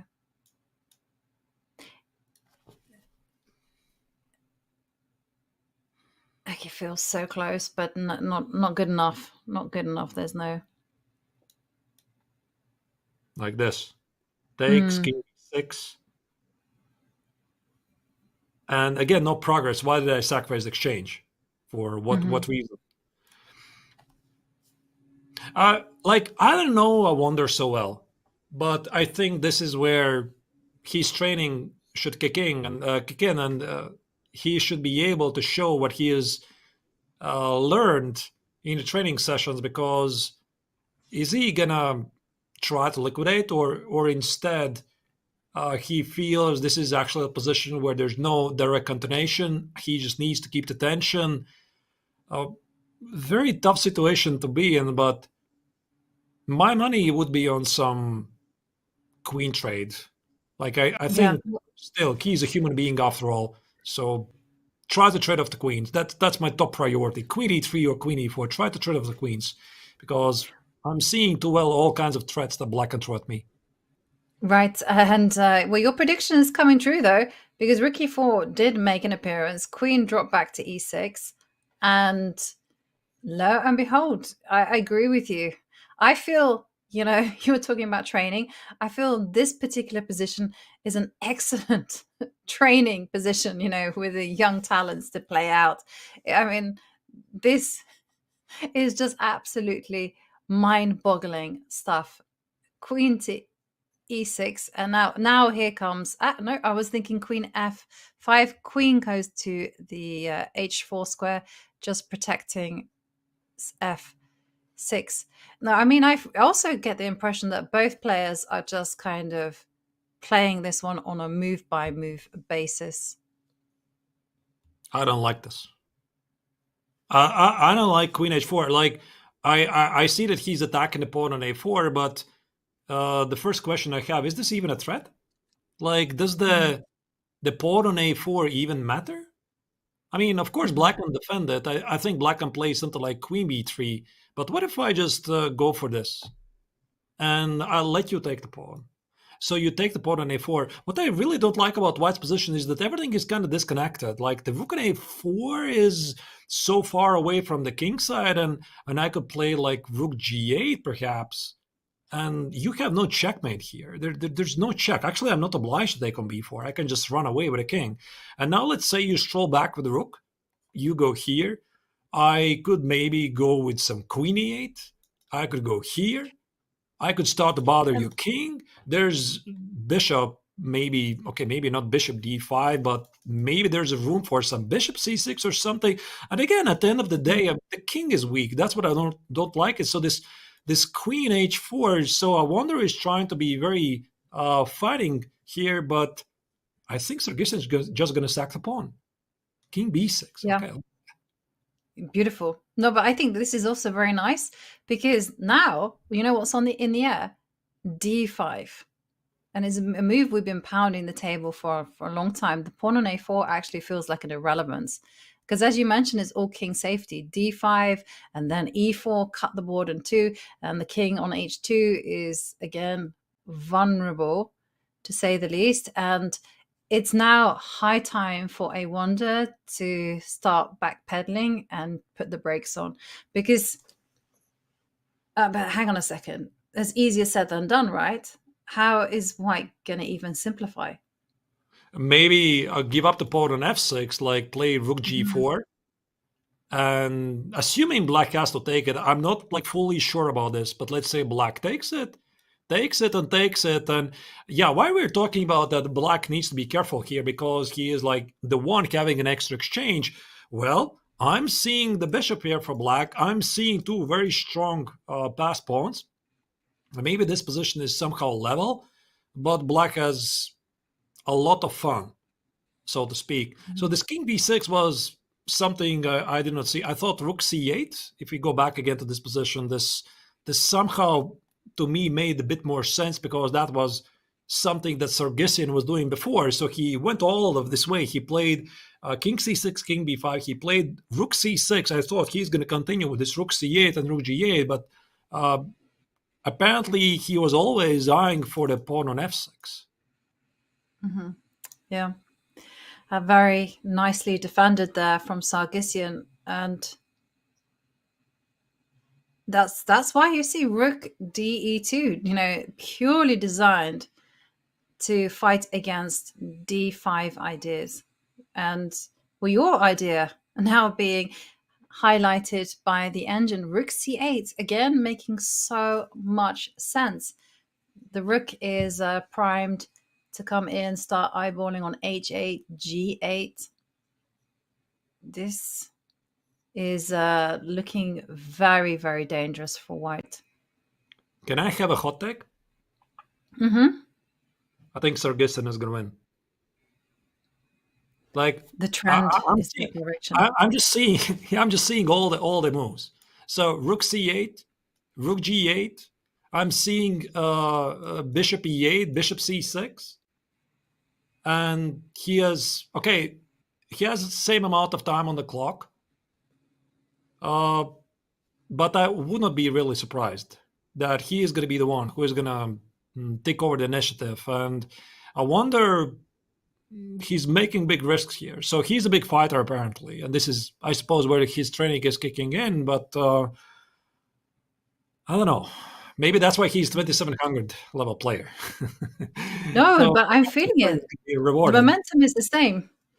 The momentum is completely, you're right, it's in Black's favor. Also, it's so difficult to play against the bishop pair in an open position, and when your king has no cover. So this is what makes a Wanda's position objectively very, very dangerous to handle. Shall we just take a break from this one and just quickly glance to our bird's eye view, because we have 2 other games in progress. They're relatively a lot more simpler. So I think we'll be feeling glad about that. And the first one I want to go to is the game between Pranav against Yakubov, because it's rook and bishop. Both sides have 2 pawns, but it's clear that one side, white, is playing for the advantage. You know, after all, they're hitting the pawn on f5, or is this going to be simply, hang on a second, it's just going to be a trade, right? White is going to pick up f5, black is going to pick up a2, and everybody's going to be happy. Well, probably, unless we might see an endgame rook and bishop versus rook. Because, like, there could be a scenario, let's say black cannot protect the pawn. I don't think he can. Like, rook c5, this is just a dead draw. I mean, having one semi-weakness on the 4 is not enough. King g6 is rook e6, king f4 is bishop h4. Sorry, king f6 is bishop h4. So you gotta go here. So rook c2, or maybe first give a check. Is there a check, by the way? Ah, Yeah. right, I can give a check. I can give a check, of course. I'm winning a tempi. So king f3, take on a2, rook f5, and I need to make some, I don't know where to put the king. Yeah, probably it's just a dead draw. But what I was aiming for is that I thought that black's a pawn is going to roll forward a bit faster, which is obviously false. Oh no, this is a mistake. This is a mistake. Don't fall for that one. Rook at a3. Very good. But I gotta try to make a point that the a pawn is for some reason running faster, which is obviously very, very, Yeah. very false. Because white is also having own ideas. Yeah, ultimately, guess what? I'm not gonna really make a big revelation here. It's just a draw. Mm-hmm. Yeah, but it is black, as you say, with a choice, right? You're gonna pick up a2, or do you just kind of call it quits with your, I like rook c5. It's also the wrong rook pawn for white, so white is never ever going to be winning that one. You know, you just dash over to a8, you can give up your bishop, but then I'm looking very defensively because black is the one actually trying to press the advantage. He throws in a check as expected. Pranav puts the king on g2. And yeah, I mean, there's no risk for black whatsoever. You just got to give it a try. You could always play rook c5, but that's immediately a draw. Okay. Oh, actually, he's played rook c5. I just don't believe you can't possibly win this. Like takes, king f3. Ah, that's his idea. King d5, king c4, king e4. That's what he wants to do. Ah, wait, but hang on. I'm gonna put the king on d3. Draw. Now what? Of course. Yeah. So white is just in time. No, it's just a draw. Rook c5 is basically a draw for. Yep. It is just a draw. Okay, so let's check in on Yu Yangyi against Sindarov. And these two have been circling around this position for quite a while.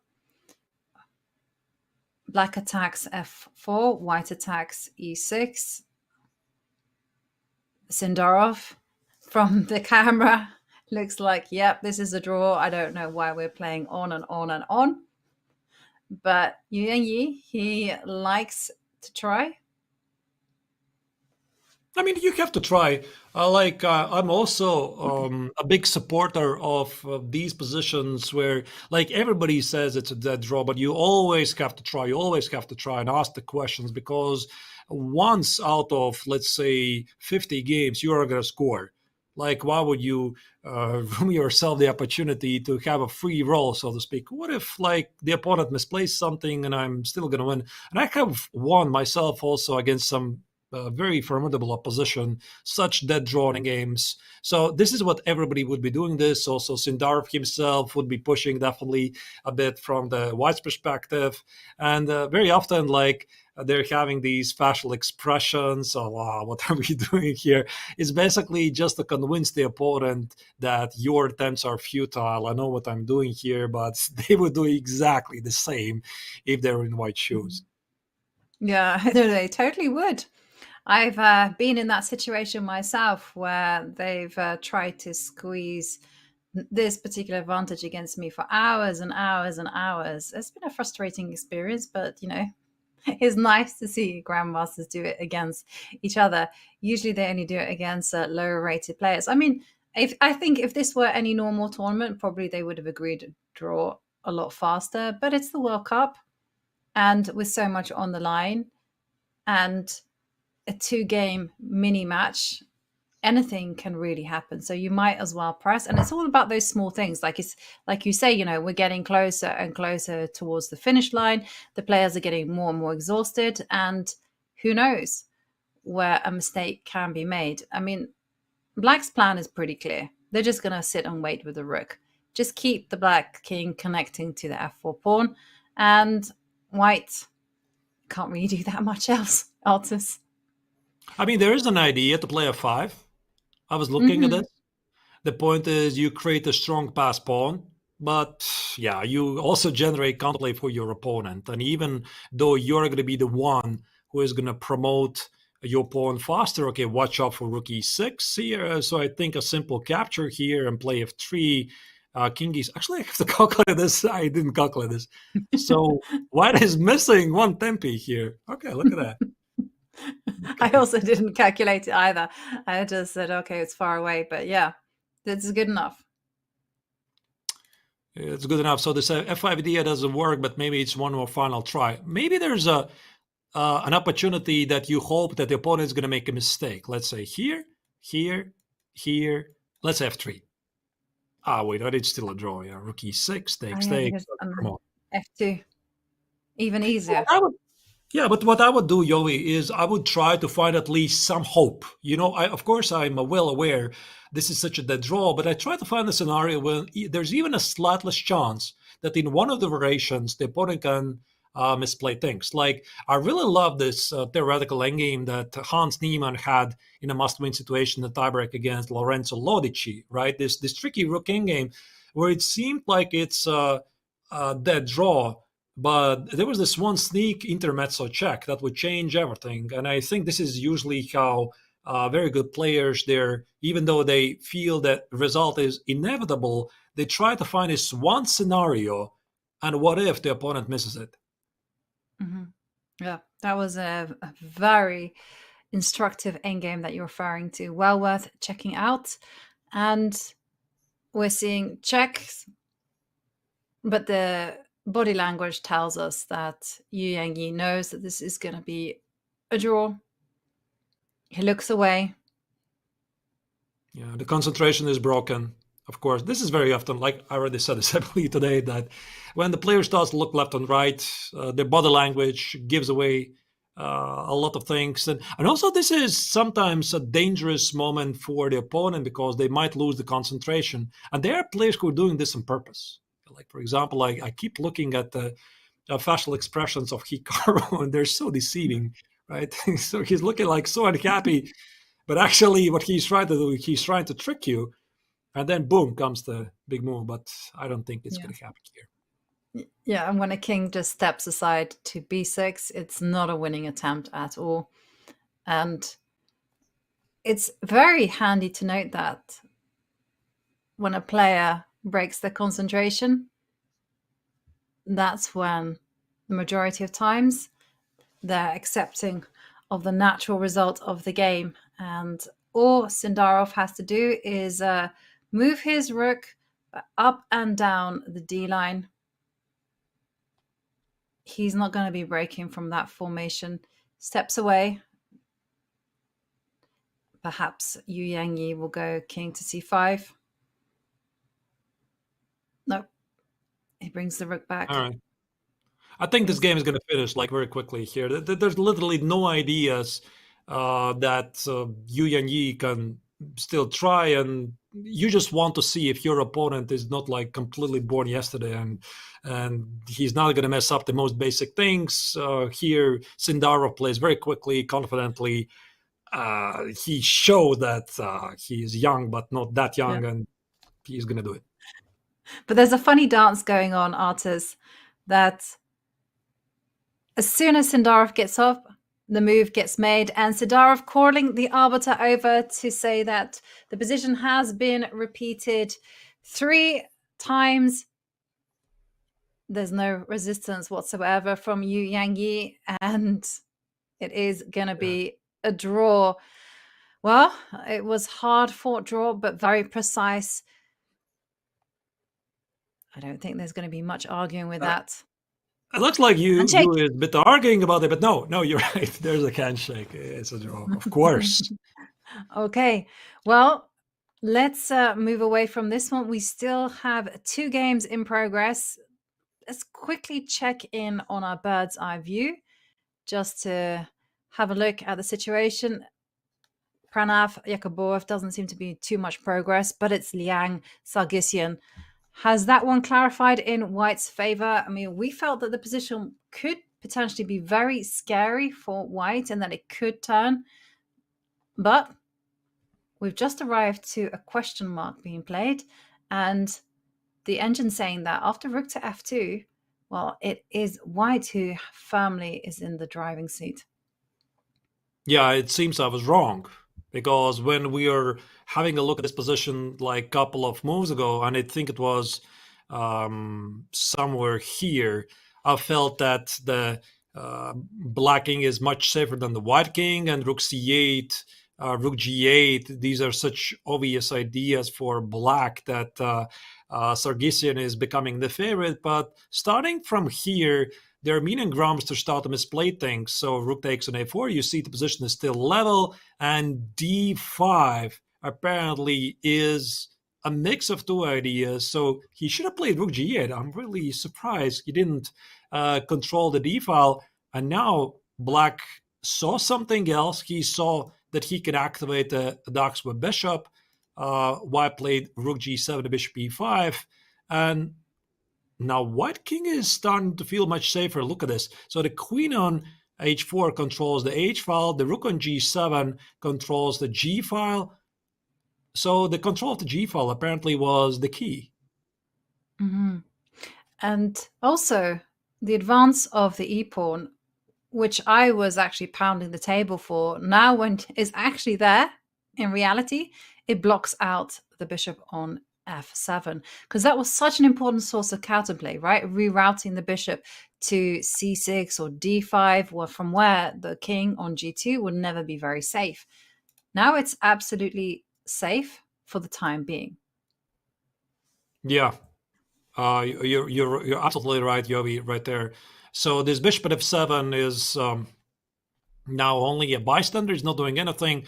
But first, of course, Avonder needs to pick up the move rook f2. I think it's pretty logical move unless he's looking at something else. Maybe he's looking at queen h3, like trade off some pieces. So queen h3, I just noticed that the rook on c8 is the queen and the rook are positioned on the same diagonal, and maybe he's looking at this line and he's trying to figure out, can I do this, etc.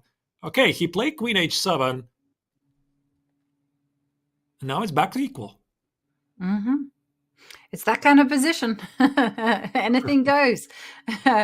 Rook to f8. But in the end, I reckon the clock is going to be a decisive factor here, because 2 minutes is not necessarily enough for Sargsyan to keep on holding the balance. A lot of energy has to be spent coming up with the right moves. But Rook f8, that's a no-brainer. You have to defend f7.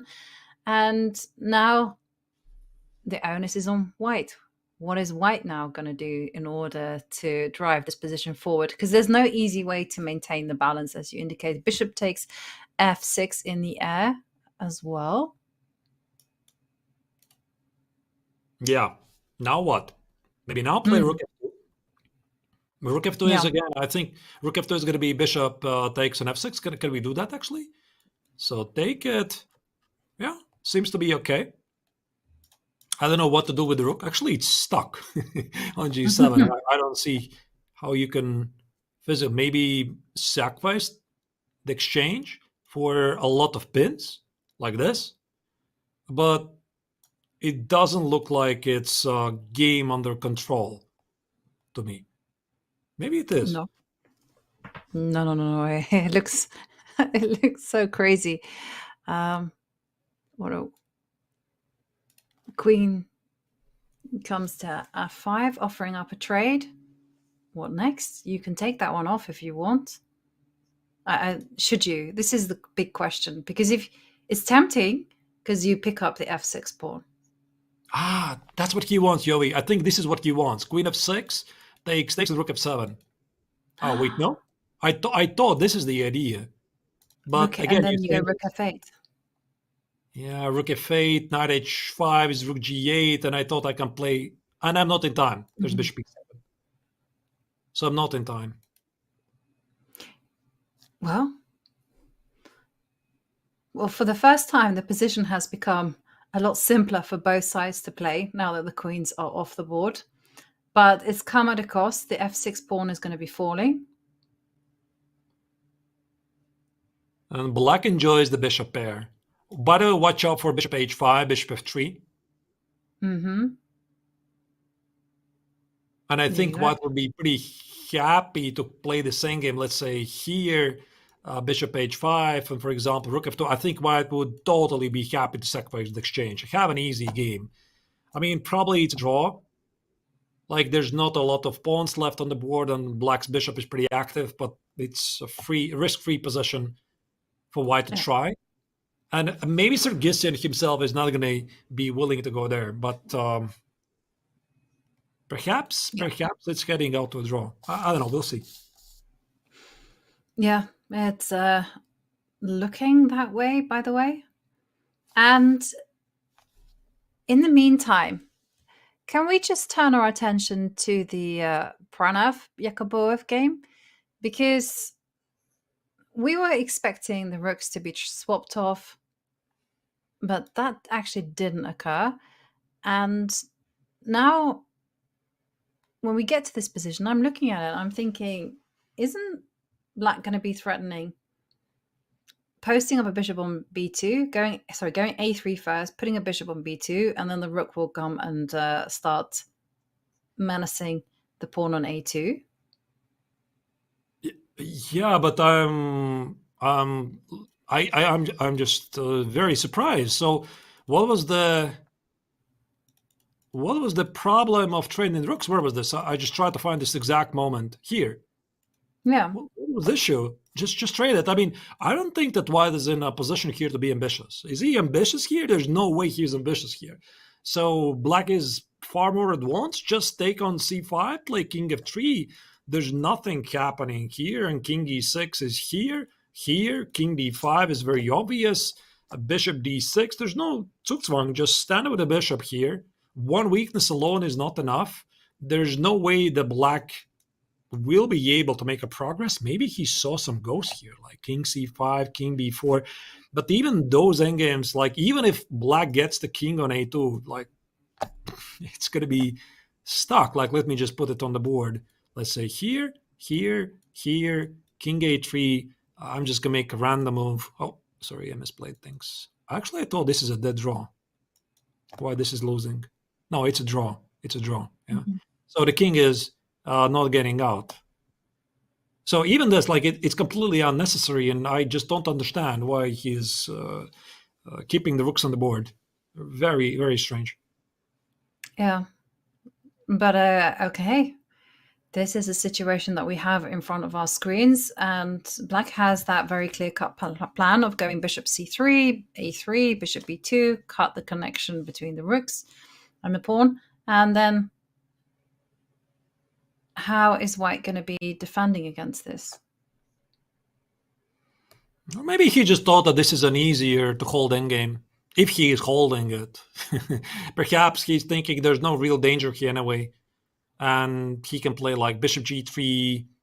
Maybe he's hoping for some scenario where black is going to be careless and he's going to carry out this idea of rook e5. I cannot possibly imagine how this could be a problem, and black is threatening with rook d2 and again go for that endgame, which is still a dead draw. I mean, ultimately, Pranav has made no mistakes. I just thought that if you're not being the ambitious player here, just trade rooks and just head to a drawn endgame, right? Why keep it more complex? But ultimately, like, according to an engine, everything is good. Yeah, the engine is saying probably this is great defense, but on a human level, it does feel a bit scary because things are happening and it is only Yakubov who is going to be pressing. Pranav now thinking like how to handle this plan of just targeting the A pawn. Whilst the players are thinking here, they have plenty of time on the clock. Let's go back to our friends Ewanda Liang and Gabriel Sargsyan, because we have this imbalanced endgame. So, summarizing what we see, white has an extra exchange. He has been having it for quite a long time. When Sargsyan willingly sacrificed it to have some counterplay, and ever since he's been enjoying the bishop pair, there's been some mistakes, missed opportunities for both sides. According to an engine, for most part of the game, Sargsyan was in trouble, but I wonder is a human being, and he did not find those engine combinations. And now, yeah, the engine evaluation is that this extra exchange, it's not as important because the bishop pair is very strong. And also the king for black can be activated by something like king c5, king c4. So what Awonder would love to do, he would love to trade off some pieces. Bishop g5. That was the only move. Is there 97? Yep. Just as I would is. have suggested. 97, bishop e7 is a cute trick. Rook g2. But wait a second. What is this? So I take it? You have to take the rook. And now you need to anchor the bishops as quickly as possible. But if you go bishop to g5, you've got rook g2.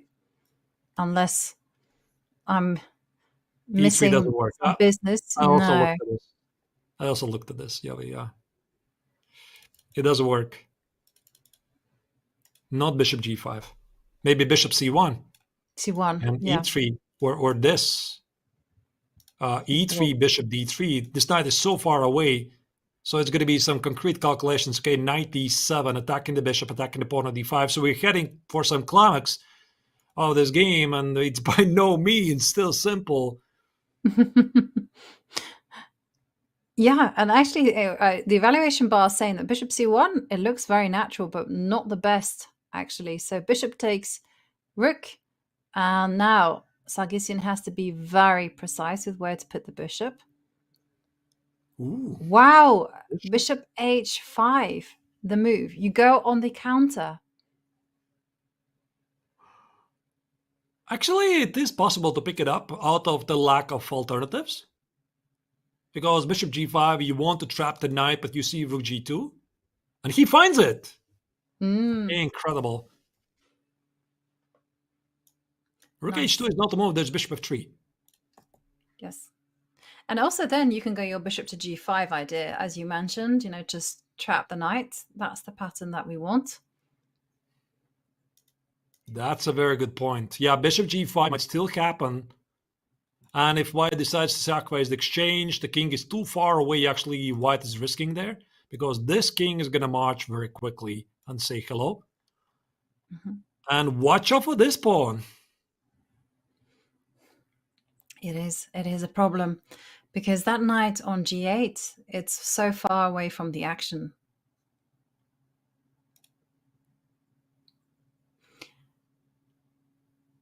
Rook e4 is also a move. I just switched on an engine, but everything is like dead equal. Rook e4, d takes on e4, knight takes on h6. But again, with such a king far away in the corner, white cannot win this endgame. Engine No, also says rook h2 is equal. Rook f2 is equal. Rook f2 is tempting because it actually prevents bishop coming to f3. And at least if this bishop goes to g5, you've got knight f6, unless there's some bishops. Okay, now knight f6. And I give a check. He goes rook h2, Artis. Oh, sorry. Yeah, let me go to the live position. Rook h2. Check. King g1 only move. I wonder found it. And now black has a lot of very tempting moves, like bishop f4 is a move. Bishop c1 is a move. Even bishop g5. I love bishop g5 of them all. Like keep the knight imprisoned. He goes bishop f4. Doesn't really rule out to play bishop g5 at some point later. Yobi, who do you think is playing for the win here? I was actually, I'm feeling that it is going to be Sarkisian playing for the win because it's so much easier to play. I mean, all you have to do is a few things. First up, you've got the option of advancing the e-pawn. You got second option, bishop to g5, just coming in with a knight. Then you also have the bring in the king as well. The king can snake its way over to b3 and then also start targeting the queen side. And the bishops are now nicely anchored. So I'm thinking that Sarkisian is the one who'll be feeling a lot more comfortable. Whether he'll win this or not, that's unclear. But the rook goes over to h7. Okay. And now Bishop c1. Bishop c1. Yeah, bishop c1 is a beautiful move. It looks like a very easy move because it targets those pawns. I mean, okay, according to an engine, you can play any move. You can play e3 move, which is equal. You can play even d4, c takes, bishop e3, bishop takes on d4. So it's up to Sarkisian. Maybe this is like the cleanest because it features this check. It centralizes the bishop and targets the pawn on b2. But bishop c1, of course, it's a very human move. And it also indicates that, hey, black also has winning possibilities because if you're very slow, I mean, you can't just waste time. I mean, you have to probably go knight to f6, or is that? Yeah, I think knight f6 is very human. But it is human, but at the same time, it's scary. Yeah, but I can play king c6 as well. I can limit the knight here. So maybe in this regard, knight e7 is more accurate, but then I can play king c5. Yeah. There you go. Yeah, I think king c6 is looking really nice here. I agree. King c6. No need to allow knight takes d5. He just has to hold his nerve. And I tell you one thing, I played Sarkisian twice, and he's a very cool customer. He excels in this type of position. He goes e3. How do you like them apples? e2 incoming. Ooh. Bishop takes b2 also in the air. Okay, that is the kind of move that really puts the heat on, and a wonder has to react in the correct manner. I'm not sure I like the move. It's a very committal move, but it also sends a very big message that he is not thinking about equalizing. He's thinking about winning the game. And I had a glance on the engine. The engine says knight d7 here is the best move, and I wonder misses it. So rook e7 is a very natural move. Try to stop the pawn from advancing. And Bishop d2 is a move, but white is always going to stop the pawn. King c5, by the way, would be a very unpleasant move for a time scramble. King c5, king c4, watch out for this king. King d3 and e2, etc. And there's even a scenario, potential scenario. I don't want to jinx it, Yahweh, because I already did my jinxing in this tournament. You were the one actually who called me out. But we might see an endgame 2 bishop versus knight. How about that? Yeah. I remember it was the game between, was it Wesley So and Titus? Yeah. I mean, but that was absolutely unbelievable endgame, you know. I was laughing like crazy. I remember. Yeah, that was golden. Yeah, sorry about that, artist. Okay, Rick comes, gives a check. King is gonna step up. But where to step up? I'm not a big fan of stepping up to c5 because you allow knight to d7 check, and the knight might at least get to a better square. But king c7. Yeah, I think the position still remains balanced. Engine is throwing out that here you have to play king h2, which literally, I wanted to say makes no sense, but it comes with a concrete idea to play king g3 and collect a pawn on d5. I think something more human would be king f1. Try to block the pawn. Again, there's a lot of geometry here to consider. Bishop takes on b2. There's rook e3. If the bishop leaves the f3 square, there's knight takes on d5. Could you be going b4 as well? Is that something to think about? I wouldn't be checking the black king because that would encourage it to advance up the board. b4 is a very human move as well. I agree.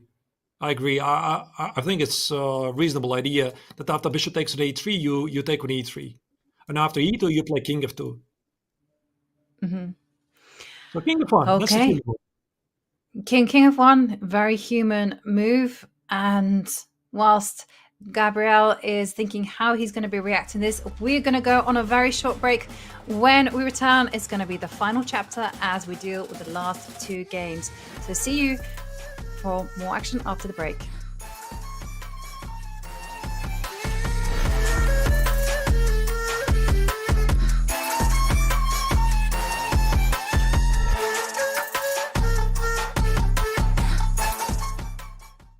We have some ChatGPT questions, which you can read and then, just show to the camera. All right, thank you. You have been at the top of the chess world for many years. What has kept you motivated to continue pushing for excellence, even achieving so much? I am a very curious person, and I just want to know and want to see what happens. I am enjoying the game of chess a lot, especially the freestyle chess. And I am a person who accepts my drawbacks as a chess player, and I want to learn and improve. And that's what actually keeps me going. You have faced against some of the strongest players of your generation. Who has been the most difficult opponent for you and why? The most difficult opponent for me, I had many difficult opponents, but definitely Magnus is one of the difficult opponents because he's a fierce opponent. He's not a person who is satisfied with having like an easy game. He wants to fight in every single game, and that has been educational and also very interesting. Another tough opponent for me has been traditionally Vladimir Kramnik because, well, it's just in the openings, he was giving me nightmares. It was always difficult to play against him.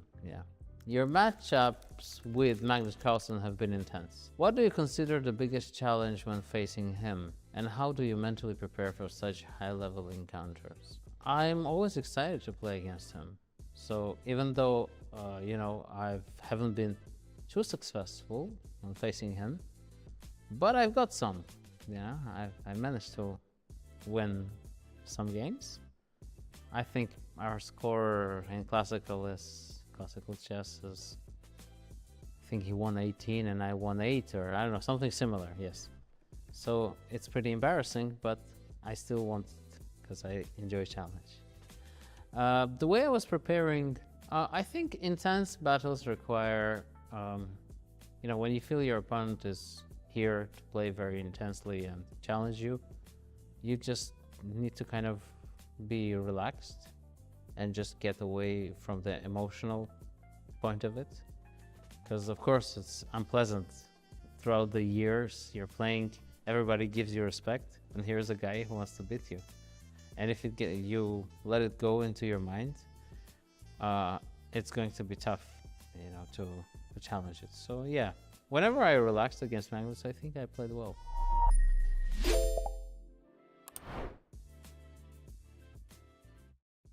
I'm gonna guess real Gotham or AI Gotham. Here we go. Why on earth would you play that? I think that's AI. It is. All right. 1 for 1. Yes, 1 for 1. That move makes no sense. That one's real. Makes no sense, has to be real. It's real. Fake. What? It's AI. Makes no sense? Was, yeah. No chance. Are you serious? Yeah. Makes no sense. What? Oh my gosh. And he sacrifices the rook! That one was fake. That had to be AI. Yes. Okay. Yeah, the rook one didn't. It wasn't guttural enough. What the heck is this move? I feel like it was too high pitched. Was that AI? It was AI. Oh my! It was like I don't think I hit like a. Okay, there's one more. Let me tell you something right now. Building a chess website is not easy. Right? Chess.com built their website for 17 years, still being built. That had to be real. That one was like 10 seconds long. So I was like, okay.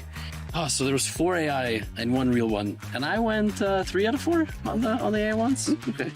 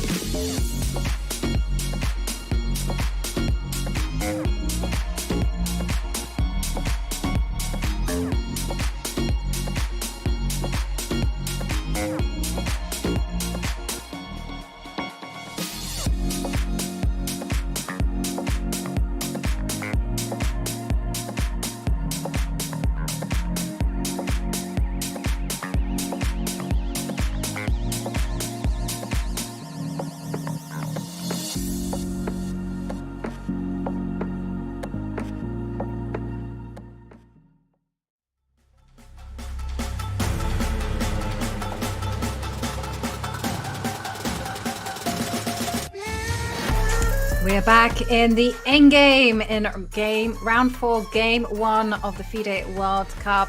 2 games remaining, and it's both the same situation where one person is trying to grind it out. And this is gonna get intense, especially because the players don't have so much time.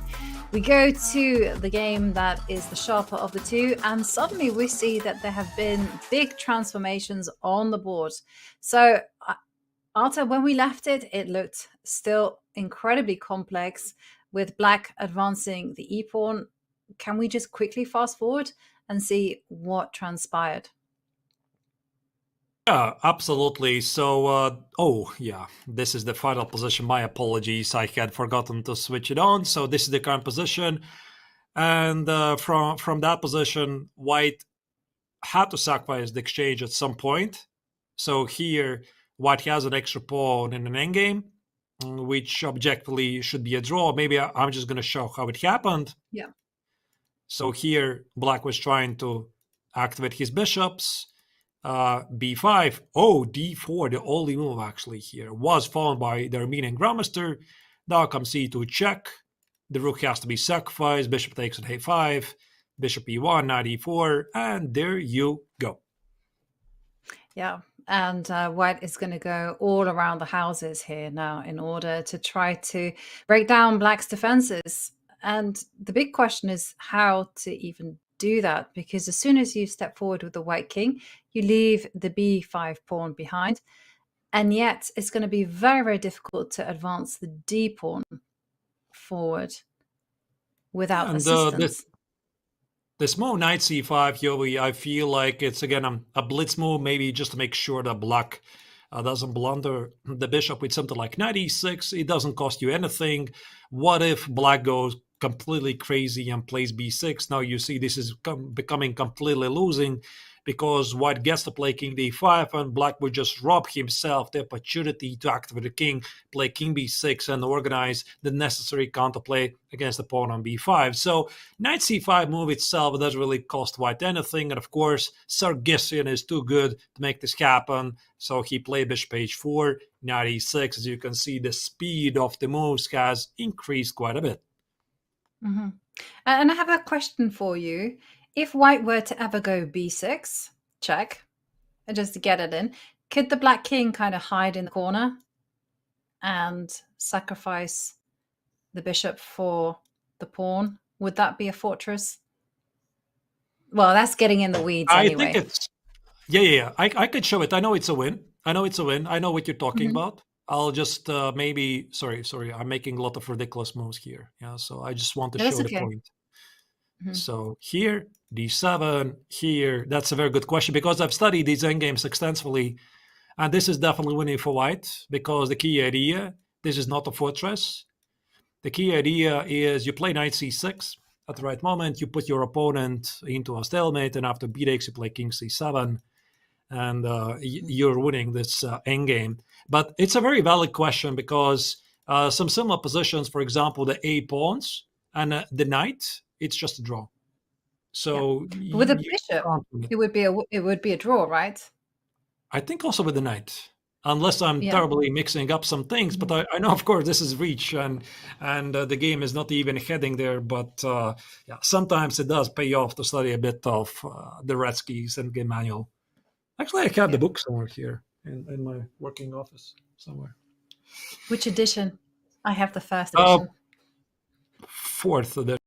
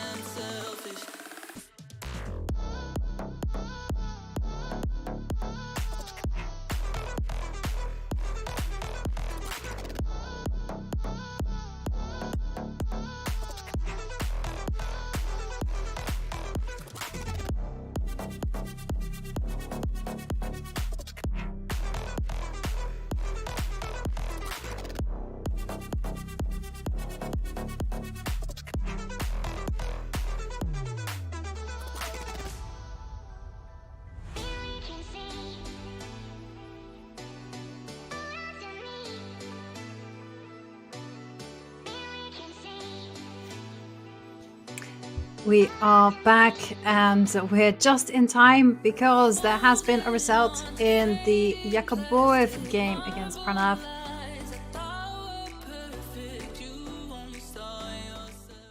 And we're just in time because there were some developments.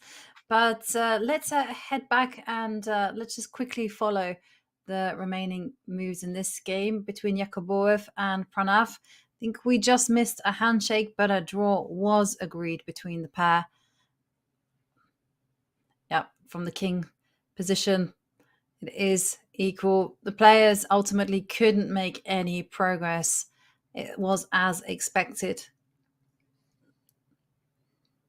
Yeah, and there's not a lot of people left in the playing venue. And this is Yovi I really have always enjoyed, and especially since we're doing this all the time, is that after the game, like, you're not supposed to analyze the games at the board, right? You're supposed to get away and not to disturb the opponents and take it to the analysis room or something. But like every single player does it, especially at the highest level. This is the moment, the place where you could immediately get some feedback from your opponent because you're also very curious if you played everything correctly or not. So that's why this is the thing which is happening all the time, even at highest level. But actually, one thing, Yoey, what was really surprising is that in Resort 3 or in Goa, there is no analysis room. That was really surprising. Yes, because I finished, I believe, the round 1 game against Alisher Suleimanov. You already know that I busted out after round 1. But after the first game, I wanted to do analysis with my opponent, and we just exited the playing venue. And I asked the arbiters or the workers, where can we analyze the game? And they said, there's no analysis room. So that was a bit surprising, because I would have thought that there's going to be a special small secluded area where you can share the thoughts. Apparently, FIDE World Cup is a different kind of an animal where you don't want to engage too much discussions with your opponent. What if you give away something? I don't know. I thought it's weird. Yeah. Normally in a chess tournament, you would expect an analysis room. That is a must.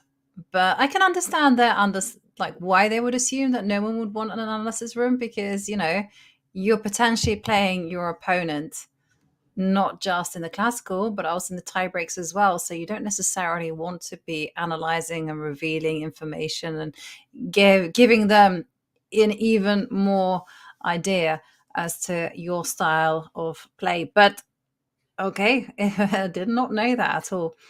Moving to the game, we see what A1's is doing the grinders approach to squeezing out this type of endgame. He's trying all the knight maneuvers. He's also going to go around with the king. He's going to push for a whole load of time. And only when move 50, when the 50 move rule starts rearing its head, will he think about going b6. And then the whole merry dance will go again. And then, we'll have d5.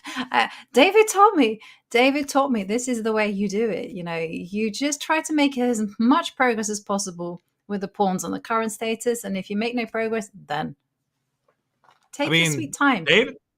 David is the right person to tell you that, because he is pretty infamous for playing very long games.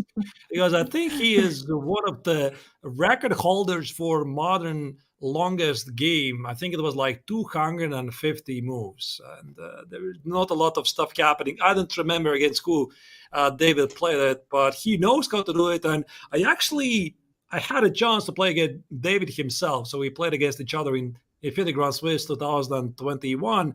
We played like 8-hour game, 160 moves on his side. Like, I was the one who was pushing a bit, but ultimately the game finished in a draw. So yeah, I would say David is very much qualified playing long games. He is. I remember once someone asked me whether I wanted to comment on one of his games that he was playing in a match, and I said I love David to bits, but no, I'll give that job to someone else. Good choice. Mm-hmm. All right. Bishop d7 forces the pawn to go forward. Yeah. Will it Give it- advance now? D5? This check makes no D6? sense. Yeah, so it's got to be d5. No. Oh wait, there's still a D5. fork. There's still fork ideas. Yeah, Mm-hmm. fork ideas still. Yes. But you gotta try. You gotta try d5. Yeah. Speaking, by the way, about Goa and Resort Rio, like, okay, they don't have the analysis from which I thought it was pretty weird, but I love the venue. I thought that it was pretty well done, and it was well decorated. It was obviously the same building everybody was staying. Like I was staying literally 2 floors up from the playing venue. So for me, just a couple of minutes to get there. And there's a lot of chess fans, usually when the round would start, like a lot of Indian kids that were swarming Gukesh and Pragg and Erigaisi. And we could actually see in one of the videos when Gukesh was escorted by the security. That's how it felt actually here. And I think right now in the later stages of the World Cup, probably the players feel somehow a bit lonely because it was a lot of fun in the first rounds. The first round, the second round, there's a lot of people, a lot of handshakes. You haven't seen this or that guy for a couple of years.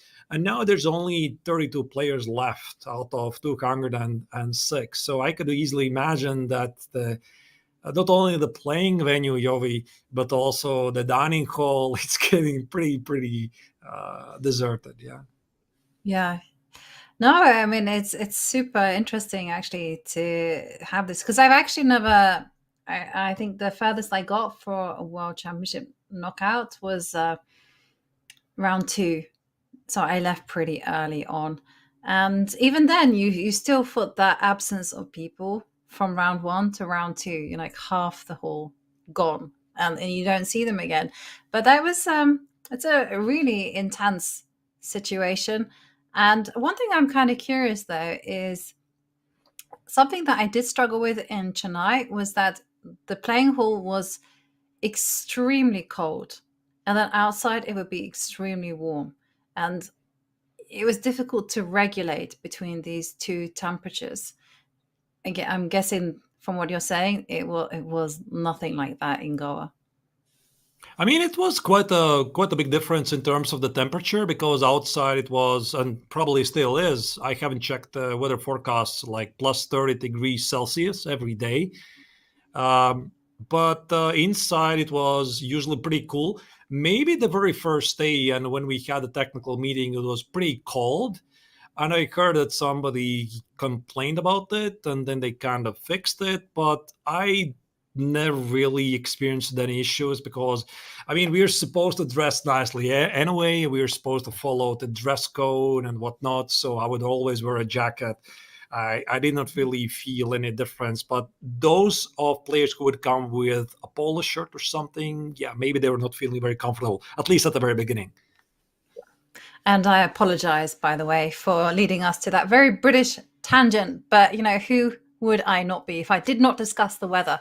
Like, literally, it's the way we connect with people. It's a good way to connect.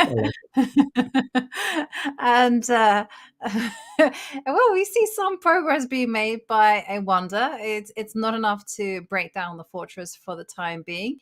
But the pawn has advanced to d5 and some checks being given. And d5 was played on move. Let me just get that up and running. What move was it? 90. Where did we see the move? 90. Okay. So if no pawn advance by move 140, then you can bet your life that Sargsyan will be claiming a draw. I mean, yeah, this game can still continue for like at least good 1 hour. And that's also something that I wonder he has to make a decision about. Does he want the game to drag on forever? I think he's just hoping for some kind of a mistake. And I think the mistake is b6 because, again, this typical idea of king c7, king b6 is very often that allows black to save the game. And as soon as he's going to see that Sargsyan has no issues figuring out the best defense, why does he keep torturing the opponent? Because they still have to come back tomorrow and prepare for the games. And yeah, I don't really think this game is going to continue for too long. As you can see, Sargsyan is making the moves very quickly. His body language tells us he's got things under control. So my money would be on the draw. Yeah. Also, you see that he's not touching his b7 pawn. Instead, he's just dancing with the bishop. He fully intends his king to remain on d7 until it's checked. And we're seeing also a wonder drop the king back. You know, this is the kind of stuff that you try to do to confuse your opponent. And another tactic that I've heard when it comes to these endgame grinds is if you do spot like a potential trappy idea, I'm going to say, that you wait for a long time before you unleash it. You kind of play these kind of moves such as king c3, king b3. You just lull your opponent into a false sense of security. And then once you've kind of bored them for a long time, then you try to deploy the trap. And chances are they might have bored themselves so much that they're caught unawares. Yeah. And I also think that very often players have a certain threshold of a breaking point when they start making mistakes. So that's why what I'm telling to my students is that you always fight until the very end, no matter how equalish it might seem to you, because some players are playing really well until move 20, some are holding move 40, some are holding up to move 70, and some people just, crack after a long pressure of after 150 moves, or for David, it's 250 moves. Maybe for somebody it's even higher. But you just got to give it a try. And while I was thinking about how a wonder might potentially make some progress, I think it's got to be only knight e2, knight c4. That's the only idea I can think of. So I want to get the knight on c4, stop the black king to get on b6, then run with a king around and get the pawn on d6 and king on d5. Now, I know, Yovi, what you're going to say. You're going to say it's wishful thinking, but that's the best I can do. Yeah. No. But I think it's really good technique, the way that the players are just making those quick moves. They're just simply, a wonder is not rushing with that plan, because as you mentioned, Sargsyan will be feeling relatively confident about this. You've got to make him feel bored, and you have to waste time to do that, and then you can catch him. But I like your plan of putting a knight on c4, running the king round, and unfortunately, you need the king to evacuate d7, and that's going to be a difficult job to do. I found some victory scenarios for white. Let's say if black would be careless and black will play king c7, this is actually losing. Now this logical move is losing because now you play d6, king on b6 disconnects the pawn, the king from the pawn. So you play king d7, and this kind of position is exactly what white wants. So either with the knight on c4 or with the knight on e4, you will play maybe knight f6, king e6, d7, get the knight on f7, and that's it. You're winning the game. So that's why here Sargsyan, even though he's sure this is a draw, he's always accurate until the very end. And the key difference is d6 is met by king e6. So the king is not getting to d5, and knight c5. Now you take the pawn on d6, and again, this is just a textbook draw. Yep, but very instructive nonetheless, because I'm sure there are many of us who just pick up the king and wait that direction. Check one more time. King now can go to c7, now that there's no d6 in the air. He wants to get the position maybe where the bishop is on f2. So let's say he needs to make a random move. No, not like this. Okay, knight h7. I was thinking like he could try to play maybe, I don't know, where do I put the king? Can I knock on the table and say it's your move? Like, boom, knock. And my idea was that I want to play bishop f2, to play d6, king d6, and knight e4. Yeah. Let's say here, bishop f2, and there you go. That's what I want. Yep. But of course, black is not going to miss it. Yeah, so king takes on d6 and knight e4. Well, he's been waiting in a very good way. You know, you see him waiting between the squares g1 and e3. He's never gone to f2. So I don't think we'd be falling for that one, but it's in the air. Pay attention. Knight. It could be already a truffled repetition right here. Like the knight on e6 has been before a couple of times. And I wonder is exploring every single square there is to explore with his knight. And you can see Gabriel very quickly checked the live transmission because he's like not fully sure if this is truffled repetition or not. The players get access to the live board. Like this is what the viewers, you're not seeing it. There's these gigantic screens that broadcast all of the games live, and sometimes there's also the not the PGN, but all the moves. They're listed right there, so you can check very quickly as a reference point. You don't have to check your own score sheet. Yep, and it's very. I find it again quite nice to see how Sargsyan is not moving the bishop to f2. Instead, he's just dancing to bishop to g1, bishop e3, not just to avoid the forks, but also because just in case you want to claim the threefold repetition is really good if you have your bishops on only 2 squares, so you don't have to calculate that much. Actually, that's a nice one. Yeah. I have to write it down myself. Yeah, like if you're in this position from the defender side, it's a good idea. Keep making the same moves. Yeah. So in case there's a truffled repetition, then you can fix the game soon. Well, it's Sargsyan. We're learning actually on the fly because I hadn't really thought about that rule until I saw Sargsyan just doing this technique. And okay, he moves his king. He's carefully worked out that is d6 now. D6 now something, right? D6 is a move, king d6 and knight f5, but the point is after d6, black can play king d7, you cannot play king d5. Let me just put it on the board. Check, king d7, and unfortunately white cannot play king d5 because of bishop d4. And if you here play knight f5, actually, wait just a second. How is this? A draw.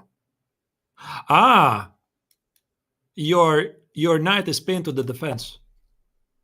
So you cannot get it on e4. It's really amazing. With the knight on e4, white is winning because you have a check on either c5 or f6.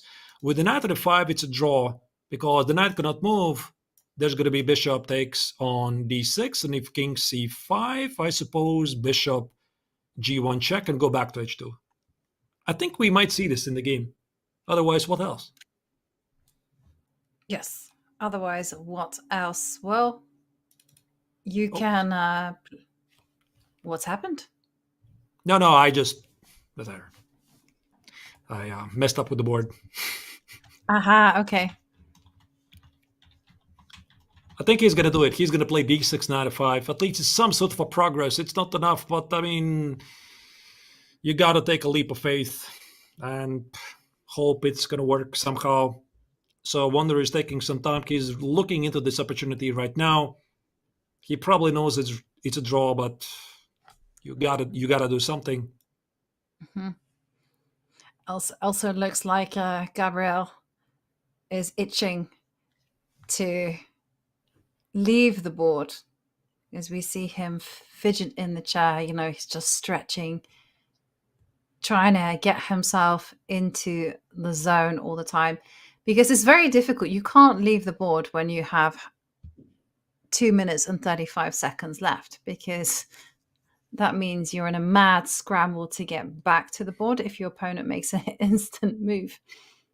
I mean, you can make a run for it. I see it. That is true. All right. So I wonder, can we make a guess, Yavi? Do you think he's gonna do it? Is he gonna play d6? I say he's gonna play d6. I also suspect d6 because most of us are not that patient. And why not? I mean, ultimately, Why not like now? otherwise, he's running out of ideas. So I mean, what else? You try d6, and if it doesn't work, then it's a draw. So he's been circling with those knights around forever, and I don't know if this was intentional by Sargsyan. Maybe he never wanted this, and he forgot that the bishop should be on g1 for this position. But maybe he just evaluated. It's not a big deal. So again, the position we're talking about is d6. Black gonna take it. There's a fork. And after d6, king d7, white plays knight f5, attacks the bishop, attacks the pawn, and then plays king d5. But unfortunately, even this position is not possible to win. Mm-hmm. I agree. I think that Sargsyan has seen that it's a draw. So what we're seeing now is Sargsyan kind of trying to encourage his opponent to play d6, kind of pretending like, oh, I did not see that. But he has. But knight to b3 played from A Wonder. A Wonder's not falling for that old chestnut. So according to the table base, black is losing with the follow moves. King d8. Okay, that kind of makes sense.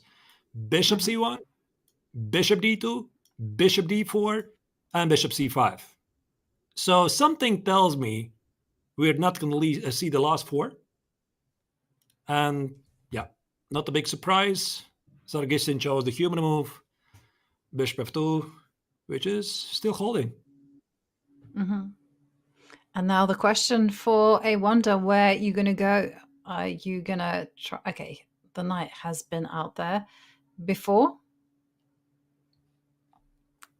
I think he wants to get that out on c4. Like maybe hope for bishop p3, king d3, knight c4, and try to get around because this is something he hasn't tried, I think. Or maybe he has already, I have forgotten. No, he did try. But Sargsyan was quite clever. He always put his bishop on g1 to prevent the white king getting the tempo. And now he's going to put his bishop back on f2. Says, we've been here before. Would you like to go again? Yeah. Well, no, he's not going to go for that. He's actually going for the king. King d7, knight c5. I feel like the position already has repeated several times. So you can see again, Sargsyan is checking this gigantic electronic screen. He's not sure about this. I think actually he can claim a draw. And in the worst case, he can be penalized with, what is it, like extra 1 minute? There you go. He claims a draw. He does claim the draw. I don't think he's risking anything. Because the penalty he can get is like +1 extra minute for a Wonder, which would be not 3.5 minutes, but 4.5 minutes. But there you go. They shake hands. They shake hands, and a draw after a mammoth battle between A Wonder Liang against Gabriel Sargsyan. And what a game that was. Wild in parts, and in the end, just a hard-fought draw. So it's a day where we've seen an exceptional amount of draws, just 2 decisive results. Take a look at this. We had 2 players winning. Jose Martinez with the black pieces against Alexei Sorana, and Levon Aronian beating Radoslav Wojciechek. Some players, though, are going to be happier with their draws than others. Absolutely. There were a couple of clean draws. By the way, we did not even get to see the game of Maxim Vishelagrov against Alexei Grebnev, where Grebnev, the former World Under-18 champion, effortlessly hauled the Frenchman to a draw. Lorenzo Lodici also had a quick, effortless draw with the black color. The disappointments probably who made a draw, I think Peter Leko is, I don't think he's very happy that he quite didn't get the big fight against Arjun Erigaisi. He opted to go for a triple repetition against Arjun.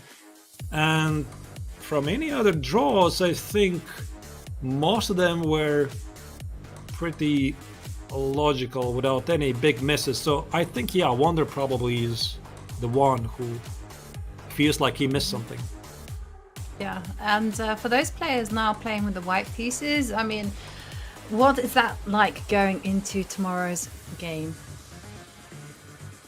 I think it gives you some extra comfort. And I think that every player treats the possibility to start the match with the black color as some sort of an advantage, because you play with black the first game and you finish the game in a draw. It's so much easier to come back the next day. You play with white, you play without risk, and I mean, if you win, you immediately qualify for the next round. If you draw, okay, fine, it's a tiebreak.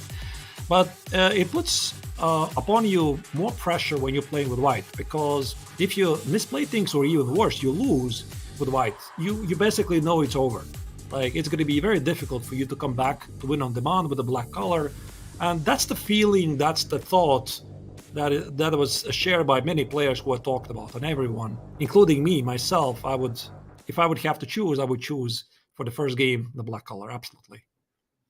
Yeah, I mean, I'm thinking of players such as Arjun Erigaisi drawing very comfortably with the black pieces.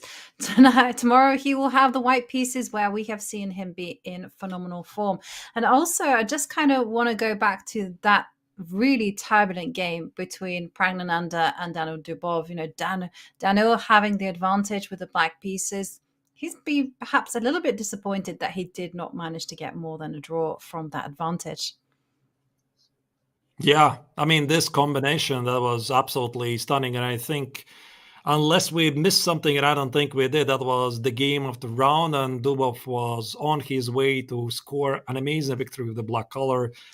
He missed it. I'm pretty sure he already knows it by now, but all of them, they're professionals, and they're going to come back tomorrow and try it again. Yep, and two players will be going to bed with a very big smile on their faces. It is Jose Martinez and Levon Aronian, the only two victors. Well, they are just a draw away from going into round 5. And for tomorrow's games, well, of course, we have got you covered wherever you are in the world, whether it's the morning, whether it's the evening or the night. For those in the US, I'm sorry, you pulled the short straw. It's a little bit early for you. And for those in Beijing, where you got your action starts at 5:30, and in Sydney 8:30. But otherwise, I mean, it has been a fascinating day here at the FIDE World Cup. But Arturs, a lot of draws, a lot of fun, a lot of excitement, and that is going to bring us to the end of another incredible day here at the FIDE World Cup in the beautiful Goa. From all of us on the broadcast team, thank you very much for joining us. And tomorrow, the final classical games of round 4 will decide who advances and who says goodbye. We'll see you tomorrow for another thrilling day of chess.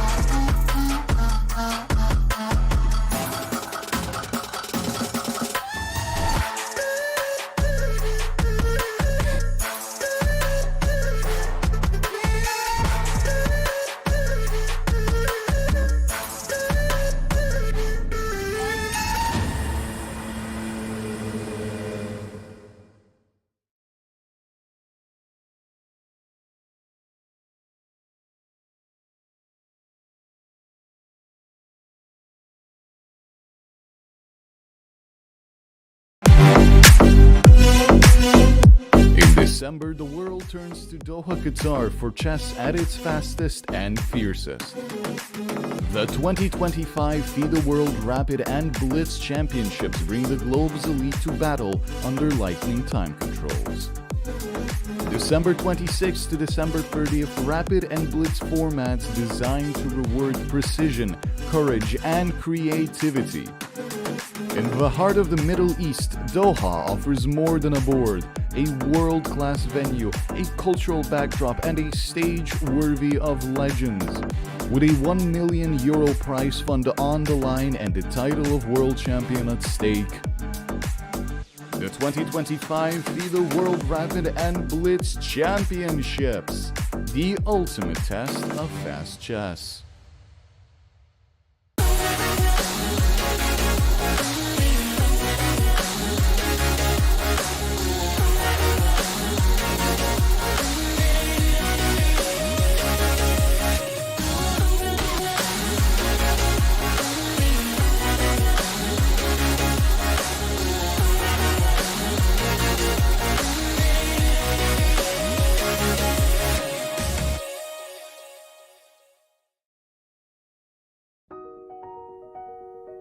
Welcome to the FIDE Online Chess Museum.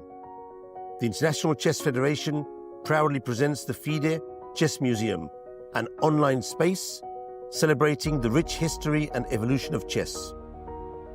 Explore exhibits that trace the game's fascinating journey. Discover the origins of chess, beginning in the distant past, and follow FIDE's centenary journey. Rare chess sets, unique books and memorabilia, autographs of chess legends, trophies of historical tournaments, and stories of the chess champions. Explore the game's legacy and future. Chess is more than a game. It's a global culture of strategy and unity. Join us to experience this unique online journey where history, culture, and passion for chess converge. And also on your phone.